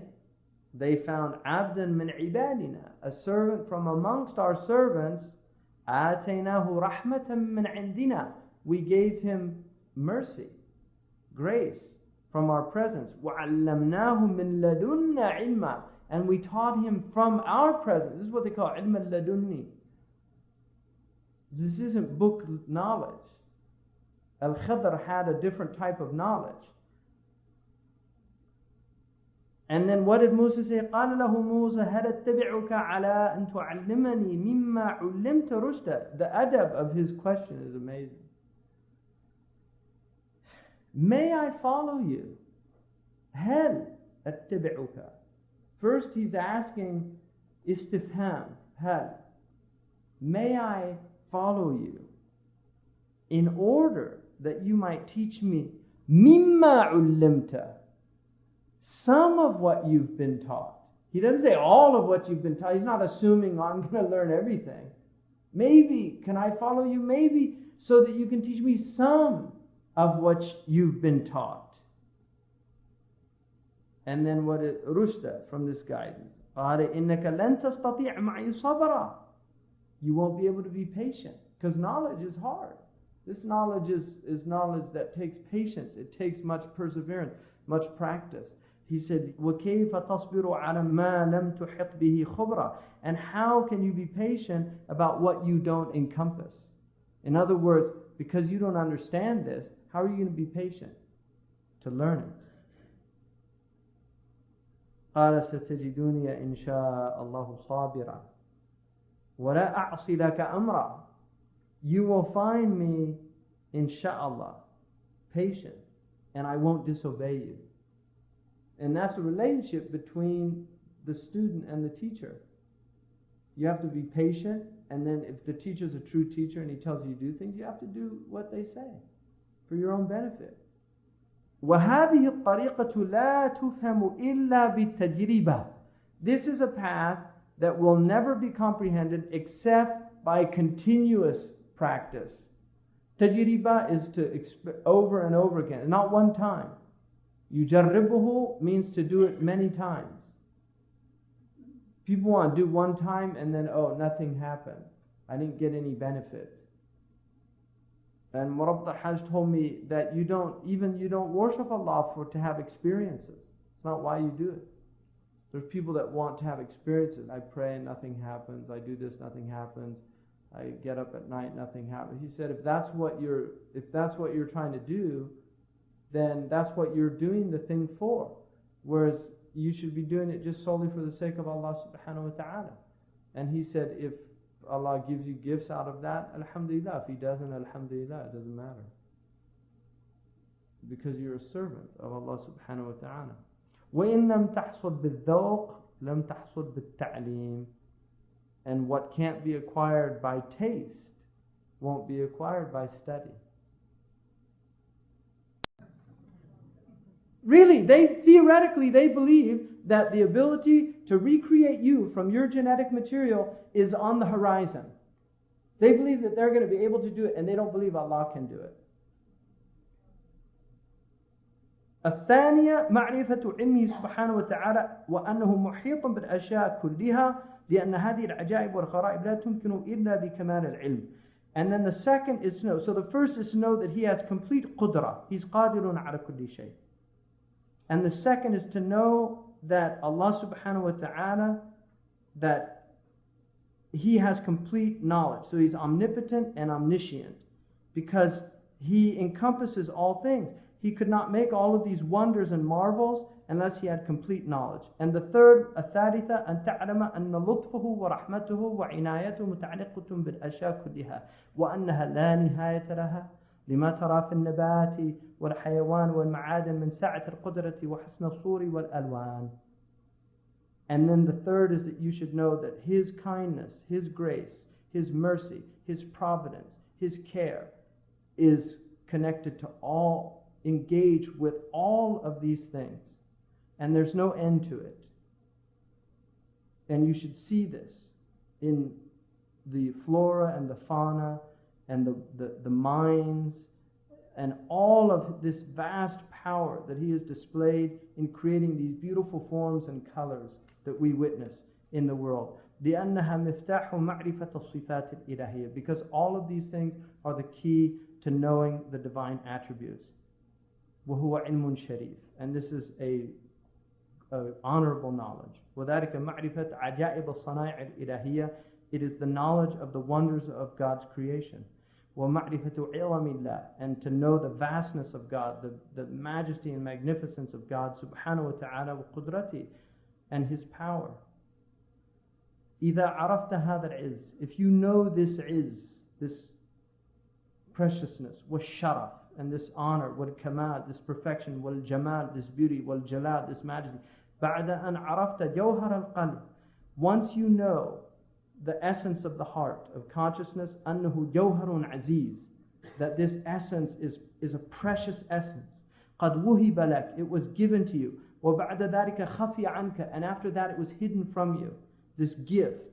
فإن لم تطلبه, if you don't seek out what's been hidden from you, this treasure in your heart, وغفلت عنه, and you're heedless of it, وضيعته, and you lose it, you forget about it, كان ذلك حسرة عظيمة عليك يوم القيامة.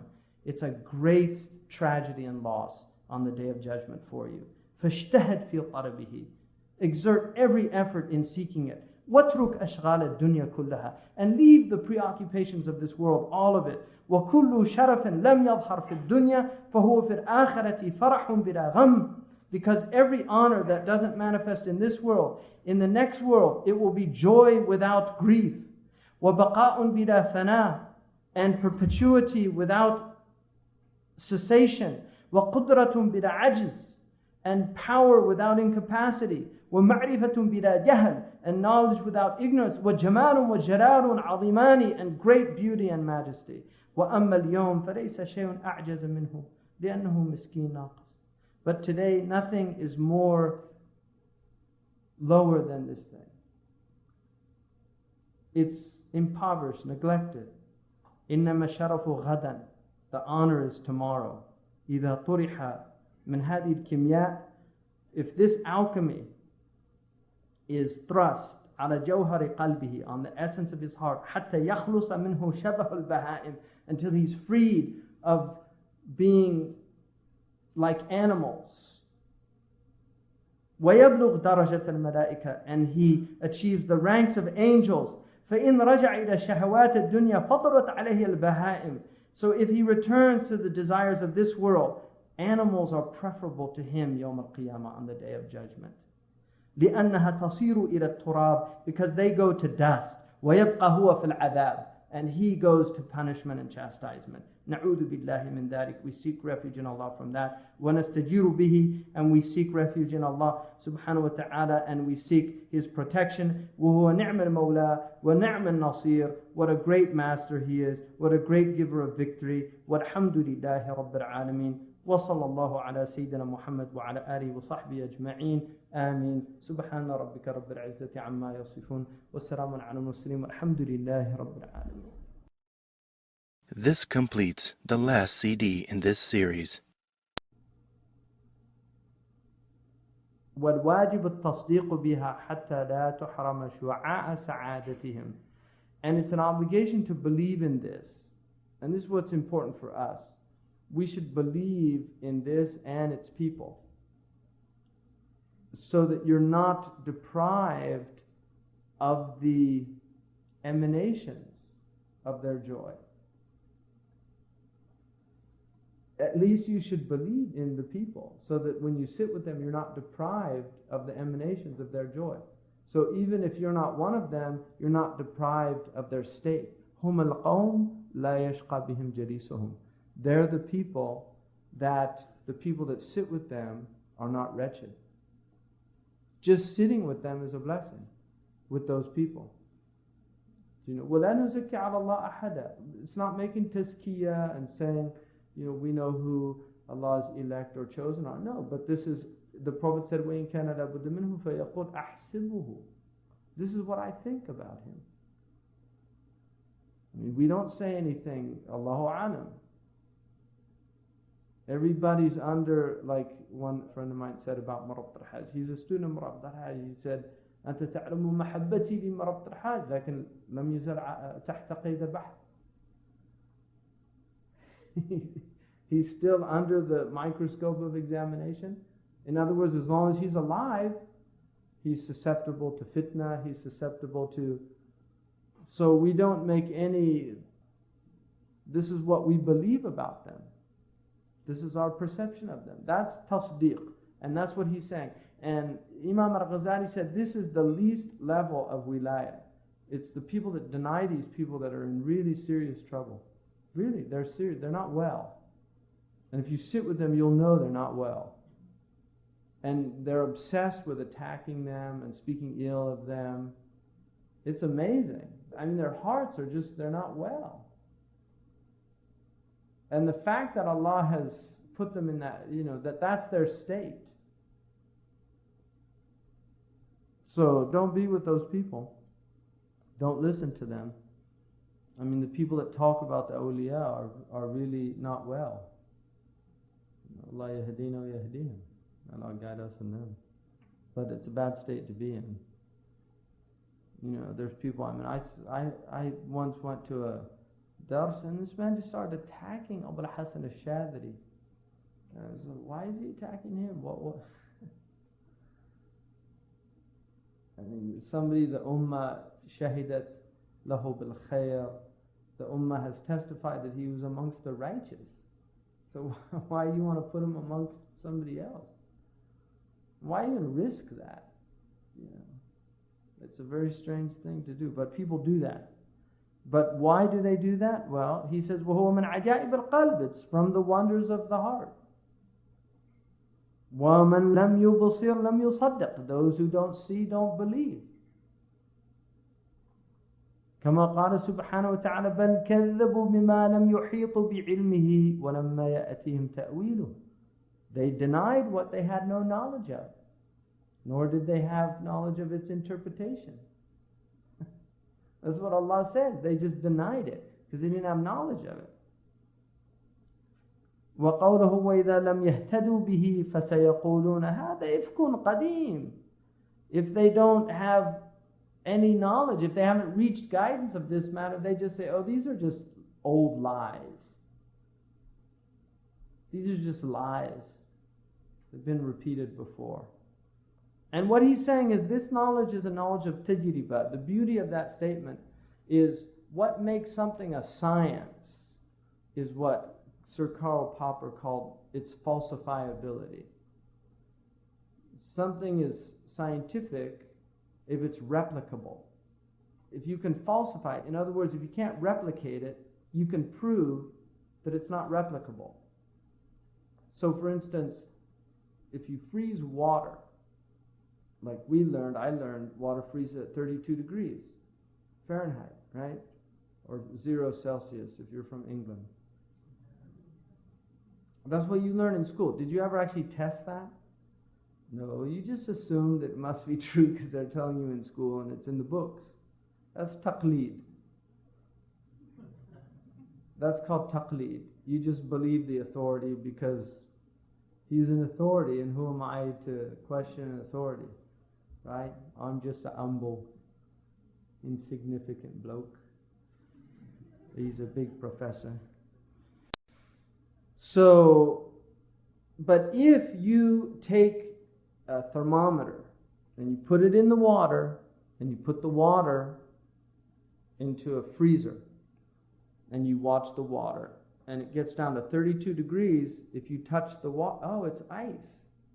So you do the experiment yourself. There's a really nice book for people that have children. It's a book of replicating the great scientific experiments. Like a lot of the great experiments of human history are very simple to do. Like Newton, when Newton refracted light and saw that there were 7 colors in refracted light. He just took a prism, put it in the sun, and replicated it. So this is also a replicable science. People that follow this science have the same experiences. They see the same things, And they have the same. That's why somebody who's gone down that path and done it knows what to expect, and also knows the pitfalls of it. Right? يصحب شيخنا عارف المسارك يقيه في طريقه المهارك. That's what Ibn Ashur says. He accompanies a teacher who knows the byways of this path. He knows the ways of the path, and he'll protect him from the pitfalls. Because if you go down a road and somebody knows the road, oh, watch out the bend coming up. If you're driving, watch out the bend coming up. There's a big hole on the left side. Right? That's what, if somebody knows the road, he can tell you. But if you're driving 80 miles per hour and you don't know there's a big hole, and then you turn and suddenly your car, you lose control. You crash. That's why on the road they have signs, don't they? They tell you, soft shoulder ahead. They do that. Why? That's somebody who knew the road, put those signs there for you to let you know. If you don't obey the signs, you endanger yourself. So there's a tariqah, and this is what the prophets did. They took the majority of humankind, the people that follow them, they're the real guides on the road. But the shuyukh are like those signs. That's what they are. But the prophets are the ones that put the signs. They're the ones that did the real work. The other ones, they're lesser guides. They're not like the prophets, but they're warathatul anbiya. The Prophet ﷺ said, al-ulama warathatul anbiya. The scholars, and this is not outward, this is the ulama alladhina yajma'una bayna al-zahir wal-batin. The people of inward and outward knowledge. They have outward knowledge, like Shaykh Abdullah has outward knowledge, but then he has wara', he has taqwa, he has piety. He's done dhikr all his life. He gets up at night. He does all that work, so he has the inward reality as well. So he's got these two realities. So those are the warathatul anbiya. They're the inheritors of the prophets. So you're taking from the inheritance of prophecy. So when you sit with them, it's like sitting with the prophets. It's the closest thing we have to sitting with the prophets. Allah doesn't deprive people of every generation of having that blessing, of sitting with the people of knowledge. So that's what he's saying. So the people that deny that, well, كَذَلِكَ كَذَّبَ الَّذِينَ مِنْ قَبْلِهِمْ فَانْظُرْ كَيْفَ كَانَ عَاقِبَةَ الظَّالِمِينَ وَمِنْهُمْ مَنْ يُؤْمِنُ بِهِ وَمِنْهُمْ مَنْ لَا يُؤْمِنُ بِهِ وَرَبُّكَ أَعْلَمُ بِالْمُفْسِدِينَ. They denied the people before them. So look at what happened to the oppressors, people who deny. Amongst them are those who believe in him, and amongst them are those who don't believe in him. And Allah knows best who are the mufsideen. Allah knows who are the muslihin, who are the mufsideen. رَبُّكَ أَعْلَمُ بِمَنِ اهْتَدَى. He knows better who is guided.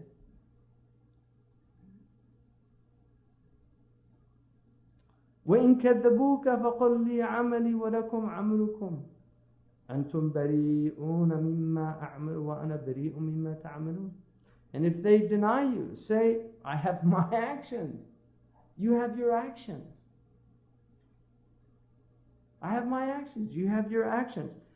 I'm free from what you do. You're free from what I do, and I'm free from what you do. I'm not responsible for what you do. You're not responsible for what I do. قال الذين كفروا للذين آمنوا لو كان خيرا ما سبقونا إليه. So those who disbelieve, they say to those who believe, if this really was good, they wouldn't have got it before us. This hasad. So there's some people, it's just hasad. من طلب وجد. ولا تحسب أن هذا خاص بالأنبياء والأولياء لأن جوهر ابن آدم في أصل الخلقة موضوع لهذا كالحديد لأن يعمل منه مرآة ينظر فيها صورة العالم. Don't think this is limited to the prophet. That's what he's saying. This is the whole point of this book. Do not think that this is limited to the prophets and the awliya. Because the jawhar of the son of Adam, of the children of Adam, in the origin of its creation,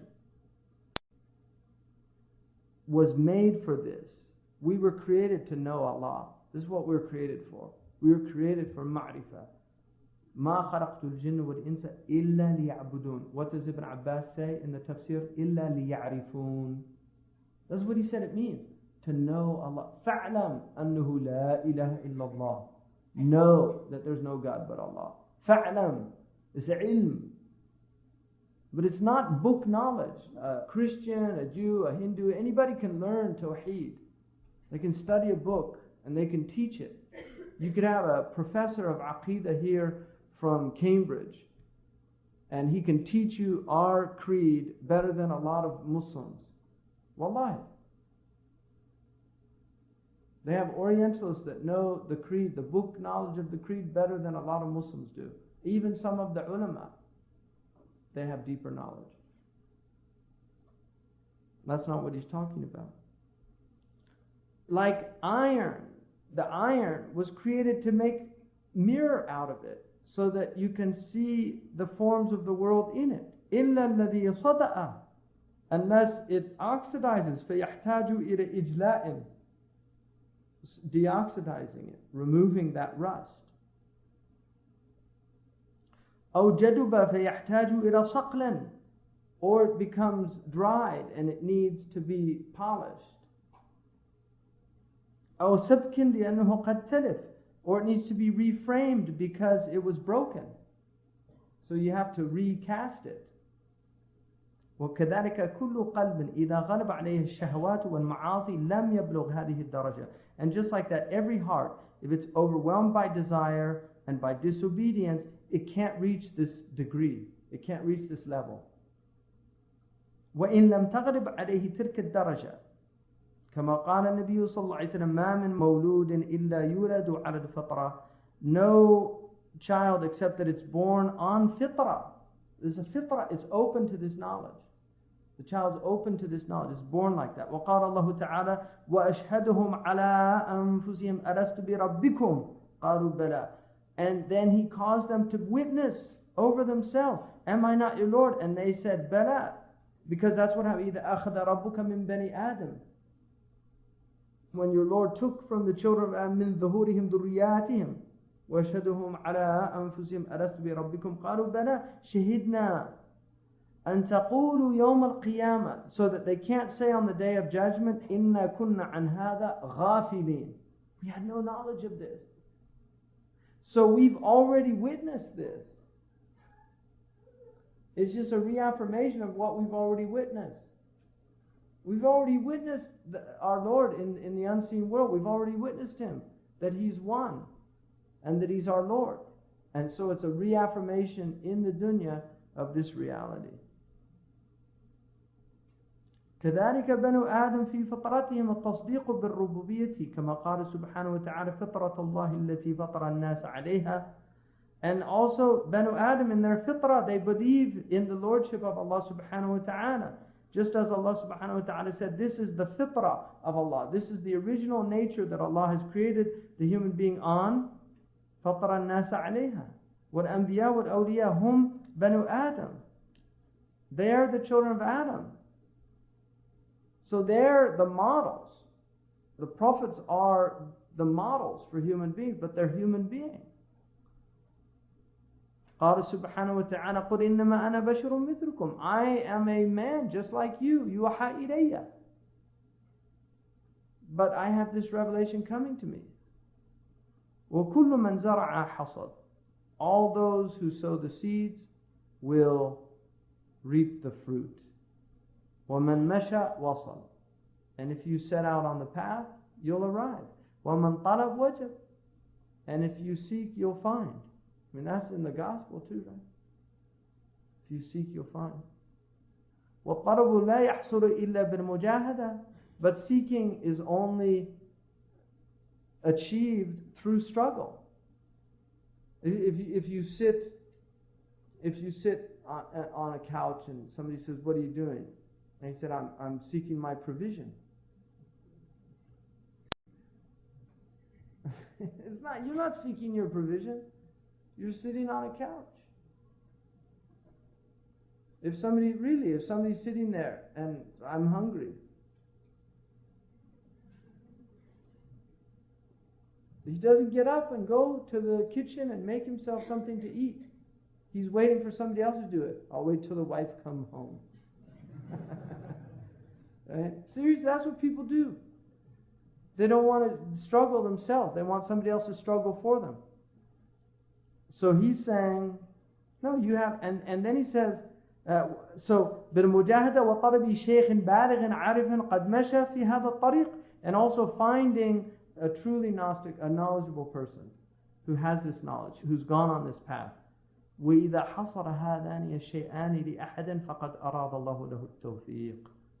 And if you have these two things come together, it's tawfiq from Allah subhanahu wa ta'ala. If you struggle with yourself, and if you have the company of people that have struggled with themselves until they've achieved that, overcome themselves, khalas. And that's tawfiq from Allah subhanahu wa ta'ala. فقد أراد الله له التوفيق والسعادة بحكم أزلي حتى يبلغ هذه الدرجة, until he himself or she herself achieves this level. إن اللذة والسعادة لابن آدم معرفة الله سبحانه وتعالى. And this is خلاصة القول. The true joy and the true delight of the children of Adam is in knowledge of Allah subhanahu wa ta'ala. اعلم أن السعادة كل شيء ولذته وراحته تكون بمقتضى طبعه وطبع كل شيء ما خلق له. So know that the joy of everything and its delight and its repose is that which is in accordance with its nature.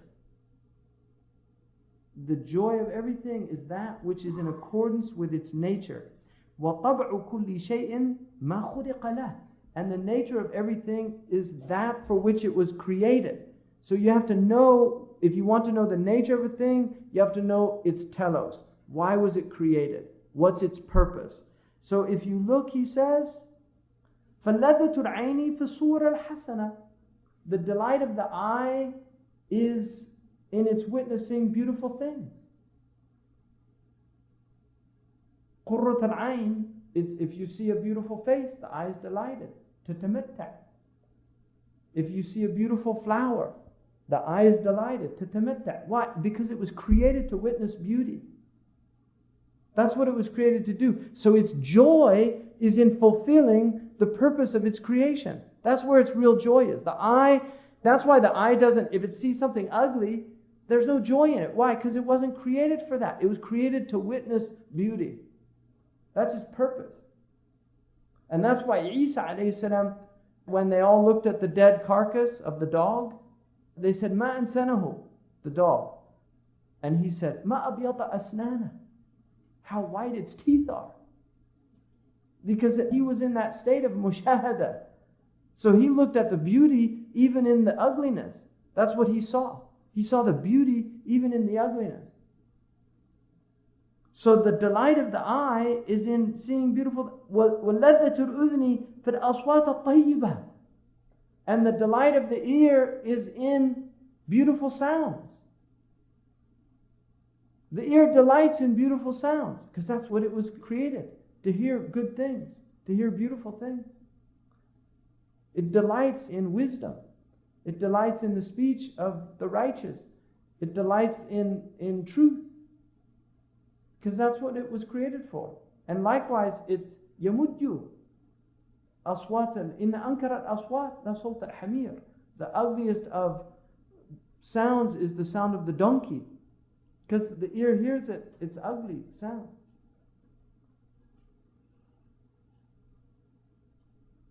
وَكَذَلِكَ سَائِرَ الْجَوَارِحِ بِهَذِهِ الصِّفَةِ. And the rest of the limb, the tongue, is created to taste good things. That's why it delights in sweet things, it delights in sour things. It delights in those things because it was created to do that. It has all the different taste buds on it. People like salty things. They say, lassie, sweet or salty. Some people, they like sweet, some like salty, but they're all there. But that's the joy of these things. And touching, to touch something beautiful. وَلَذَّةَ الْقَلْبِ خَاصَةً بِمَعْرِفَةَ الْجَوَارِحِ بِهَذِهِ الصِّفَةِ. And the ladha of the heart specifically, وَلَذَّةَ الْقَلْبِ خَاصَةً بِمَعْرِفَةِ اللَّهِ سُبْحَانَهُ وَتَعَالَى لأنه مخلوق لها. And the joy of the heart is in knowledge of Allah subhanahu wa ta'ala, because that's why the heart was created. It was created for that. But when people are sick, they take joy in cacophonic sounds. When people are sick, they like to see ugly things. There are people that enjoy seeing terror, watching war. They do really. Because they're sick, they're unwell. There's people that take pleasure in those things, in being cruel to people, because they're sick. And the same way, their heart. But it's not real ladda. He's talking about sa'ada haqiqiyya. All those are false. وَكُلُّ مَنْ لَمْ يَعْرِفْهُ ابْنُ آدَمْ إِذَا عَرَفَهُ فَرِحَ بِهِ. Everything that the son of Adam knows, once you have ma'rifah of it, you rejoice in it. Anything that you have knowledge of, you rejoice in it. مثل لعبة الشطرنج. Even the game of chess. إذا عرفها فرح بها. If you know how to play chess, you get excited. You're happy about it. ولو نهي عنها لم يتركها ولا يبقى له عنها صبر. And if he's prohibited from playing it, he doesn't want to leave it. And he gets impatient. I really want to play. There's people obsessed with chess. So he's saying, if you have ma'rifah of something, you get a joy. That's the nature of the son of Adam. Even foolish things, they get a joy. There's people that can do the most ridiculous things. And they like to do it, and they like to show you juggle 10 plates and hold something on their nose. Really. There's people that can do that, and they get a pleasure out of that knowledge, that ma'rifah. They have a knowledge of something. كذلك إذا وقع في معرفة الله سبحانه وتعالى فرح بها ولم يصبر عن المشاهدة لأن لذة القلب هي المعرفة. And just like that, if you have knowledge of Allah, which is knowledge of the greatest thing, كل ما تهواه موجود في ذات الله. Everything you desire exists with Allah subhanahu wa ta'ala. Everything you desire exists with Allah subhanahu wa ta'ala. It's the highest, it's the truest thing, it's reality. And so, for that reason, he'll be impatient without this witnessing, without this knowledge. Because the joy of the heart is in knowledge. وَكُلَّمَا كَانَتَ الْمَعْرِفَةُ أَكْبَرُ كَانَتَ اللَّذَّةُ أَكْبَرَ. Every time the knowledge is greater, the joy is greater. The greater knowledge you have, the greater joy you have. وَلِذَلِكَ فَإِنَّ الْإِنسَانَ إِذَا عَرَفَ الْوَزِيرَ فَرِحْ. And like that, if somebody knows the minister, he's so happy. I know the minister. There's people, even Muslims, they want to have their picture taken with the president. You know, you go fill the gas tank up and the attendant comes. You don't say, oh, can I have my picture with you? And be next to the gas attendant. Why don't you do that? Because anybody can know the gas attendant, but not everybody can know. And then they say, oh, see, they take the picture and look, see, and they put it in their office. They have a picture. That's me with, right? I'm ashamed of my but that's what they do. They put in their office, and people come in, and oh yes, I met the president. And why? Well, because he's happy. وَلَوْ عَرَفَ الْمَلِكَ لَكَانَ أَعْظَمَ فَرْحًا. So if he knows the king, oh, he's just flying out of his skin. If he knows the minister, it's a big thing. But if he knows the king, then it's like the minister. This is the way people are. Wallahi, it's amazing. It's pathetic. وَلَيْسَ مَوْجُودٌ أَشْرَفَ مِنِ اللَّهِ سُبْحَانَهُ وَتَعَالَى. Nothing in existence is more honorable than Allah subhanahu wa ta'ala. There's no greater sharaf. لِأَنَّ شَرَفَ كُلِّ مَوْجُودٍ بِهِ وَمِنْهُ. Because the honor of everything is because of Him. The honor is because of Him. And from Him. وَكُلُّ عَجَائِبِ الْعَالَمِ آثَارُ صُنْعَتِهِ. Every wondrous thing in this world that you wonder at and are amazed at, they're just traces of His power, of His creative power. Everything that amazes you in the world is just a trace of Allah subhanahu wa ta'ala's creative power. فَلَا مَعْرِفَةَ أَعَزْ مِنْ مَعْرِفَتِي. There's no knowledge greater, more precious, more inestimable than His knowledge. وَلَا لَذَّةَ أَعْظَمُ مِنْ لَذَّةِ مَعْرِفَتِي. And there's no joy more vast than the joy of His knowledge. وَلَيْسَ مَنْظَرٌ أَحْسَنَ مِنْ مَنْظَرِ حَضَرَتِهِ. And there's no presence like the presence of the divine. This is the mala. وَكُلُّ لَذَّاتِ شَهَوَاتِ الدُّنْيَا مُتَعَلِّقَةٌ بِالنَّفْسِ. All the joys of the desires of this world are connected with the nafs. They're all related to the ego. All of them. Everything that you have is related to the nafs. وَهِيَ تَبْطُرُ بِالْمَوْتِ. And it all comes to an end with death.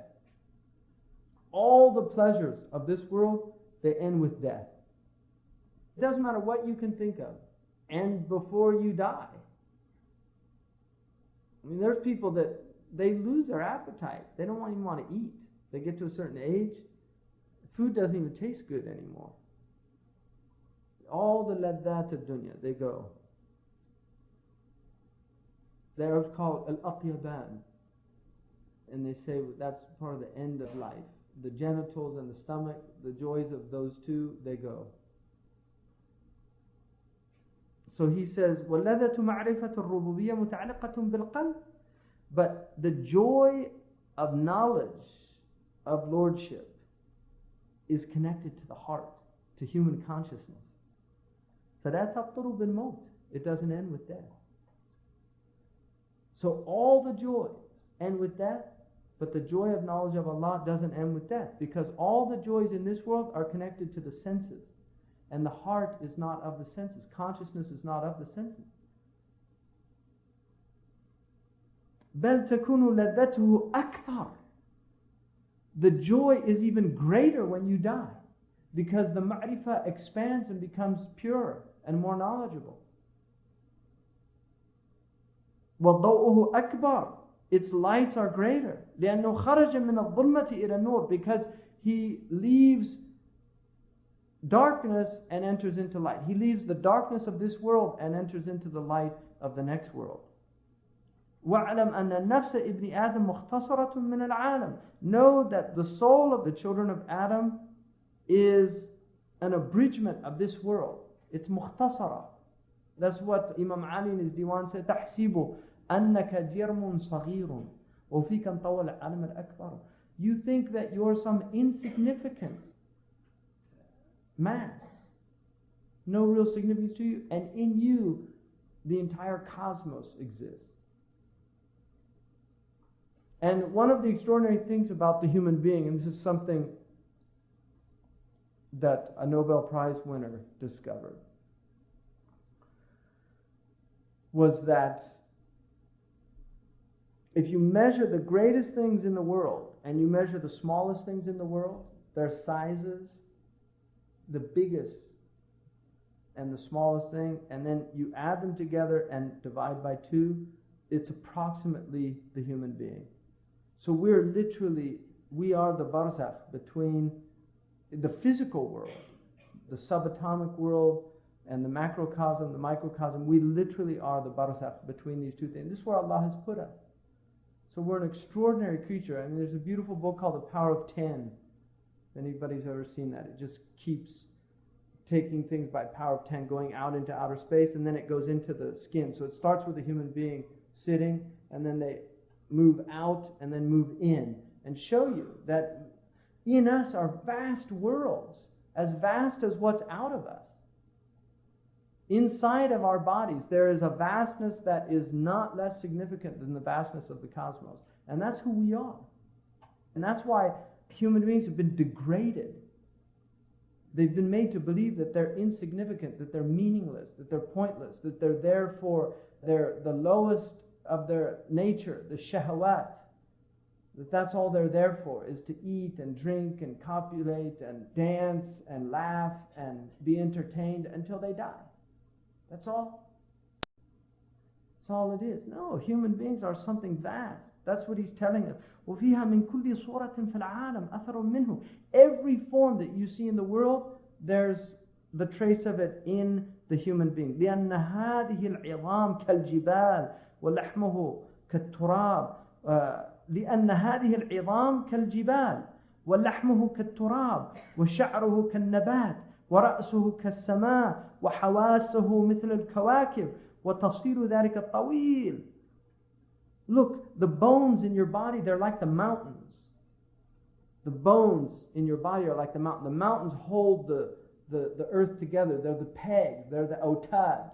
And you have these bones in your body. Your flesh is like the earth. Hair is beautiful. It adorns the person just like the foliage adorns the earth.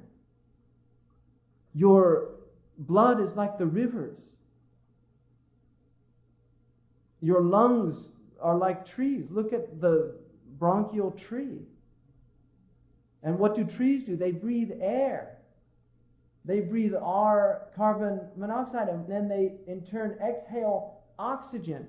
We breathe in oxygen and we exhale carbon monoxide. So the trees are our lungs. And we're their lungs. So all of these things out there are in you. And he says, he could go on in great detail about this. وَأَيْضًا فَإِنَّ فِي بَاطِنِهِ صُنَّاعَ الْعَالَمِ.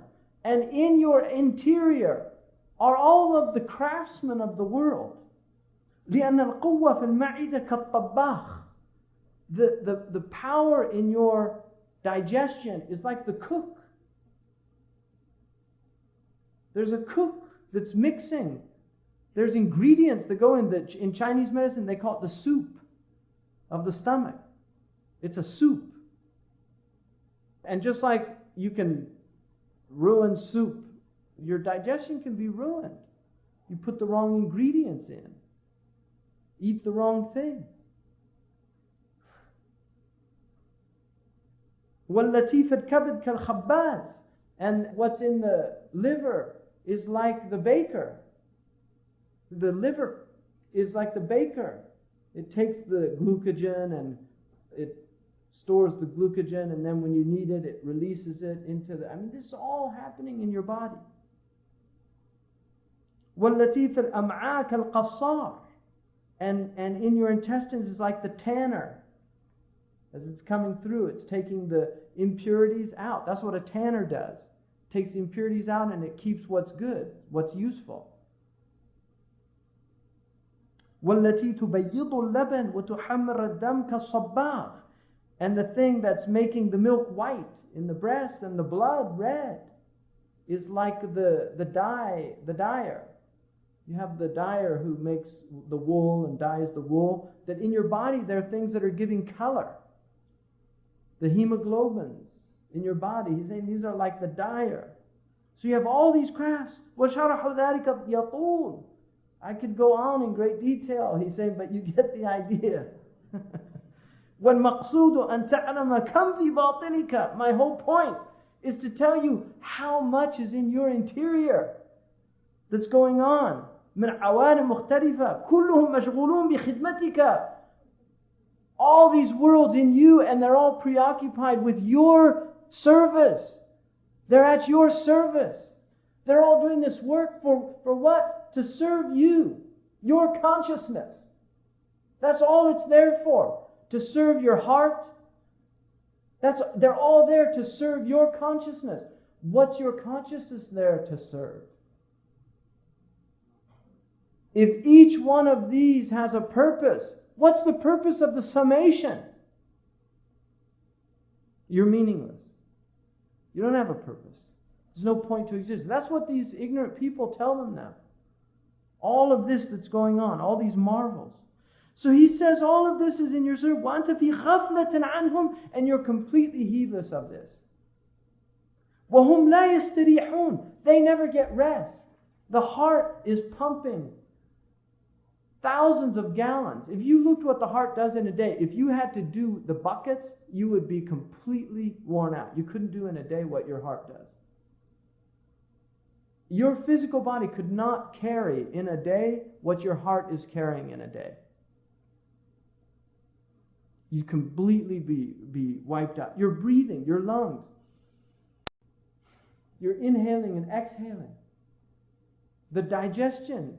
If you had breakfast this morning, they're working down there. You're just sitting here. They're down there working. Shh, come on. We need the gallbladder. Send down more bile. They ate too much fat this morning. We need to break this down. Right? And then the pancreas, they had too much sugar. Emergency, release insulin. Right? The insulin's going out, grabbing the sugar, taking it to the liver. The liver, oh, too much sugar. We need to transform glucose into glycogen. Store it here, move that. It's all happening.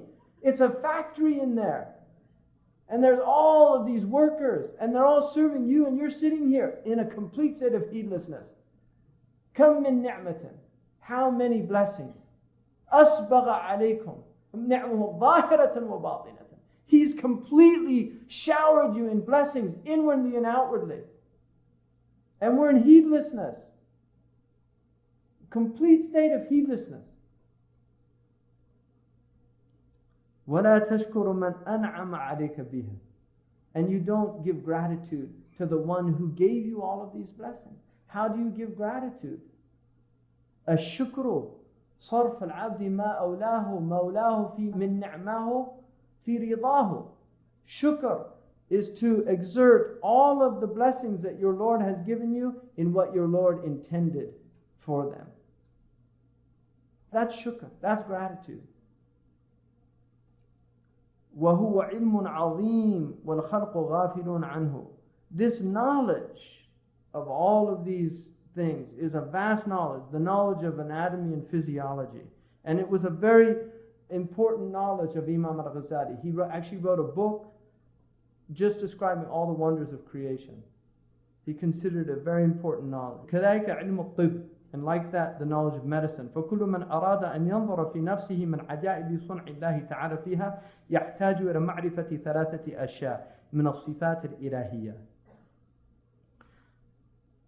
Anybody who wants to look into his self and look at the wonders of God's creation, he needs to have the knowledge of three things from the divine attributes. الأولى أن يعرف أن خالق الشخص قادر على الكمال. You should know the creator of the individual is omnipotent and has complete capacity over perfection. وَلَيْسَ بِعَاجِزٍ. He's not incapacitated by anything. وَهُوَ اللَّهُ سُبْحَانَهُ وَتَعَالَى. And that is Allah. وَلَيْسَ عَمْلٌ فِي الْعَالَمِ بِأَعْجَبْ مِنْ خَلْقِ الْإِنسَانِ. There's no action in the world that is more wondrous than the creation of the human being. مِنْ مَاءٍ مَهِينٍ. From a vile drop of fluid. There's nothing like it. It's over. وَتَصْوِيرُ هَذَا الشَّخْص بِهَذِهِ الصُّورَةِ الْعَجِيبَةِ. And the perception of this person in this wondrous form. Just as Allah subhanahu wa ta'ala has said, that Allah has made him, صَوَّرَهُ, in this wondrous form. He's fashioned him in this wondrous form, just as Allah subhanahu wa ta'ala has said, إِنَّا خَلَقْنَا الْإِنسَانَ مِن نُطْفَةٍ أَمْشَاجٍ نَبْتَلِيهِ. We have created the human being from a mixed fluid. And we know now that it's a mixture of the male and female come together, and the genetic material is mixed. And it's amazing because it says min nutfatin amshaj. It's a singular with a plural, which is very rare in Arabic.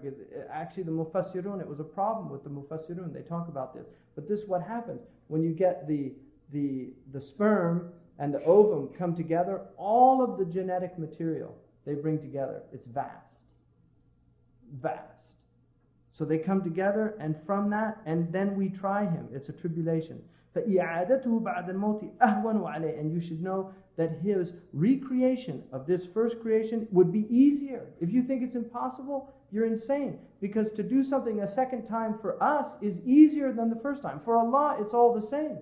But for us, it's easier. So we should know that if He created us the first time, He can certainly do it the second time. And now we have these fools think that they can clone human beings themselves. They think they can recreate a human being. And they don't think Allah can recreate us.